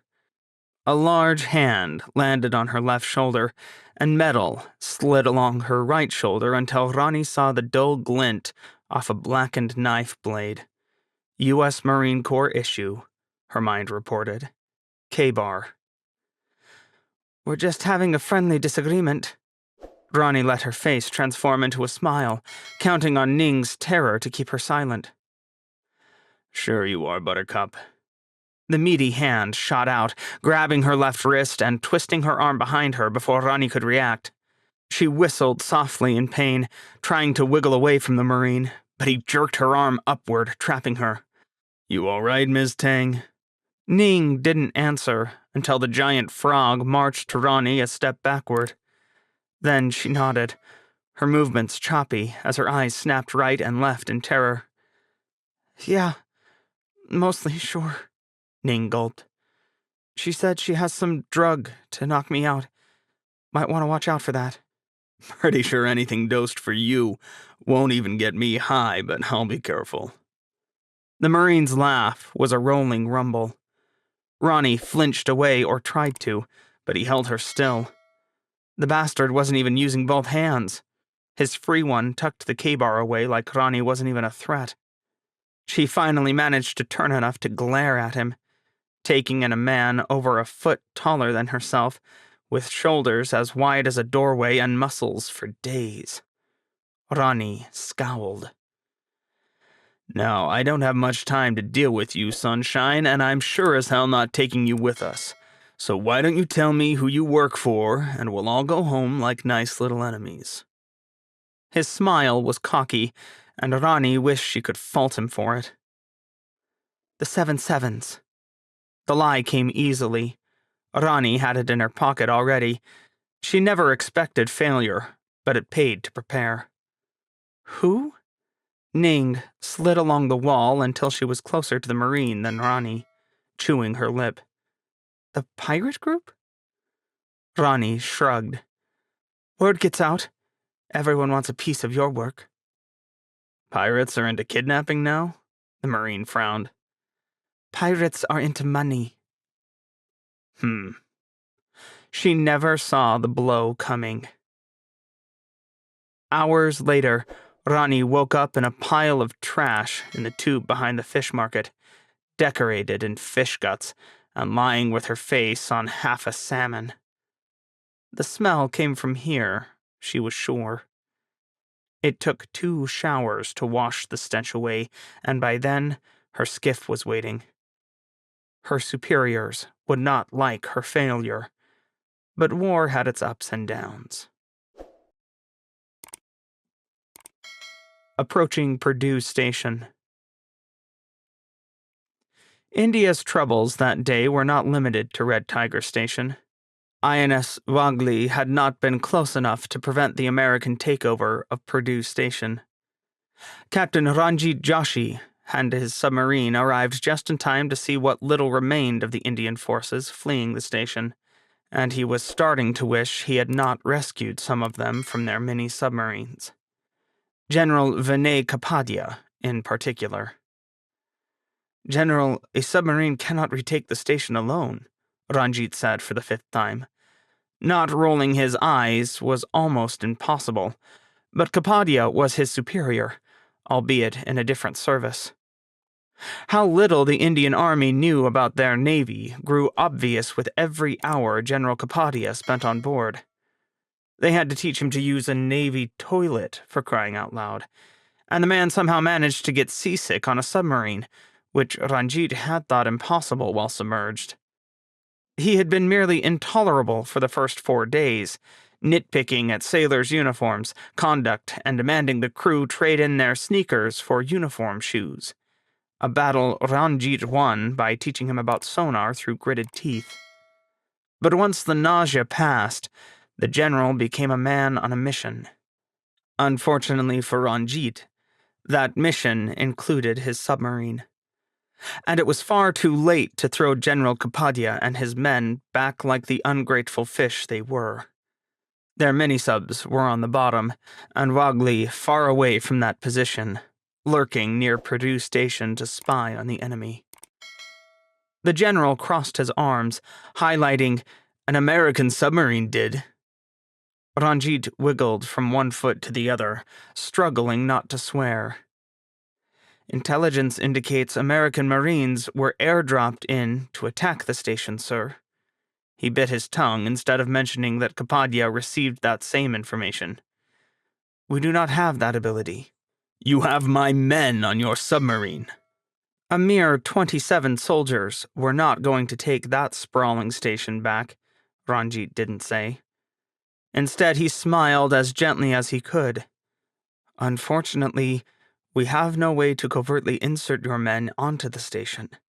If Wagli attempts to offload your Marines, they will flood the airlocks and kill everyone. Ranjit's sailors would not die, of course. Ranjit would order his end of any boarding tube closed were he given such suicidal orders. He was not prepared for the fire in General Kapadia's eyes when the man swung to face him. Then we should destroy Purdue Station and deny its use to the enemy. Chapter 19. Punching Bags. Not swimming, Cobb? Lieutenant Sue Grippo was Kansas's navigator and Commander Kennedy's favorite punching bag. It was a pity, because she was smart, competent, and had been a damned good leader before Kennedy got a hold of her. Now shadows framed her grim eyes, and she jumped when someone slammed a hatch shut. Casey shrugged. Someone has to be the adult supervision, Nav. Grippo had found Casey reviewing watch bills in the control room, while everyone else enjoyed the sun and water topside.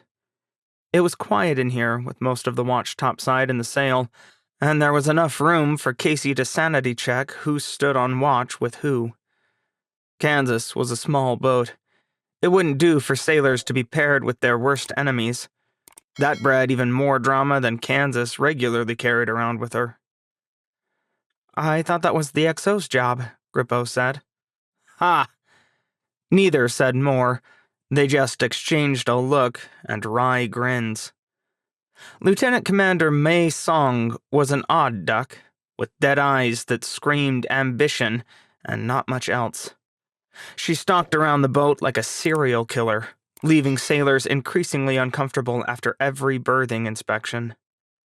Berthing inspections were normal. They were the XO's job, and one of the best ways to keep the boat clean. But Song conducted them with way more enthusiasm than any XO Casey had ever met, digging into the trash to find contraband, peeking in sailors' racks and grumbling about unauthorized bedding, like every boat in the fleet didn't have a collection of Star Wars sheets and Batman comforters. She even threw the kids' comics away when she was in a mood. Never mind the tornado she turned into when she found porn. Of course, Song got on with the captain like a house on fire. When Kennedy convinced their squadron commander to reassign the old XO, Casey had hoped for someone more like Commander Coleman, with the guts to stand up to the madman in command. Unfortunately, they got his co-conspirator, who spotted him and Nav talking and stalked their way. Master Chief, pass the word to recover the crew, Song snapped. The enemy is closing on Purdue Station. Casey snapped his fingers, and the chief of the watch, who'd been talking quietly with the helmsman not far away, straightened immediately. On it, Cobb. What enemy, XO? Casey asked as the word blared out through speakers all over the boat. Topside, sailors scrambled for the nets laid against Kansas's sides, grabbing their towels, rushing for the hatches, and throwing themselves down the ladders. Commander Kennedy, who had swum further out than most, screamed for the Shark Watch boat to come pick him up, waving his arms wildly until the sailors on board obeyed. Control, however, remained quiet. Those soaking wet sailors would need a few minutes to grab their uniforms and get to their stations. Meanwhile, Casey stood riveted, half terrified by the ferocious light in his XO's eyes, and half hypnotized by it. Song's eyes flashed. Purdue Station reports an Indian sub closing their position. Says they've been given an hour to evacuate before the bastards put torpedoes in every structure. Her lips curled into a snarl. We'll meet them before they do. Set battle station's torpedo. Are you all right? Colonel Swanson, if she remembered his name right, asked. Ning swallowed. Breathing was so hard, and her heart raced at 1,000 beats a minute. She couldn't believe that just happened. What had happened? Why? She barely understood why someone would try to kidnap her. Her vision wanted to go black at the edges, and part of Ning wanted to run away screaming. She could go back to her apartment here. That was safe. It was familiar. There was no one there to try to choke her or gag her or kidnap her. Her hands were shaking so hard she felt the tremors all the way up her arms. Gasping for air, Ning tried to focus on the toy store across the way. There were red trains out front, going round and round on a track. She could hear a little electronic toot-toot. Someone had tried to kidnap her. A horrible person who looked like a young woman not far from her own age. Why would she want to kidnap her? Wait. Of course they would. It was the design. The stupid, brilliant design. Her design. Or at least mostly. Somehow that thought brought her back to Earth. Ning let out a shuddering breath that shook her entire chest. Maybe bruised. Probably fine. She bit her lip until it bled. How'd you know I was gone? Your friend Sam noticed, and a few people in the crowd were happy to help. You're popular here. Swanson's smile made him look gentler, Ning decided. She still wouldn't forget he'd knocked that woman out with one hand. Then his words sank in, and Ning blushed. I've been here a while. It's easy to make friends. A few of the shopkeepers didn't like the idea of you being dragged away and pointed me in the right direction. One of the ladies at the fish market was particularly irate, Swanson replied. I buy sushi there, Ning said without thinking. Her throat closed up again. If she'd been kidnapped, would she ever have tasted sushi again? Sam loved to tease her because a Taiwanese-American girl wasn't supposed to love bad Japanese food so much. Ning swallowed. Hey. Swanson touched her arm with just his fingertips. How could a big man be so gentle? You want to catch up with the others? God, yes. Ning wasn't a particular believer, but maybe she was today. She kept herself from clinging to Swanson as he guided her back into the crowded tubes, steeling herself for the shouting as they got closer to the docking station. Ning didn't mean to flinch, but she still did. She could feel that woman's hands on her shoulders, on her face, tightening like a vice. Ning knew her back would be bruised after being slammed into the wall like that, but right now she just wanted to catch up with her friends. Ning wasn't sure she resumed breathing until they were in the boarding tube for Docking Station 3 and past the quartet of Marines standing guard there. One nodded at the colonel, and she had an even bigger gun in her hands, but it wasn't pointing at anyone. Ning shivered, and then thought twice about it. Maybe she liked that gun. It was pointed at people like her kidnapper. Are you okay? Sam asked, pushing past two Marines to get at her. What happened? Pirate got a little frisky, Swanson said. You all need to stick together from here on out. Someone else might try something stupid. Something stupid like kidnapping? Kim's jaw dropped. Swanson didn't twitch. Next one gets a bullet. Kim opened her arms, and Ning flew into them like a child. She was an adult, a genius, and she didn't need comfort. But it was nice. She gulped in a noisy breath, trying to feel normal and failing. Are you all right? Kim whispered. I'll be fine. Ning willed the world to stop shaking. I think. I'm sorry I didn't notice faster. Sam closed in to stand within an arm's reach, his hands fluttering like he didn't know what to do with them. If I just, been talking to you. It's not your fault. Ning shook her head. Don't be stupid. A sharp thunk cut him off, and everyone except the Marines jumped. Their weapons came up. What the hell was that? Sam yelped. It's getting ugly out there, one of the Marines said. Everyone wants to leave, and we're only here for you. It's not our fault they can't leave, Ning shuddered. Don't they know that? I don't think they care. Dieter looked grim. Can we go? The voices behind them, outside the tube, were getting louder. Ning could make out people shouting obscenities, along with a chant of, "Let us out of here!" and someone else yelling about having $1 million. She rubbed her arms and leaned closer to Kim. Was her kidnapper awake now? Was she still out there? A dark part of Ning wished Swanson had just killed the woman. Did that make Ning a terrible person? She swallowed.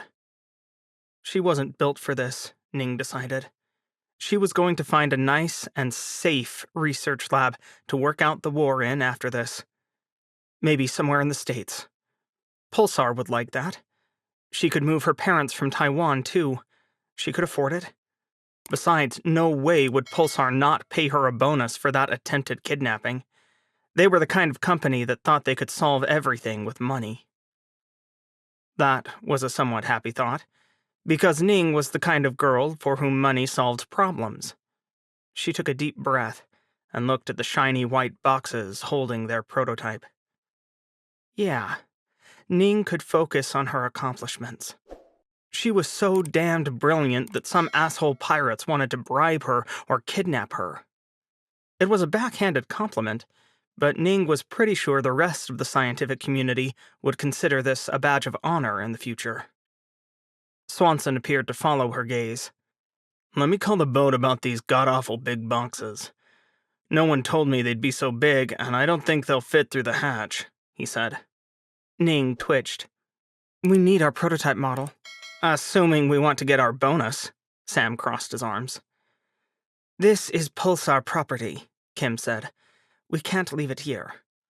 She glanced back over her shoulder. The submarine is big enough, right? Swanson laughed. Oh, that's not the problem. It's just the hatch size. The Navy's weird about making them small so that guys like me have a hard time wiggling through. Kim's eyes flicked from the boxes to Swanson and back again. Are you serious? Sure, when I'm geared up. Give me a sec, ma'am, and I'm sure it'll be fine. Captain Coleman's creative. He'll get your stuff on board. Swanson's grin was infectious, but Kim still frowned. Ning just watched with a growing sense of horror. Is our getaway going to get canceled again? She whispered to Sam, reaching out to grab his arm like a lifeline. She couldn't stay here. She couldn't. No way, he whispered back. We'll go without the prototype. The important information is in our heads. It wasn't like the prototype was a working reactor anyway. It was just a scale model that should work if fueled, but they hadn't. Carrying a fueled nuclear reactor around, even with how stable fusion was, seemed pretty dumb. Ning was glad Pulsar wasn't big on that.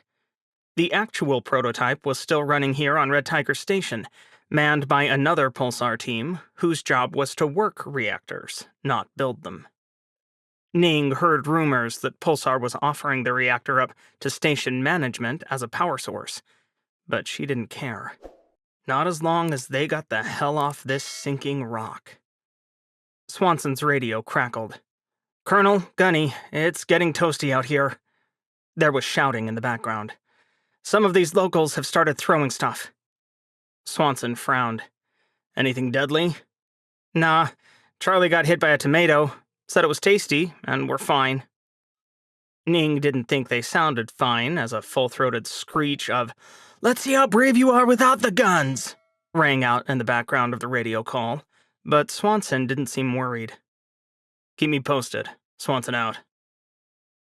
Are your people going to be okay out there, Colonel? Kim looked over her shoulder. Without shooting anyone? They've seen worse, Doc, Swanson shrugged. And they're loaded with rubber bullets anyway. The sharp thunk of a body hitting metal punctuated his sentence, and Ning jumped. The mid-Indian Ocean, en route to the Singapore Strait.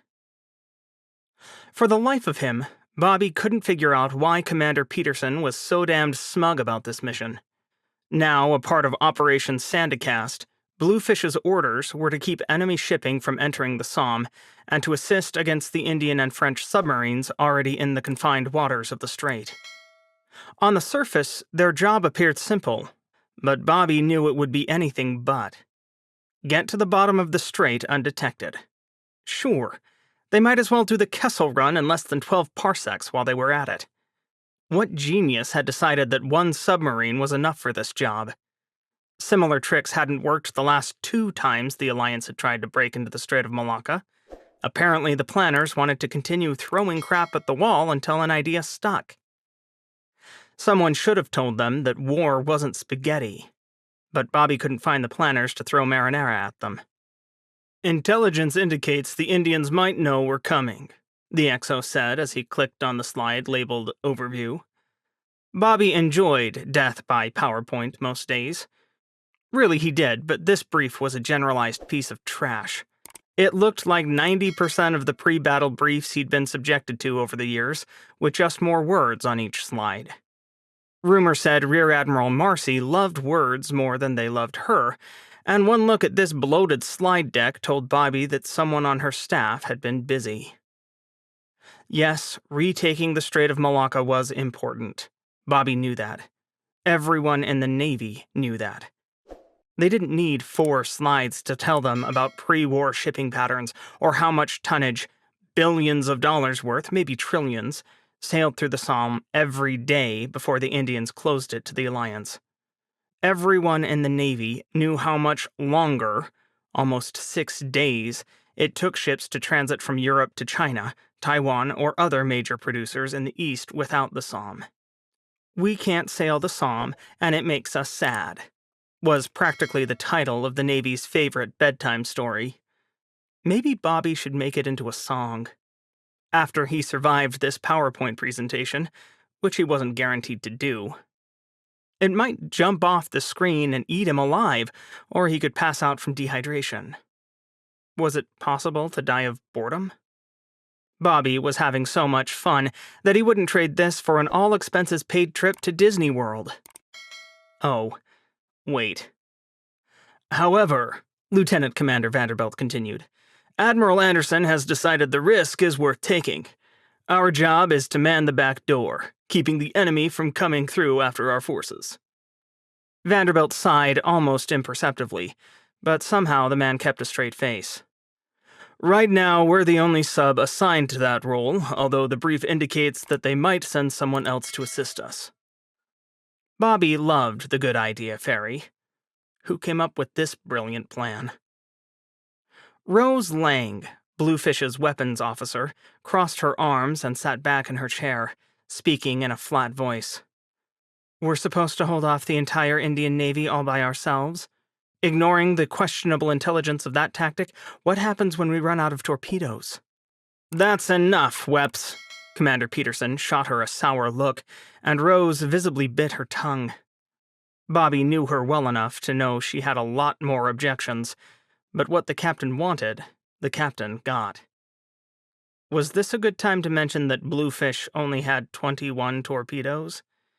Rose, as the weapons officer, had tried multiple times to get them a reload while they were in Perth. Unfortunately, the base weapons folks didn't like submarines that didn't do jack. Bobby opened his mouth, but Commander Peterson's narrowed eyes swept over the rest of the officers and shut him down. Wade Peterson was a short, olive-skinned man with hardly a hair left on his head. He looked like a go-getter, a trend-setter, like someone with the drive and the energy to get the job done and leave others gasping for air in his wake. But that didn't account for his perpetual frown or his cautious nature. His voice was deep and not well fitted to turning high and nagging with annoyance. But Peterson hadn't read that memo. His crew quickly learned to fear his heavy footsteps. Peterson wasn't hard enough to be respected and wasn't nice enough to be liked. He probably would have been all right in peacetime. He knew every policy and procedure cold, and he was great at making his boss happy. It probably helped that he and Commodore Banks went way back. They even were freaking neighbors back in Groton. Bobby had heard their wives were besties too. Bobby hated this boat. An uncomfortable moment passed. Bluefish's 16 officers glanced at one another, knowing that there were problems worth discussing, but unwilling to brave their captain's wrath. An unhappy captain inevitably led to an unhappy crew, and Bluefish's crew had been beaten down enough. Pissing Peterson off just didn't seem worth the trouble. It wouldn't change their assignment. Anyway, Vanderbilt continued after he was the recipient of another patented peeved Peterson look, we're not the key player in this game. The main force will be composed of the Lexington Strike Group, the carrier and her escorts. The advance force ahead of them will be more surface combatants with Razorback running point. We'll have to keep our ears open for Razorback. She'll be coming through the strait a few hours ahead of the advance force, and she might have the enemy right on her heels. Somebody whistled. Bobby wasn't sure who. But he certainly heard when one of the division officers, Ensign Tanya Chin, muttered, "Wonder who they pissed off to be assigned as the target. You never know. They just might have volunteered for a chance to kill the enemy." Renee Shorn, Bobby's assistant navigator, scowled. "Last I checked, that's what we're out here for." "Your enthusiasm is noted, Mr. Shorn, but I'd appreciate you keeping it under control," Commander Peterson snapped. Renee jerked back as if he'd been slapped, but Peterson wasn't done. "I will not tolerate loose cannons or wild improvising. When Bluefish is called into combat, our actions will be measured, well-considered, and proportionate to the threat we face." Their captain glared at each officer. Bobby's eyes found Rose, whose frustration oozed out of every pore in her body as she sat perfectly still, and he tried not to fidget. Sighing, Bobby chorused with the others. "Yes, sir." No, you couldn't quite call Commander Peterson a coward, but he wasn't a steely-eyed missile man either. "Continue your briefing, XO," Peterson ordered, eyes narrowed. Bobby envied the sailors and officers on Razorback. He bet Captain Dalton didn't spend his time squashing his officers' enthusiasm. Or maybe Peterson felt intimidated by it. Who knew? Vanderbilt covered a few more specifics, mainly the capabilities of the enemy ships and submarines they expected to face, and then he turned to Peterson. "Do you have anything you'd like to add, Captain?" Bobby tensed like a jackrabbit in a wolf's sights. Great. Fantastic. Peterson hadn't bothered to go over his plan for Bluefish with the XO before the briefing, had he? Vanderbilt was too conscientious not to cover tactics with the CEO ahead of time, which meant Peterson hadn't wanted to. Yet Peterson had never struck Bobby as incompetent, just fussy. God help them if he turned out to be one of those captains who cracked like an egg under pressure. Bobby bit his tongue, trying to banish the thought. Peterson had sunk 2 frigates just fine. There was nothing to worry about. Yet, it might be better for Bluefish if Peterson cracked. That would leave Vanderbilt in command. The XO could fight the ship. But could the captain? "We'll take position here, 1,000 yards west of the entrance, and begin a standard patrol pattern," Peterson said. "Since the Lexington Strike Group is scheduled to commence their run at dawn, we will be on station 2 hours before that. We will remain covert at all costs, and stand by to destroy anyone trying to get past us." Peterson sounded confident, gesturing with a laser pointer at the electronic chart display on the wardroom wall, but the rolling feeling of fear sloshed from one side of Bobby's stomach to the other without slowing. Bobby frowned. "Captain, looking at the time distance, we could be on station 8 or 10 hours before dawn if we sprint and drift." "I said that we are going to remain covert, Nav," Peterson scowled. "There is no need to accept a greater risk than is required for the operation." "I agree, sir, but what if someone slips in before we get there?" Bobby licked his lips as storm clouds colored Peterson's expression. "If our job is to—" "Your opinion is noted, Mr. O'Kane. Work up the navigation plan with a silent speed of advance." Peterson cut him off again. "Yes, sir." No, Bluefish wasn't the kind of boat where intelligent contributions to the captain's tactics were welcome. Chapter 20. Shots Fired. Purdue Station. Kansas was ready for battle, with the customary hum of action in her control room as quiet as ever. No one joked about combat except the captain. Those were the rules. His stomach rolling, Master Chief Chinedu Casey tried to smile when the helmsman looked over her shoulder, her eyes wide in concern. A good chief of the boat didn't fret, but damn, he wanted to. Kansas had closed the distance with Purdue Station at 40-plus knots, letting the world know that America was on the scene. The aggressive approach was contrary to every pre-war tactic Casey knew, and 99% of the wartime ones. But it made Commander Kennedy happy. And God help them all, their new XO seemed to be cut from the same cloth. Song and Kennedy were huddled together by the chart table, their heads bent together like a couple out of some soppy romance movie. Except they weren't planning dates, not those two. They had death and destruction on their minds. Not that Casey minded killing the enemy. He even liked being good at it. That was the way people in uniform survived in war. They did their best to kill the other guy first, and hoped the politicians sent them after the right people. And in his case, as an enlisted sailor, he had to hope like hell his leaders did the right thing. Of course, as a chief of the boat, Casey had the ability to nudge those leaders more than a little. Or at least he was supposed to. On Kansas, his 25 years of experience didn't count for nearly as much as Cobbs expected them to. Kennedy made a sport of pretending to listen while ignoring his advice, and Casey could do jack shit to change him. The captain was the captain, and right now, the guy was driving toward Purdue Station like his ass was on fire. Every sailor on Kansas was tense.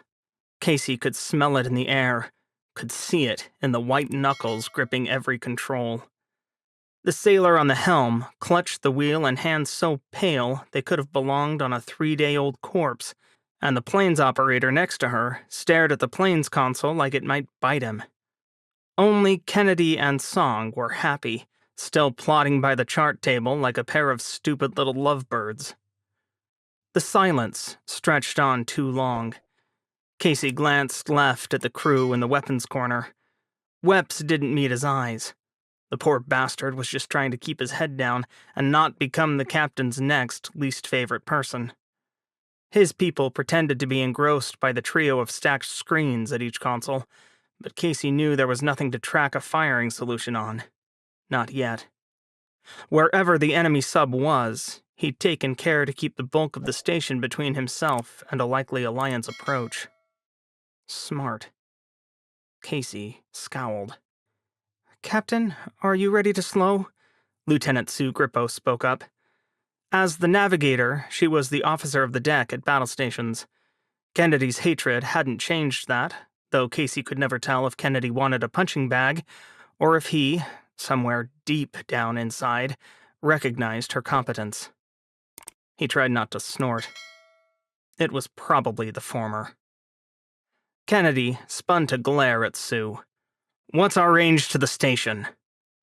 6 nautical miles in closing." "Very well," he sneered. "Reduce speed to 10 knots. "Officer of the deck, aye." Sue obviously had a lot of practice ignoring the vitriol, so she just relayed the orders and made it happen. But the dark circles under her brown eyes were impossible to miss, as was the rigid set of her shoulders.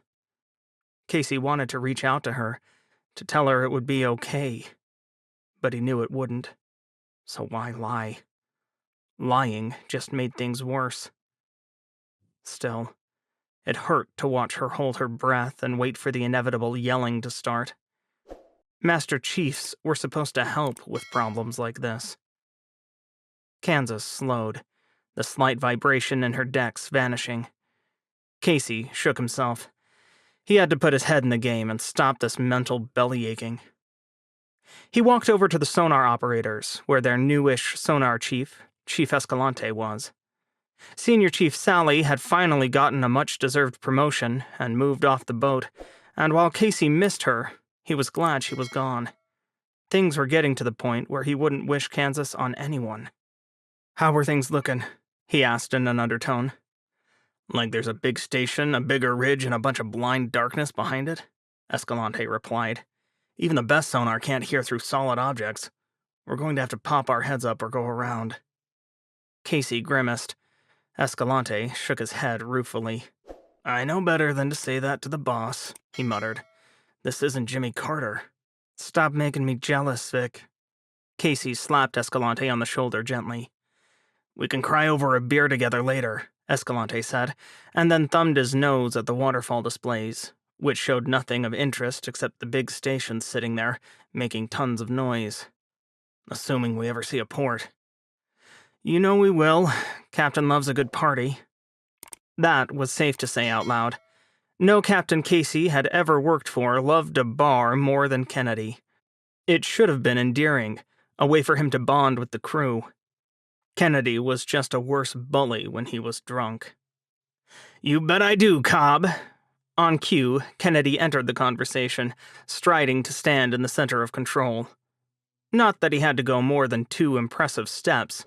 The attack center of any submarine was a cramped space, full of equipment, sailors, and sweat.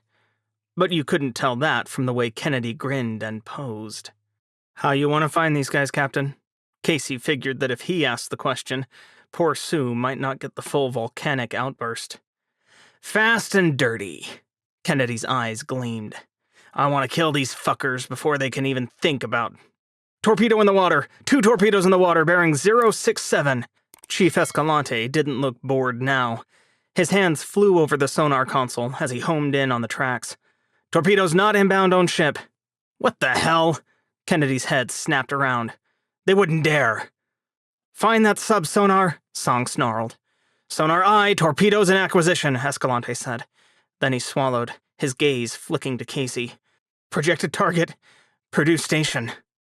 "No one would torp a station full of civilians," Kennedy said. His face was white. "Captain, we've got action on underwater standard," the radio watch reported. Kennedy slammed a fist into an angle iron. "Put it on speaker." A buzz filled the room as the radio watch transferred the network over. Underwater standard was shorthand for a specific frequency of underwater communications. By their very nature, any underwater communications were slow and short-ranged. The only decent way to talk to someone was to stick an antenna above water and have it talk to another surfaced antenna that was attached to a submarine. Sending wireless signals through water was just unreliable. Sometimes, however, subs were close enough to use the old-style Gertrudes to communicate via voice. For that, they used underwater standard.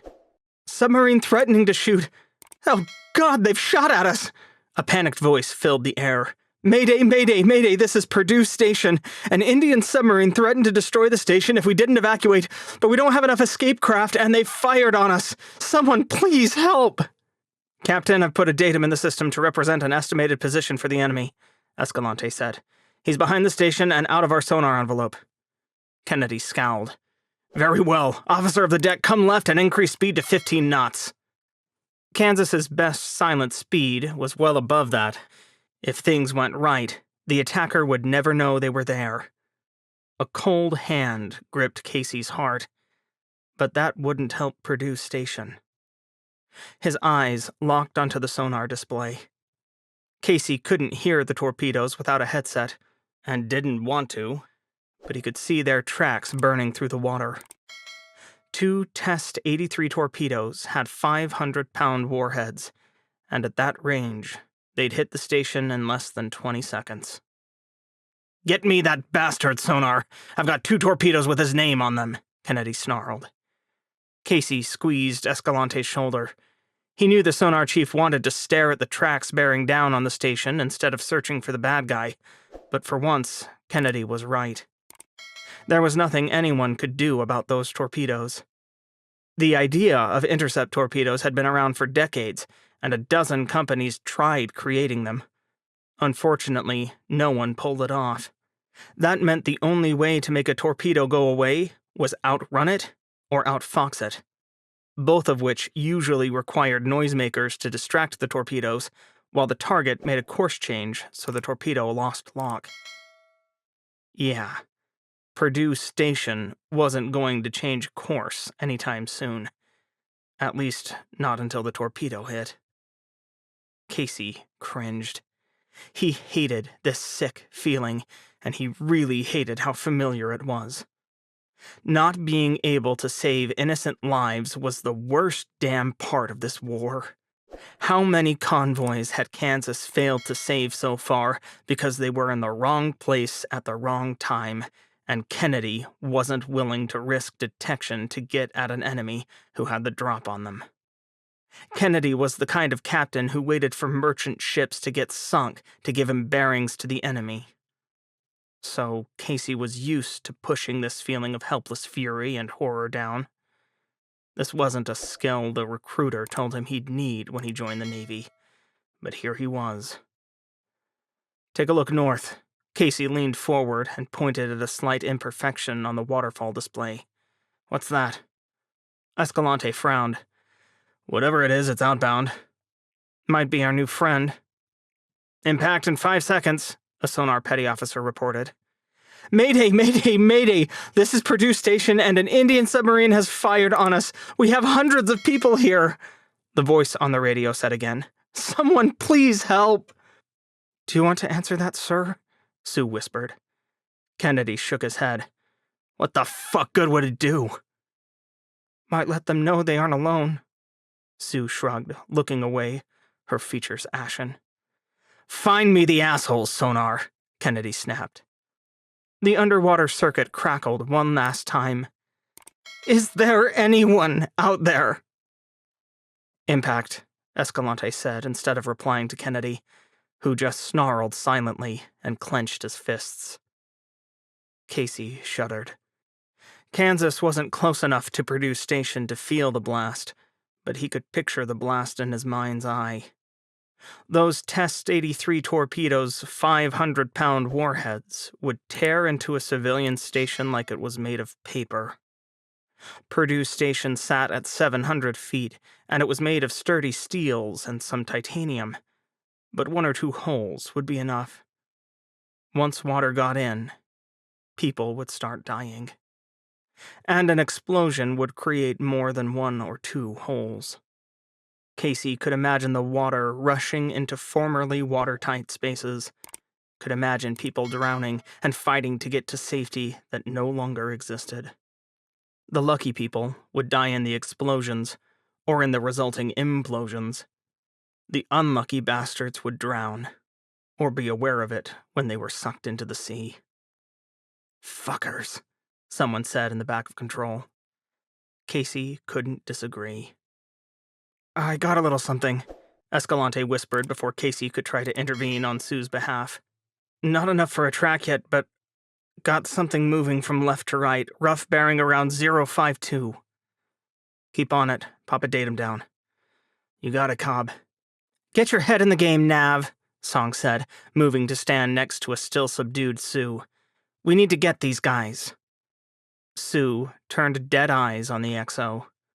What will it matter? Those people will still be dead. We can still avenge them.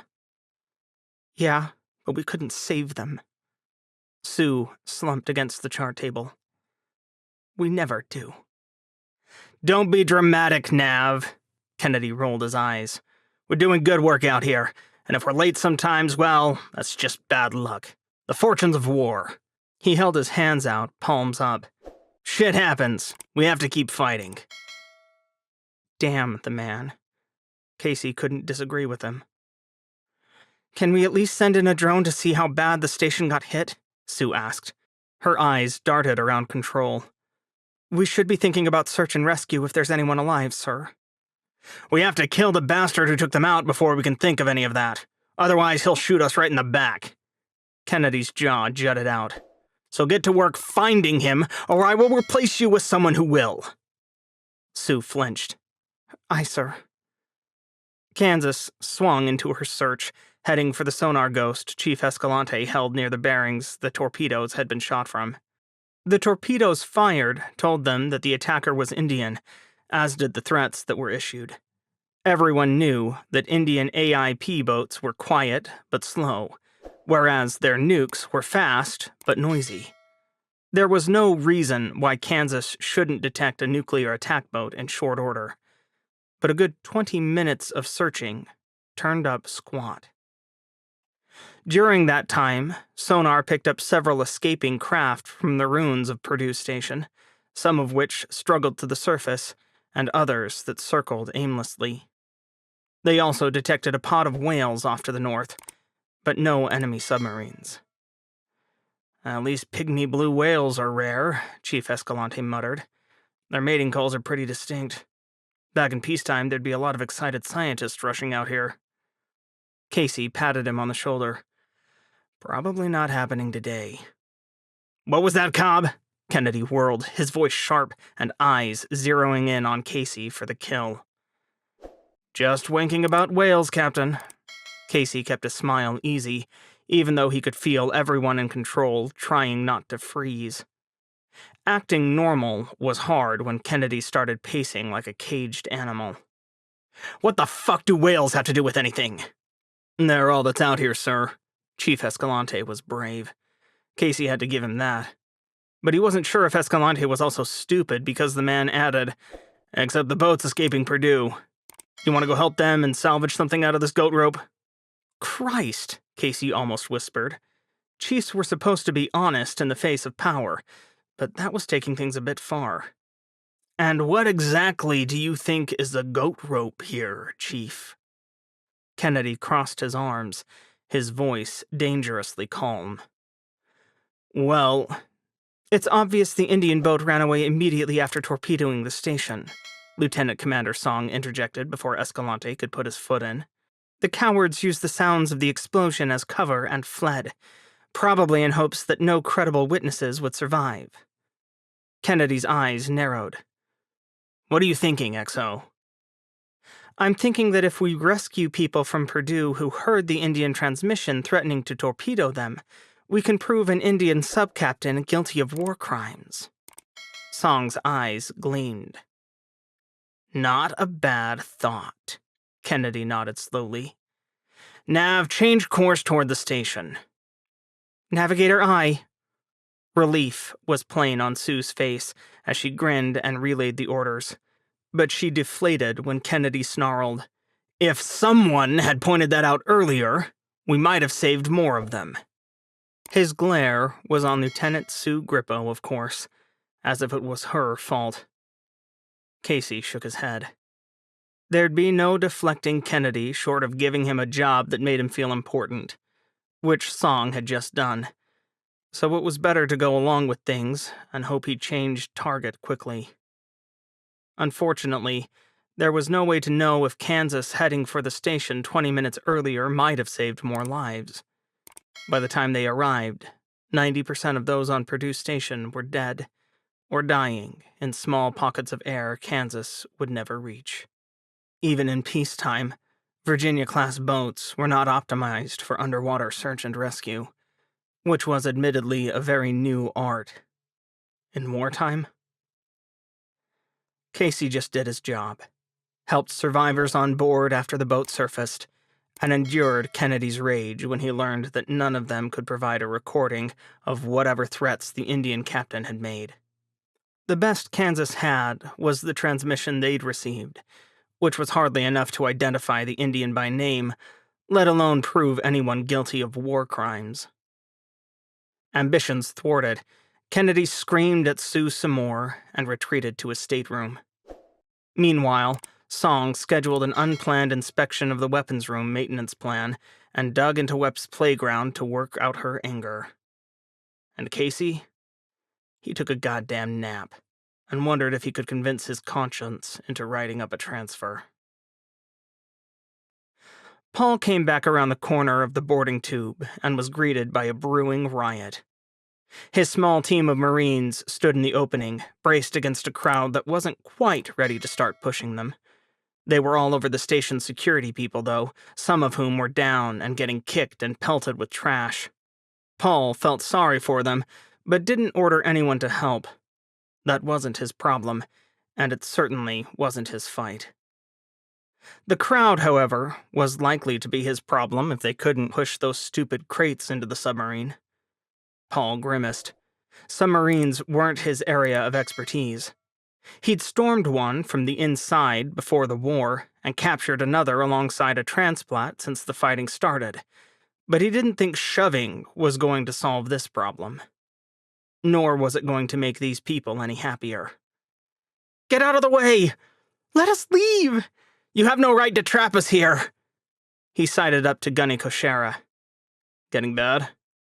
"I've seen worse," she shrugged. "Went to a rough high school." Paul barked out a laugh. "You got any riot control experience?" "Jack shit and nada." Koshera jerked her head toward the crowd, which was twice as big as it had been when Paul shepherded the scientists through. "They're getting angry, but no one's done anything dumb yet. Worst was when Pulsar Security tried to boss some old lady around. Her son took offense and threw the asshole into a bulkhead." "Must have been the thump we heard." "Yep. Never seen a more deserving jackass bounce off metal in my life." She pointed. "That fucktard by the red pillar. He tried to hit that tiny old lady, and if her kid hadn't taken care of him, I might have felt the need to do humanity a favor and remove him from the gene pool." "Now, Gunny, you know we're not supposed to play those games." "Play stupid games, get stupid prizes, sir." Paul's eyes drifted over the shouting mass of humanity. "Someone ought to tell these people that."